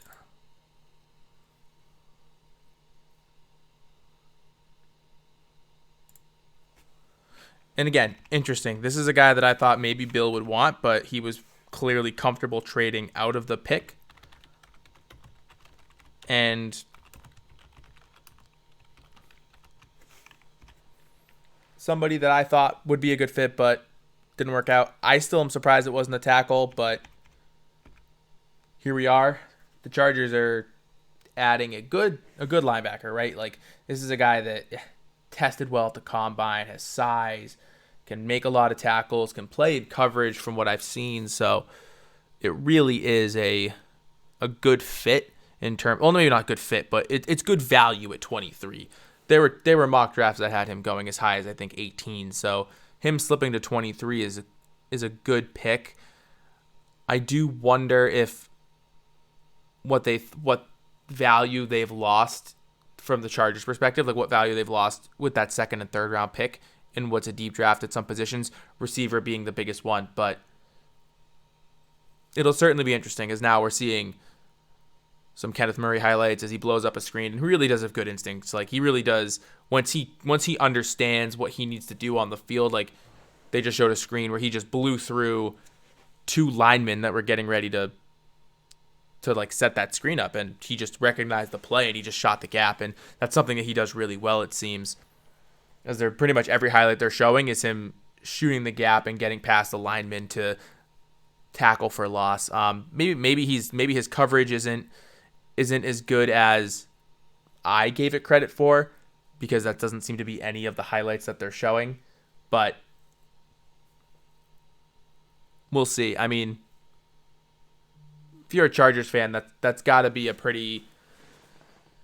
I'd be interested to see what Chargers fans are saying right now, and what that Twitter environment looks like, because Herbert was certainly a polarizing figure. I think a lot of guys in the media, some really liked him, some people didn't. The other need that was really being touted was offensive tackle, and you trade up to get a linebacker instead. Again, like I said, I think it's good value, but it's interesting. So New Orleans is on the clock at 24. They have about 4 minutes left, give or take. My TV coverage is a little bit behind what Lucian's coverage is while he's taking care of Stanley the pupper. We love a good floof on stream, but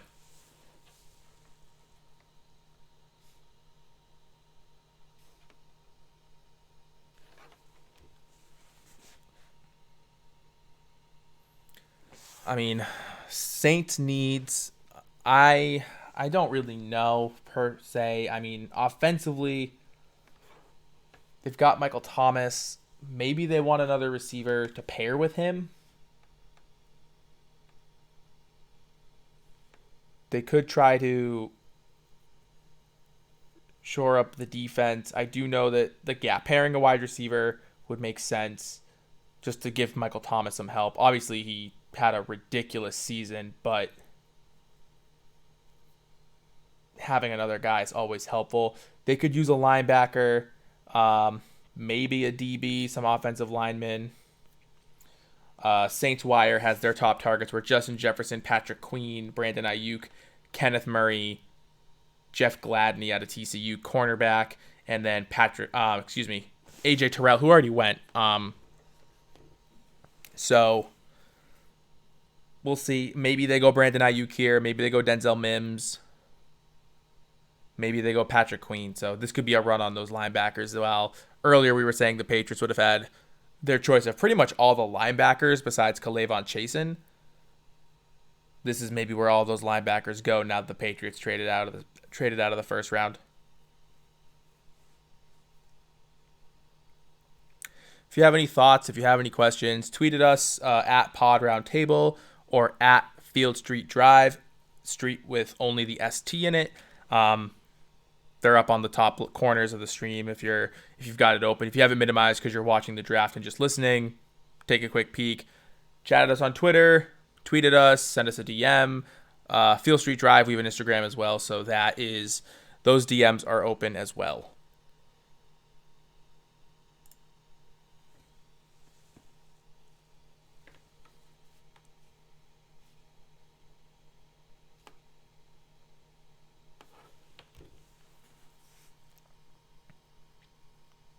All right, I think I could take this breaking news down. We've had our reaction to the Patriots.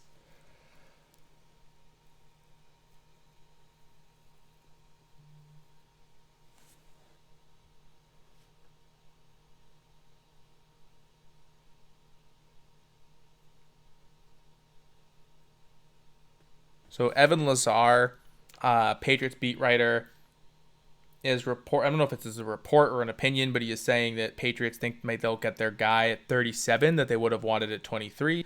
Per Schefter, so it's a report. His guesses from Evan Lazar are Winfield Jr., who is, I believe, a safety, Cole Kmet, Zach Bond, or Denzel Mims. Maybe AJ Epineza gets there. If they get Denzel Mims at 37, I would lose my mind with joy. I love Denzel Mims. The size, the speed, the burst, the ability to high point the ball. He really addressed his concerns that scouts had at the Senior Bowl by running a much better route tree.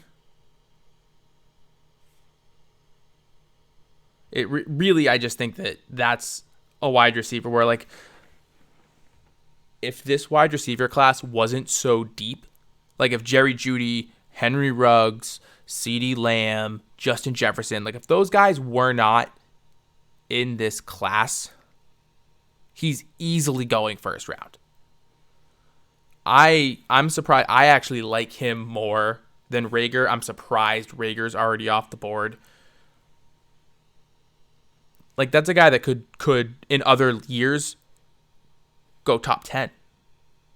Like, that's a guy that he ran a 4.38. He's like 6'2", has great agility, burst off the line. Like, that's a guy that goes early first round most years.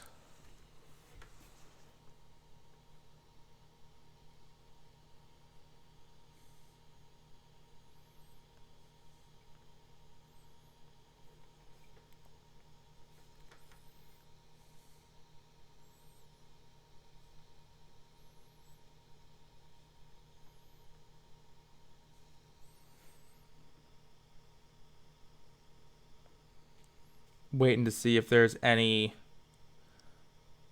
updates on who's going to get taken. It looks like Dov Kleiman is reporting that the Saints took Cesar Ruiz, center out of the University of Michigan, who is a name that was actually linked to the Patriots.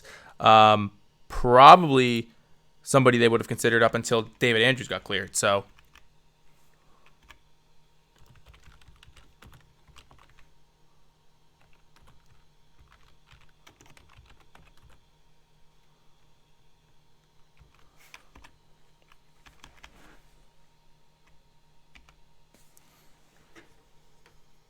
interesting that they didn't go for one of these DBs, considering that was something that was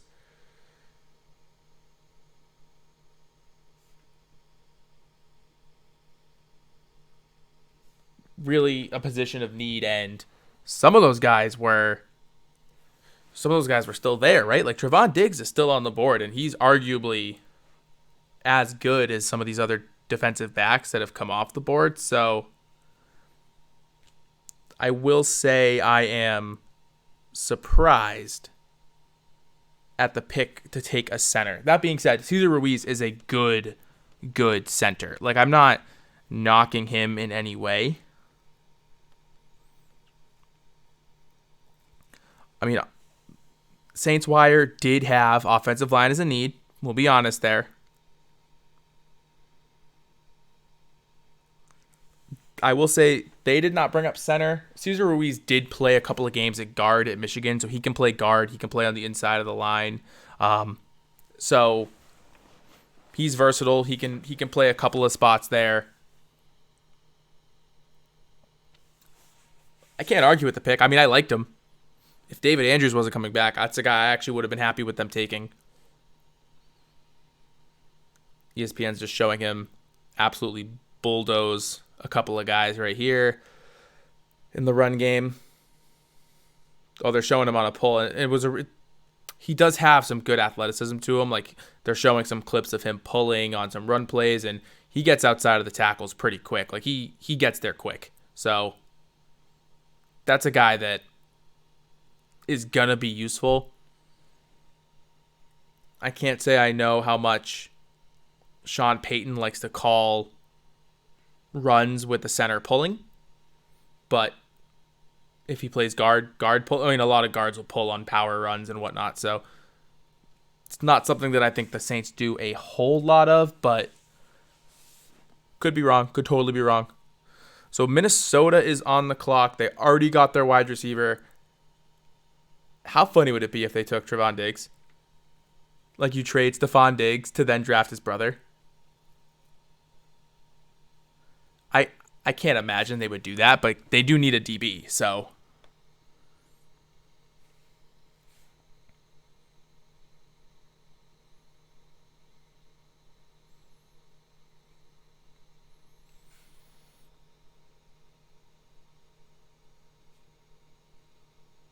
Just trying to pull up some of their needs to be safe. I want to make sure I'm covering all of my bases when it comes to what some of these teams need.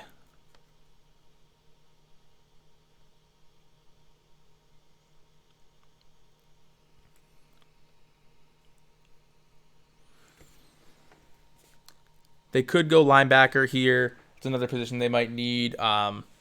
Patrick Queen still being on the board.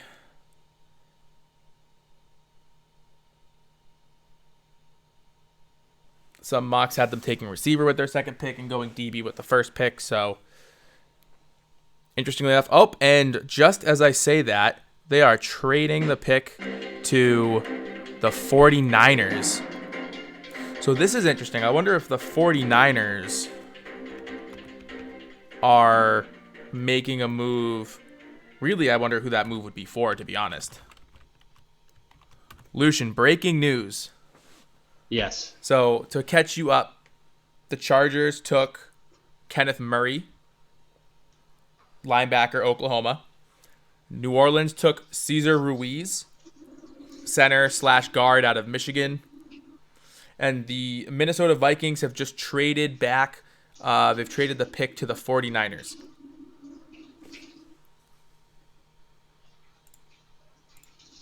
As I say that, he had to go run and I'm sure deal with his adorable little doggo. But here we are. No. I have to wash my hands. Oh, fair. Okay. All right. Well, interesting. Yeah. Give you the noise again. Give you a chance to react to with the ambiance, you know? Yeah, I mean, I'm all about trades. 49ers going all in on this draft. Interesting. I'll be interested to see who they take here because they didn't take a receiver yet. So I'm wondering who they feel is a good value at this point.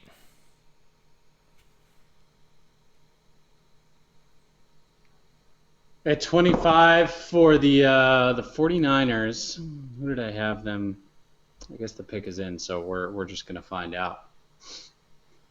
Yeah, it'll be interesting.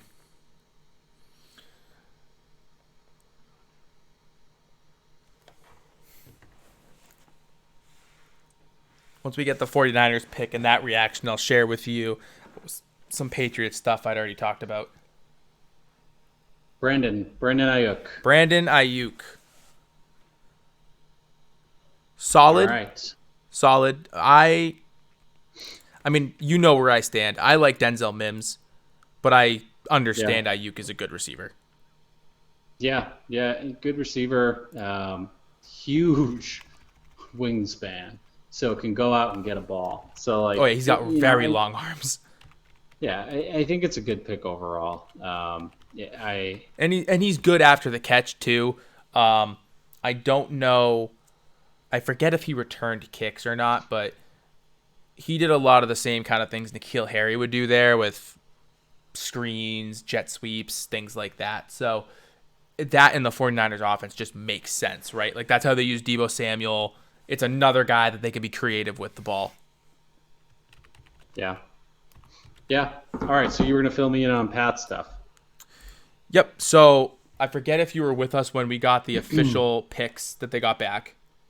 I did. It was 37 and 71, right? Yes. So per Schefter, the Patriots believe that they can get their guy at 37 that they were going to take at 23. So Zach Bond. Guesses per Evan Lazar, who is, I think it's CLNS Media out here in Massachusetts or in the New England area. He does a lot of work with the draft and compiling a big board and getting through going through a lot of tape and figuring out what people are good at. His guesses are Antoine Winfield Jr., the safety, Cole Kmet, Zach Bond, Denzel Mims, maybe AJ Epineza falls. But those are the guys he's thinking. Yeah. So my reaction to that was if Denzel Mims falls to 37, I will do the closest thing I can do to a backflip in my living room. There's no way he falls to 37. There's no way. I don't think he will either. But again, I would do the closest thing I could do to a backflip. It might just be a heel click, but let's go ahead and look at linebacker for a second, right? You said Kenneth Murray went off the board. Isaiah Simmons obviously off the board. Patrick Queen is still available. Yeah, so you've got Queen, you've got Uche, and you've got Bond. So, Bond being available at 37, they'd have to know that the next 10 teams aren't looking off or aren't looking linebacker. I have a scary feeling it's Cole Kmet. And I don't know if I love it at that pick at 37, but you had Peter Schrager today saying, or not today. What? I don't think it was Schrager that said it today. Or maybe it was. Now I'm blanking on these different mock drafts that I've read. Someone had them taking Cole Kmet in the first round, and there were some reports saying that most teams don't have him in the first, but don't be shocked if the Patriots take him. That might have been things people were saying is that they want Cole Kmet. And so if you combine that with Schefter's report that they think they can get their guy at 37 now, I mean, they could get Cole Kmet at 37 in my opinion. So I wouldn't be shocked based off of connecting the different dots on the different reports that have come out, but I don't love it. I mean, I'll love it if it's a linebacker. I don't love going tight ends there, but I wish I could say like in Bill you trust, but like he doesn't have the best track record of picking great talent In the second round for sure. Yeah. So, but that being said, he usually takes a random flyer on a DB. Oh yeah. So if it's not a DB, they could be okay.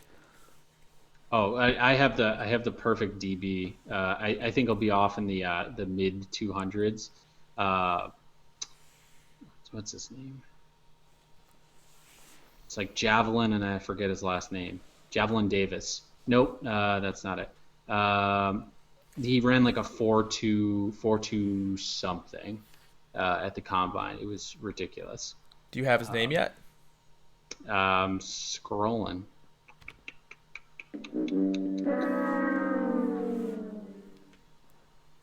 Wah, wah.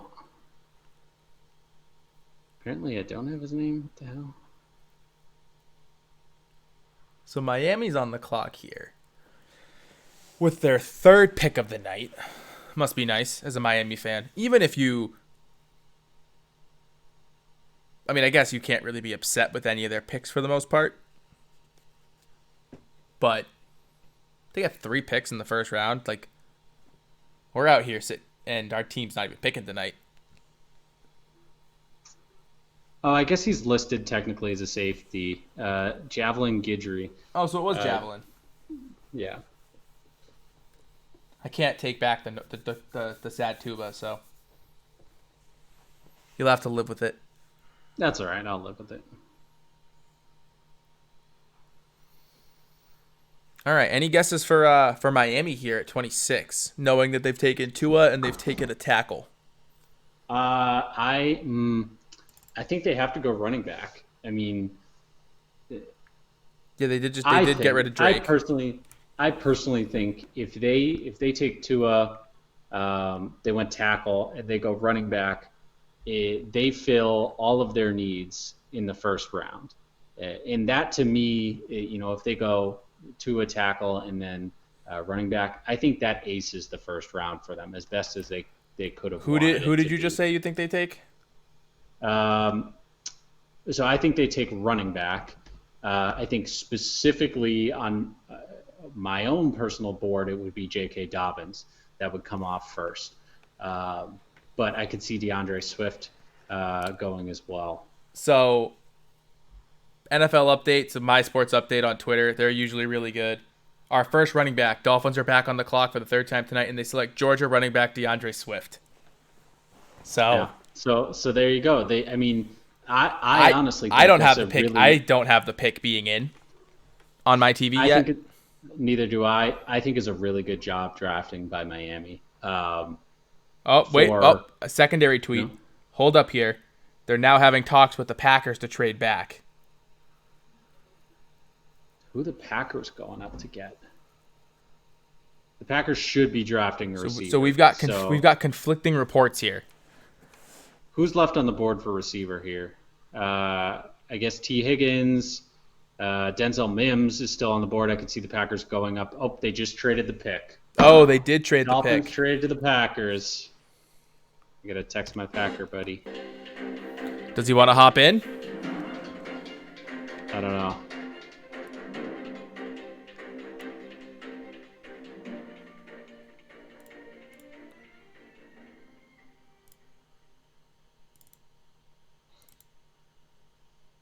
don't know why they're showing Jordan Love like the Packers are going to take him. There would be riots in the street if the Packers That took, would took be Jordan Love. amazing. No, I think it's Denzel Mims here. They're coming up for a receiver, in my opinion. I don't know why they wouldn't, or why they would come up to not get a receiver. And another noise for the breaking news. So we'll see.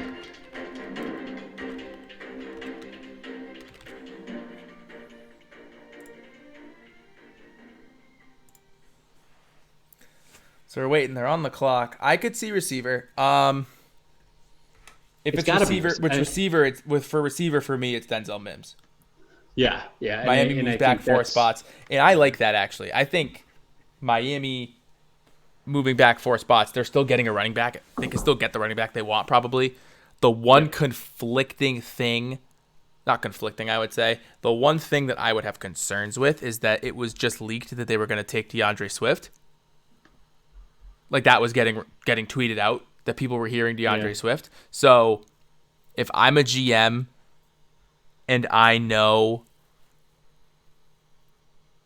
another team that might want a running back, I'm calling them if I'm ahead of Miami. Yeah. Like fair. they're getting 30. Like if I'm sitting at 28 and I'm Baltimore and I know, let's say, like do the Chiefs need a running back? Like their running back core has been okay. No, that's actually who I had them picking at 32 as running back. I think they go Jonathan Taylor at 32. So right. So like I could see a team at 28, 27, any of these teams now saying, "Hey, Kansas City, if you want your pick of the running back, you got to get ahead of Miami now." Oh my God, they took Jordan Love.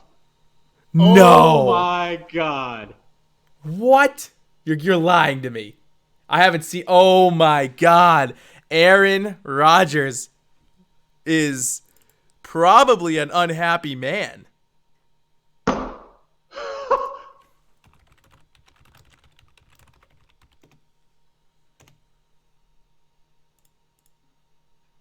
I'm speechless right now.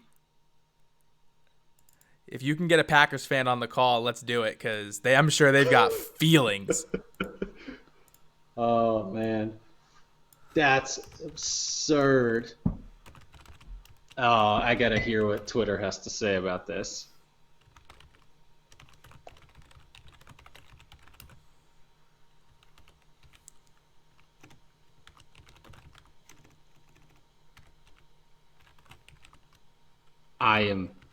I'm shook right now. Yeah, I'm shook. I agree. I have no words for this. This is. And so here's the things. I don't think Seattle takes. So let me talk you through the rest of the picks here in the first. I don't think Seattle takes wide receiver. I think they take edge. So I think Epinesa or Tergros Matos comes off the board here. I think Baltimore goes offensive line or linebacker. So potentially one of the other linebackers comes off the board. I think Tennessee goes to defensive line or offensive line. Green Bay has another pick. No, because they sent the 30th pick in that trade. Oh, that's right. So they don't. And then you've got San Francisco and Kansas City, who Kansas City I think takes a running back, and then San Francisco, who I don't think took a wide receiver yet, will likely take a wide receiver at 31. Okay, I guess we've got a new quarterback in in Green Bay. That's absurd. I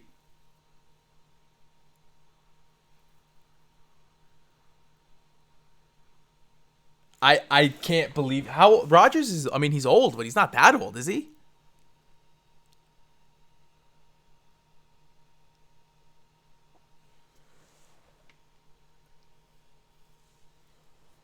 I mean, everyone. I mean, he's old and like, sure, but like, if you have a quarterback like Rodgers, go try to win a championship with Rodgers. Don't spend your first round pick on a backup quarterback. Yeah, like, go get a receiver. Yeah, go get Denzel Mims. Yeah, Aaron Rodgers has to be heated that he's not throwing balls to a first round receiver, and now that he's going to be expected to groom the next guy. I'm. I don't understand this.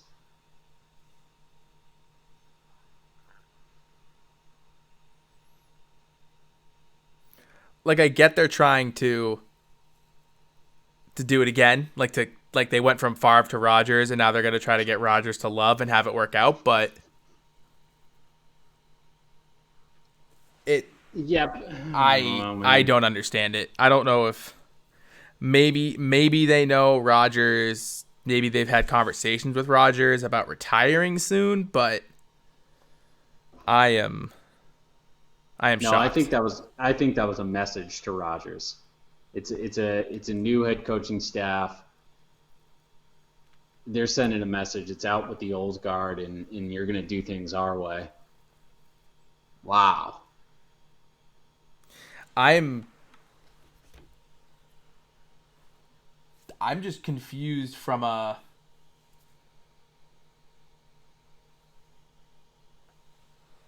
even a draft pick standpoint, like draft like managing the draft, right? Like Seattle, Baltimore, and Tennessee weren't going to take a quarterback.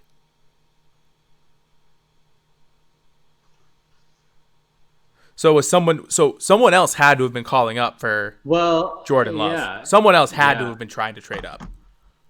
Wow. I don't know if it's going to get leaked, if Rap Sheet or Schefter is going to talk about who was trying to, because there's no way the Packers just outbid themselves for Jordan Love. Man, there's your shock of the draft right there. Wow. Yeah, I'm like trying to see if something's going to come out about why. I mean, Rodgers is 36, like he is old, but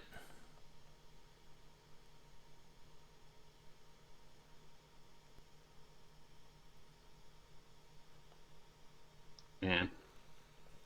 I guess a He's couple what? Thir- I he's guess a what? couple of weeks 34? ago, How old is he? 34.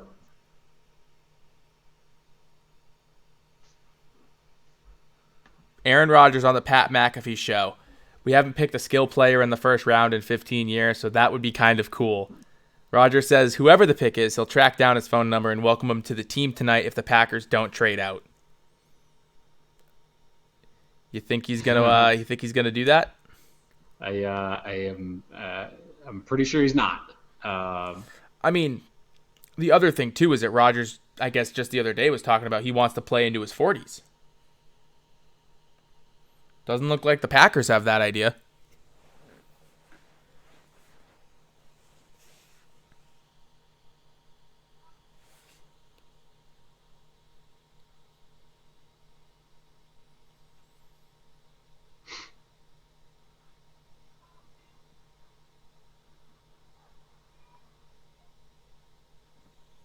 Looks like Seattle's going to be making the pick. Yeah, I think they go Yatur Gross Matos here or AJ Epinesa. All right, so you think they're going defensive end? I do. I think they got to replace Jadeveon Clowney, right? He's no longer there. So Oh yeah, because he's a free agent still. I don't think he's been signed. Has he been signed? Did I miss that? I don't think he's been signed. No. So the pick is in. Just waiting on an official announcement, unless Rap Sheet or someone wants to tweet it now.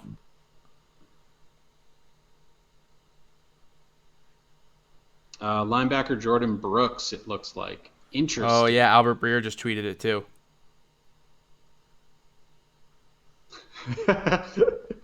There's a Belichick calling the Packers about Aaron Rodgers, and then it's a picture of him with the orange juice.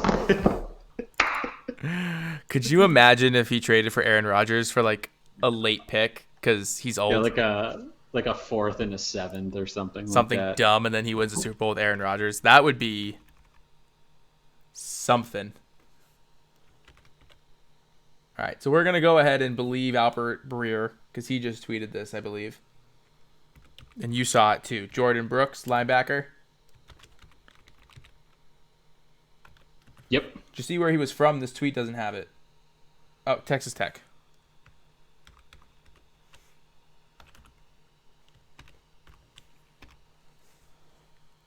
We'll add that to the list. Yeah, that's got to be the shock of the night. Like, I didn't see anyone saying that the Packers were taking a quarterback here. Like, at least when Bill took Garoppolo to push to plan for the end of Brady way back when, like, at least he did it in the second round. Here, LaFleur's just like, sorry, Rodgers. You wanted a skill position guy? You wanted talent? Meh. You don't need it.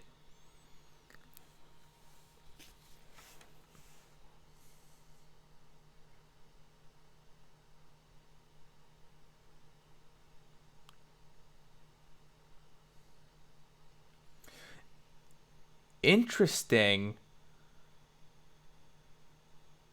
What are you hearing? I just remembered that Patrick Queen is still on the board. Yeah. How is Patrick Queen not gone? How does Jordan Brooks go ahead of Patrick Queen? I mean, second Yeah. AP All-American. He's a Butkus Award Watch finalist. But watch the Pats trade back up to get Patrick Queen and only give up like a fourth or a third, like 87. Give up 87 and 37. 87 and 37 to get up there. Yeah, that's not bad. I mean, I feel like that's dumb because you could have just taken. Well, I guess you still have 71 now or whatever pick that was. Yeah. I don't know. I don't love it. I don't love that idea. You could have just taken him at 23 if you liked him. He was there. All right, so we'll pull down the breaking news banner here. But that's got to be the shock of the draft. I was with you. Yeah. Packers trading up. Oh, that's got to be Denzel Mims. I was with you, 100%. Yeah, I mean, I feel like we've stayed on this point for so long. We kind of glazed over the fact that Jordan Brooks came off the board to Seattle, and I don't think anyone thought he was going to go above Patrick Queen. So, yeah, it's a really interesting board now. You've got Baltimore on the clock, then you've got Tennessee and Miami, but things are starting to really crumble and fall apart a little bit. Yeah, I mean, I don't think I saw many drafts that had Patrick Queen falling this far. Maybe a couple, but I'm curious to see what Baltimore does here. Do you know what the Packers gave up to get up a couple of picks? Has that been released yet? I think it was the 30th pick and their 4th round pick.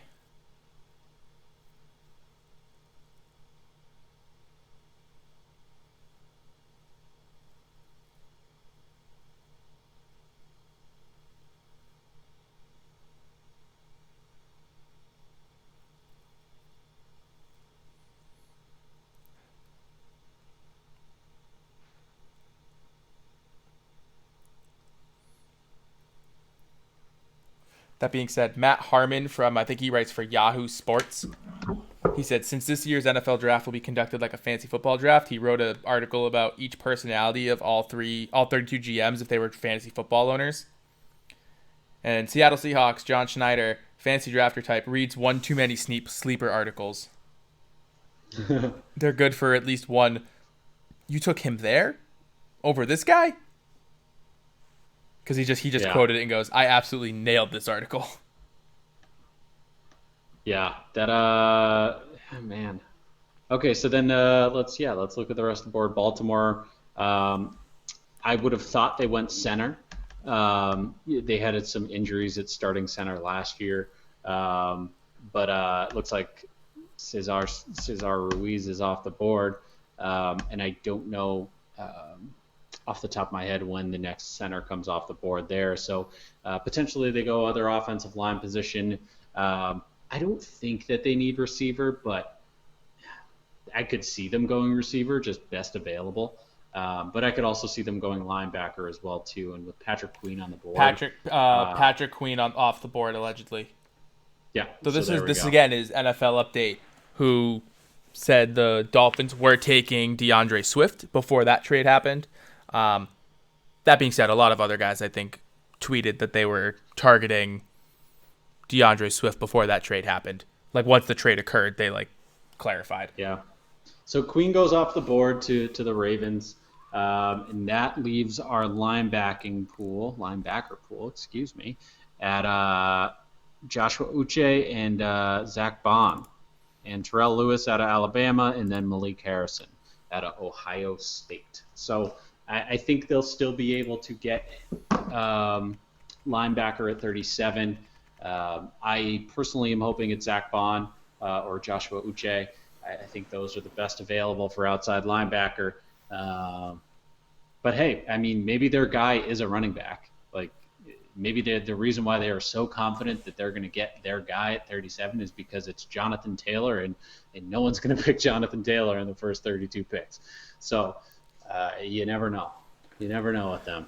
You never know. We're waiting to see if it's Patrick Queen. I believe that it's Patrick Queen. I think I saw another mock draft earlier that had the Ravens taking a linebacker. I actually think they had a picture of they had them taking whatchamacallit. They actually had the Ravens trading with the Patriots to potentially, I think, get a linebacker in one mock draft that I saw. That might have been the Peter Schrager one where they were. So I could see Patrick Queen here. Now the interesting thing is Jalen Hurts likely could be available at 71. He could. That's something I didn't think about. I did not think about thing to watch the tomorrow, second round quarterback move now. Well, I'll be tuned in tomorrow and I'll be watching. So that's the other thing. I'm sure we'll be all over Twitter. Maybe if the Patriots do something crazy, we'll try to hop something on. But yeah, I just can't get over that pick. I mean, sure, if it plays out and Jordan Love is the next Aaron Rodgers, then they're going to look like geniuses. But I can tell you right now, they're going to have a lot of people in Wisconsin who are not happy with them because they had a Are there riots outside your apartment? There are not any yet. I'm hoping that the majority of the population is still holding to the stay-at-home order. That'd be good. We don't want them to be the reason. It looks like Patrick Queen's on his FaceTime right now. Interesting little tidbit here. Pro Football Talk just tweeted that Jordan Love and Aaron Rodgers are represented by the same agency. Yeah, so that's interesting. It would be interesting to know if Rodgers okayed this before. I don't think so. I feel like they've been those. I feel like Rodgers and the Packers have been at odds over things like, not maybe this specifically, but like he went on Pat McAfee's show and he was like, "Oh, it'd be really nice if we picked a skill guy. We haven't done it in 15 years." Like I don't think he gets along with the front office. I will be honest. I would love to see him get traded to the Patriots. That would be incredible. Bill Belichick, chestnut checkers, and he just gets Rodgers to fall into his lap because the Packers decided to take Jordan Love. And then he enters he another. Goes from veteran quarter. Yeah, exactly. Yeah, he goes from another old quarterback to another old quarterback. But like not as old, right? Because he's 36 or something, right? So 36, you still got 4 good years in you, I think. I mean, he wants to play until he's 40. So officially in Patrick Queen, linebacker, LSU. All right, and then Tennessee's on the clock. Tennessee and Miami on the clock. Miami, for all intents and purposes, should be DeAndre Swift, according to everyone else on Twitter. Yeah, who leaked their pick before it got traded. And like I said, I think if they take running back, I give Miami a lot of credit for the way that they they did this draft. Now, granted, they had 3 first-round picks. You really can't screw that up that much. But they paced it out well where they got their quarterback, then they went and got tackle, even though it was kind of a second-tier tackle. And now they're going to get their running back, and they might be a formidable team in the AFC East. So I'll be interested to see how their team comes together. They have their own, they're the Dolphins curse, but they always seem to play the Patriots well in Miami. So it's going to be interesting. They got a lot of talent here in the first round, and maybe not this next coming year, but in 2 years, 3 years, I think they're going to be a decently strong team. Yeah, they're showing some Patrick Queen highlights here, and yeah, they're showing him. Oh, I remember watching that pick, watching some Tua tape. Patrick Queen absolutely fooled Tua on that play. Tua's throwing it to a deeper in route, and Patrick Queen just comes across the field and undercuts the route. Back when they played Alabama this year. So a lot of mocks had Patrick Queen going to Baltimore, so not a shock. Like Ian Rapport literally tweeted, they prove every mock draft right.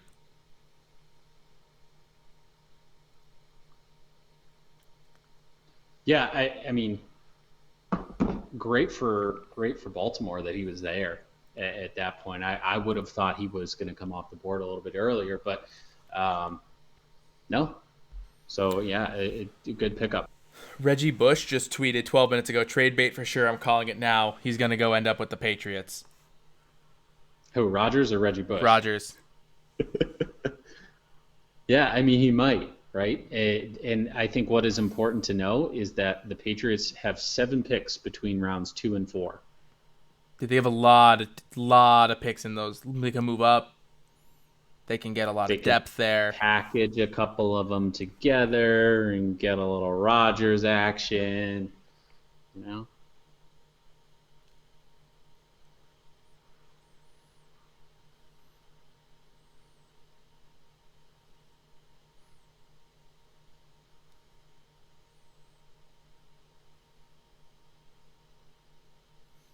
Seeing if there's any anything getting ready to break, but nothing so far.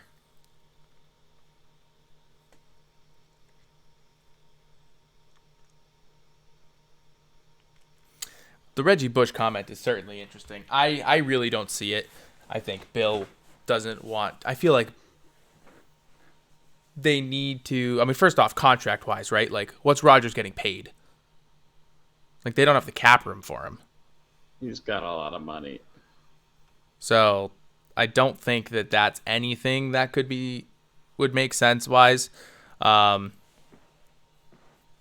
feel like Bill's gonna want to get a long-term solution, whether he thinks that's Stidham, does he think it's somebody else that he can get? Is it cap space next year, and do you sign Deshaun Watson because he's on the Vegas odds for the Patriots quarterback in 2021? Like, that will be interesting. I'm interested to see if Tennessee trades this pick.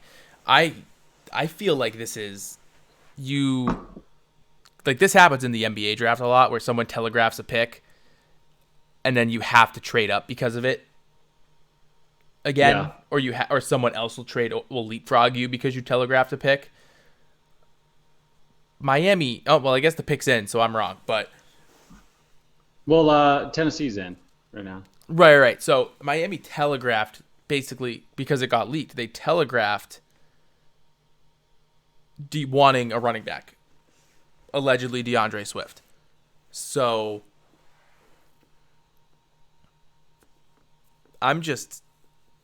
I'll be shocked if someone didn't make a move here to force Miami's hand. Just gamesmanship. GM wise.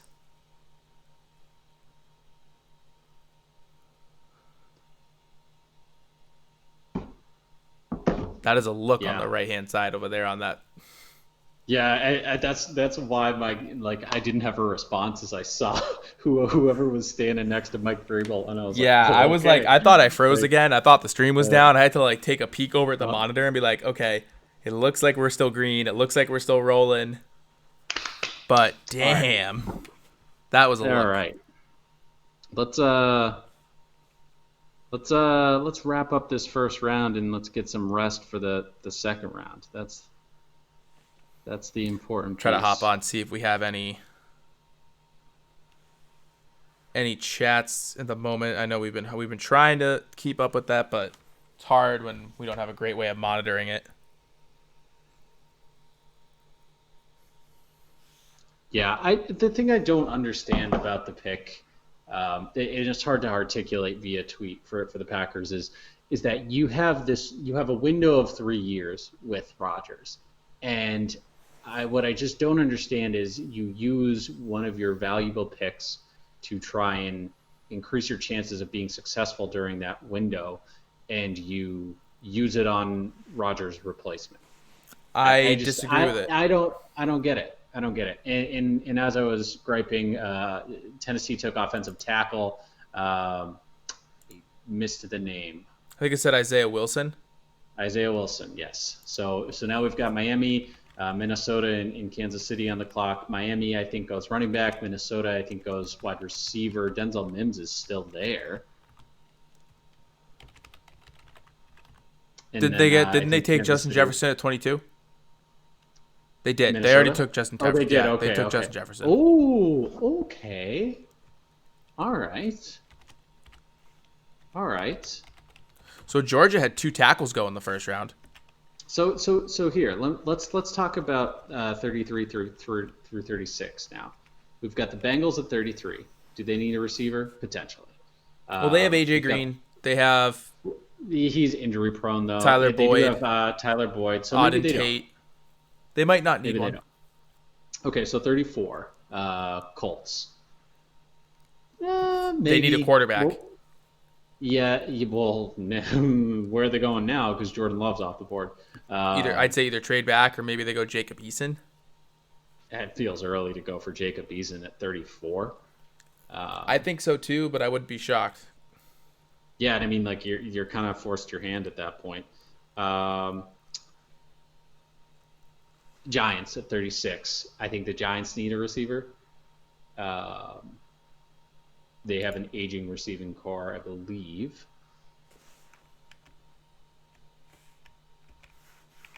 And then the Patriots at 37. So if Denzel Mims makes it through 31 and 32, he could be sitting on the board at 37.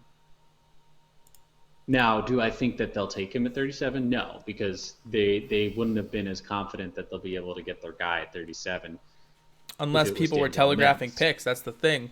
Maybe. Like Mel Kiper has him as like his 8th best receiver or something when I think he's the 5th best receiver. So obviously Mel Kiper's been doing this for a long time. I'm not saying he's wrong, but like if the Patriots, okay, Lucian thinks he's wrong.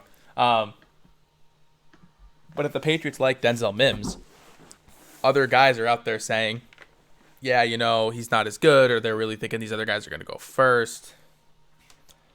I mean, if you think about it, like who needed a receiver? Minnesota got Justin Jefferson, who is a route running fiend, or at least was in college. They just had traded away Stephon Diggs, who's a route running fiend. San Francisco got Brandon Ayuk, who is good with the ball in his hands. They can use him on jet sweeps. They can use him on screens. All of these creative things that they like to do in that Kyle Shanahan offense. So that makes sense. The wild card to me was Philly taking Jalen Reagor. But I guess they just wanted the speed element because that's the fastest guy left on the board that had a near first round grade probably. Yeah.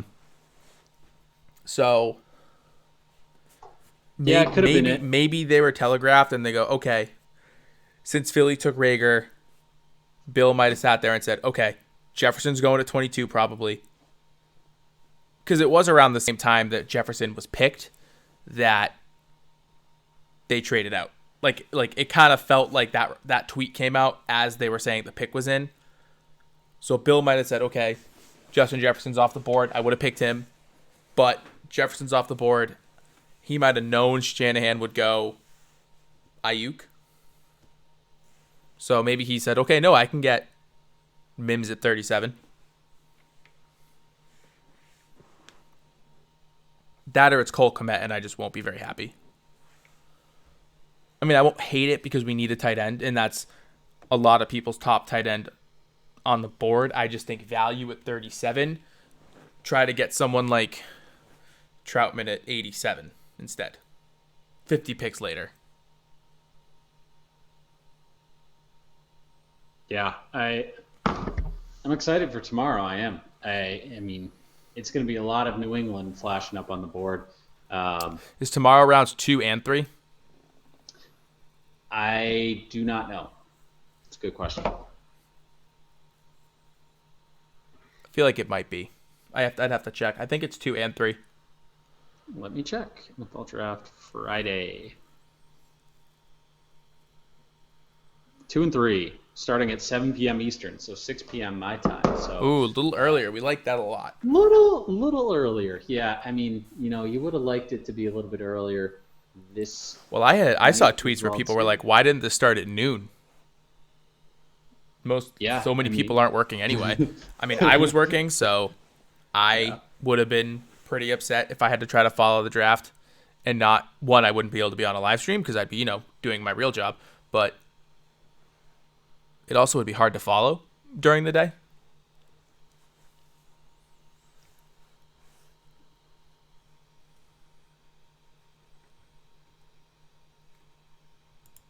All right, picks in for the Dolphins. So, I think we all know it's DeAndre Swift, right? Yeah, I think that's.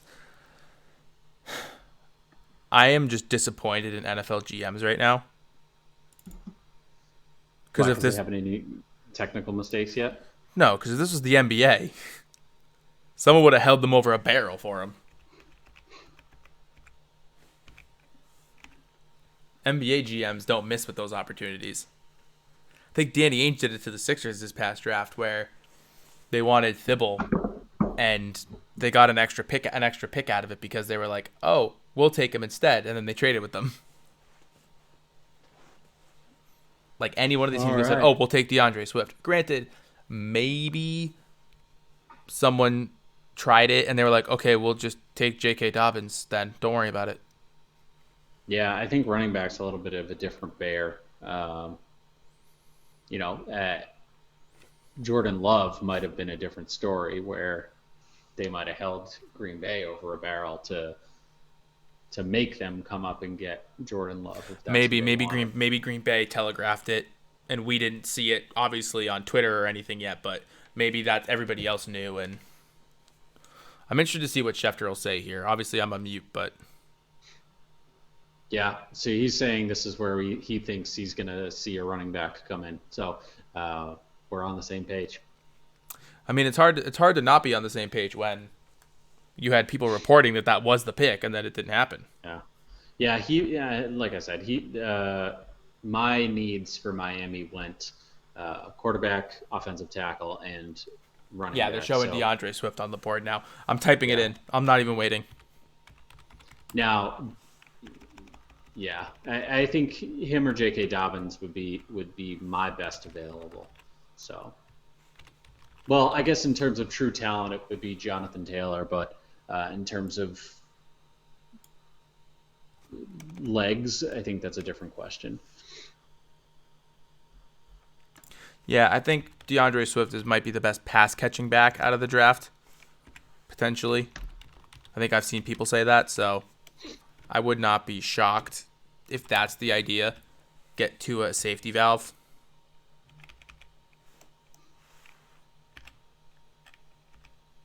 All right, the pick's been in for like 6 minutes. Let's go. It's midnight Eastern. No need to drag this one out.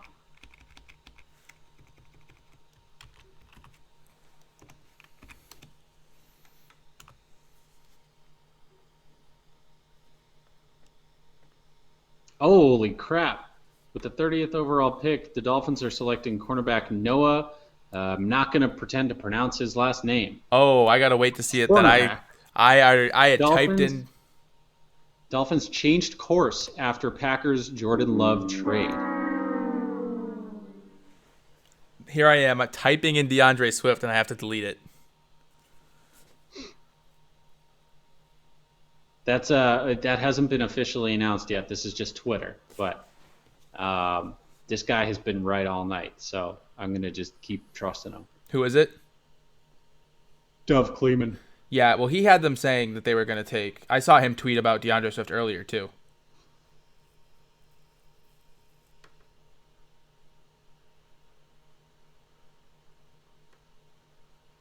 All right, here we go. Pick is in. Wow, that is wild. So Kansas City is going to have the pick of the litter for running backs.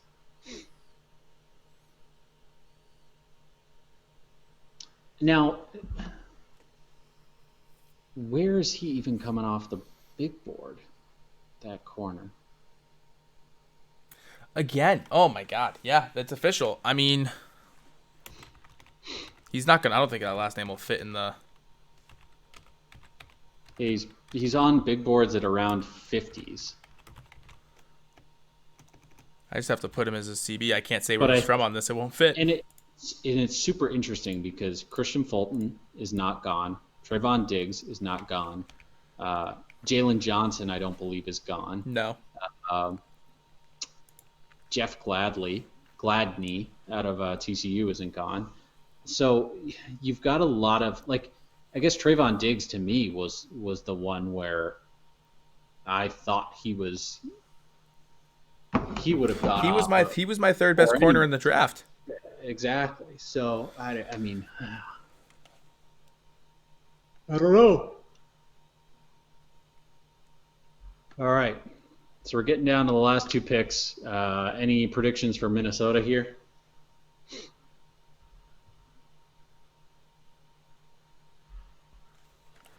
I don't know. Minnesota, I could see them going DB. Maybe they get Trevon Diggs, which I jokingly mentioned earlier before they traded out of the pick was, could you imagine if they traded Stephon Diggs to then draft Trevon Diggs? But I don't know. Maybe it's the safety. Maybe it's Antoine Winfield. Maybe they go Christian Fulton. At this point, I just want to get through these last three picks. Yeah, right. Or two, excuse me. I mean, the pick is in, and then watch. Kansas City's going to take DeAndre Swift.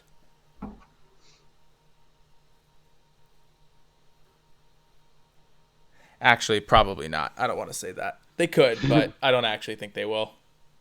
I feel like Dolphins already have the two highest paid cornerbacks in the league, so of course they end up using a first round pick on another cornerback.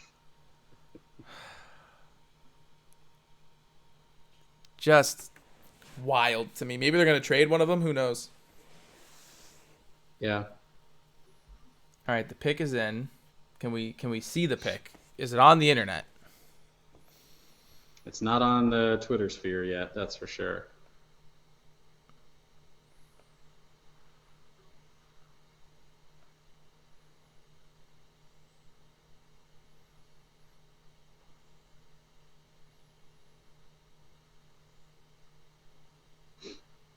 All right.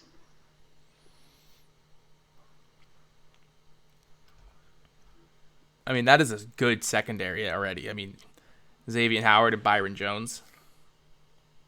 Though, I mean, Yeah, I know. Fantasy Pros just tweeted, "Are the Chiefs about to waltz into getting DeAndre Swift?" So maybe I wasn't wrong. Maybe I wasn't too off base with that prediction. Think they're gonna have the pick of all four running backs. Do I think DeAndre's?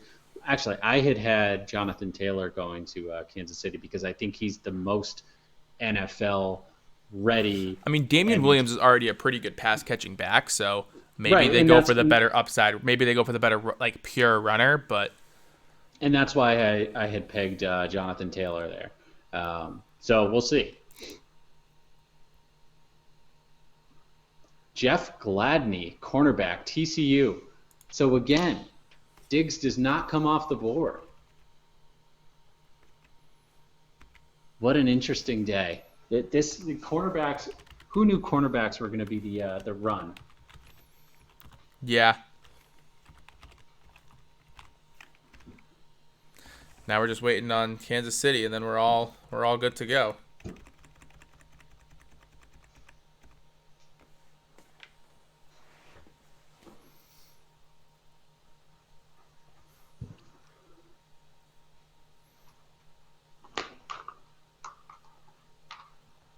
All right, Kansas City.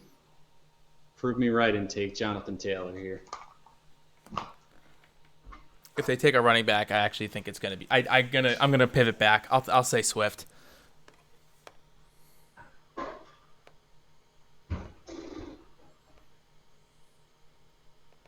I'm going to disagree with you, and I'm going to put $1 on it. Oh, I betting think $1 on it. I think they go with the running back that is best complementary to their current team because their current team is so talented, and that is a running back that can just pound the rock. They don't need a pass catcher. They already have a pass catching running back. They need someone who is in on first and second down and can be a legitimate reason for defenses to stack the box, and then let Tyreek Hill and Mecole Hardman work on the outside and get open. Yeah, I mean,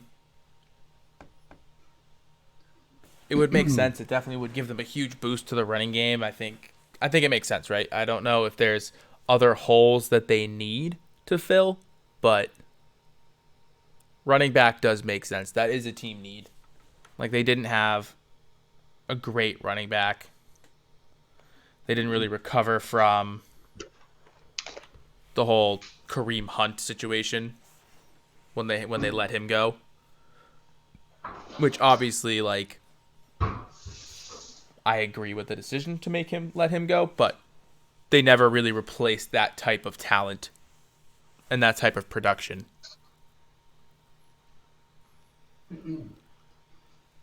Yeah, and it's interesting because they still haven't picked yet, and we're here at 4 minutes and 45 seconds left. Yeah, so I'm only 5 seconds behind you. I was at 450. So here we are, last pick of the draft. I think we're both keying in on running backs. I think you're sold on Jonathan Taylor. I'm leaning, thinking it might be DeAndre Swift. Mainly because that's the guy that I've seen most people have as the top back off the board. I think if I hadn't seen that, I'd agree with you. I think just from everything that I had seen prior to what is mock draft season and big board season, I would say, oh, Jonathan Taylor's the best running back in the draft. The dude's a monster, but... And then I probably would have said J.K. Dobbins, but a lot of guys have DeAndre Swift as that first running back off the board. Yeah, I hear you, and I think him and J.K. Dobbins are the most all-around talented running backs. If Kansas City didn't have a running back at all, it would be a different story for me. But because they already have a good third down running back, I think what they need is more of a first and second down, run downhill, run through tacklers, bigger build type running back. So we'll see what they go with. But I certainly wouldn't be happy if Jonathan Taylor went to Kansas City because I like him, and I don't want to root for that would be tough. Kansas That would City, be a tough situation for you. Yeah, but I think to me that's what makes the most sense for Kansas City. But actually, they're taking a real long time here, so maybe they're going back and forth, doing a little waffling.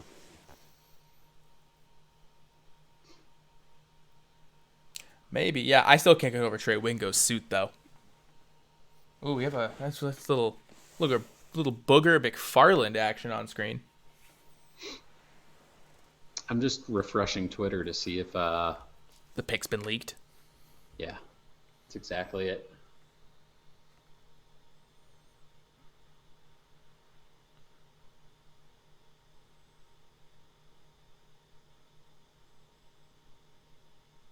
apparently in the when they had the screen when they were showing the sorry, I'm just chuckling at myself.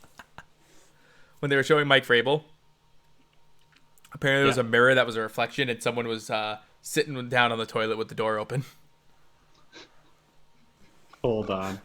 Now I gotta go back to Twitter. Oh, I'm dying. I'm like trying to not just laugh completely. So I can talk when this pick comes in because they just said it's in. Fantasy football hitman. Ooh, Matt Miller just tweeted Clyde the Glide. So did they go Clyde Edwards-Helaire first running back off the board? I mean, that kind of fits, right? The downhill runner. Yep. Albert Breer just tweeted it. Clyde Edwards-Helaire. Man, Jonathan Taylor's going to be there at 37. I would not be opposed to Bill taking him with 37. We're just gonna wait for the official announcement, but all indications, Clyde There is Edwards-Helaire. there is someone sitting down on the toilet. The moment of the draft. Oh man, wow, that's wild.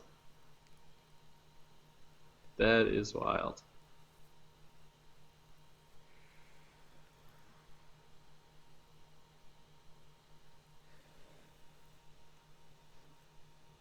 I'm shocked Clyde Edwards-Helaire was the guy here. Yeah, I am too. I had him he's- as he's my fourth. number 4. Yep. So they leapfrog DeAndre Swift, J.K. Dobbins, and Jonathan Taylor. I disagree. I respectfully disagree. Yeah, I don't know if I disagree. I disagree. I'm a little surprised by it, but there must have been something that he liked about him. Because you're passing up a lot of running back talent to take him. So, hey, I mean, yeah, a little speechless on this one too. Wait, is this round 1 and round 2? Hold on. No. It's just round 1. They're Why showing did that. Oh, okay. They just put them on the clock for. Okay. I gotcha. There's no way. I'd have to end the stream. I wouldn't be able to make. Oh well, I guess I could make No. it to 37. No. I don't know if I could. I think I could. It's only like 5 picks away, but it's not. No, it's they only just the first said round. they said on the clock, so it's not like the time's going. So, all right. Well, Got any last second That's- thoughts? no. Last second thoughts. I guess I'll sum up my thoughts. Well, on the let's draft. let's do this. Let's do this. Who do you? I'll give my answers too. I'd say let's do biggest surprise of the draft. Who do you think was the best pick, like value wise? Who do you think was the steal of the draft? And then maybe just whoever you think was the best and was like the no brainer where they went. So no brainer. Well, I guess the surprise of the draft to me was more than one person. It was all of the cornerbacks that went into the first round. That to me was a little bit of a shock. The run-on cornerbacks that happened. Yeah, I don't think I saw that coming either. As far as no brainer, I think that is well, the easy pick is Joe Burrow, and the second easiest pick is Chase Young, yeah. Maybe I'll go. Maybe I'll go Justin Herbert to the Chargers as the no-brainer. Just because once Tua was off the board, the Chargers were going to take one of the two. And then let's see. As far as what was the last question? Was the biggest steal or what Yeah, was it like again? best value. Best value, I think. I think it's going to be Jerry Judy. I think him or Justin Jefferson, to get Justin Jefferson at 22. I think that's good value. Yeah, I think my biggest shock of the draft is I'll go I'll say Jordan Love to the Pack. The Packers trading up to get Jordan Love. I think that wasn't anything that I had seen, so that was definitely my biggest shock. I'll say my biggest no-brainer. I think, yeah. I mean, I think I would agree with you and say you said Jerry Jeudy. Jerry Jeudy. Yeah, I think that's my biggest no-brainer. I think he fell to 15, and that to me was the biggest no-brainer. I think best value. I don't know if I agree with the need, but I think best value was CeeDee Lamb at 17. I think some people had CeeDee Lamb going as high as like 14, 12. I think his stock fell because of the combine, but I think to get him at 17 was really good value. I just don't know if I think Dallas needed it. My second would have been potentially, I think, 13, Tampa Bay getting Tristan Wirfs at tackle. That's a guy that people said could have gone as early as 4. So to get him at 13 is a pretty good deal.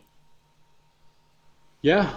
All right. Well, we'll wrap it up here, and we'll be sure to bring you our thoughts on the draft as a whole for the Patriots in a future podcast. But until then, have a good night, and we'll talk to you all soon. Alrighty, see you, everybody.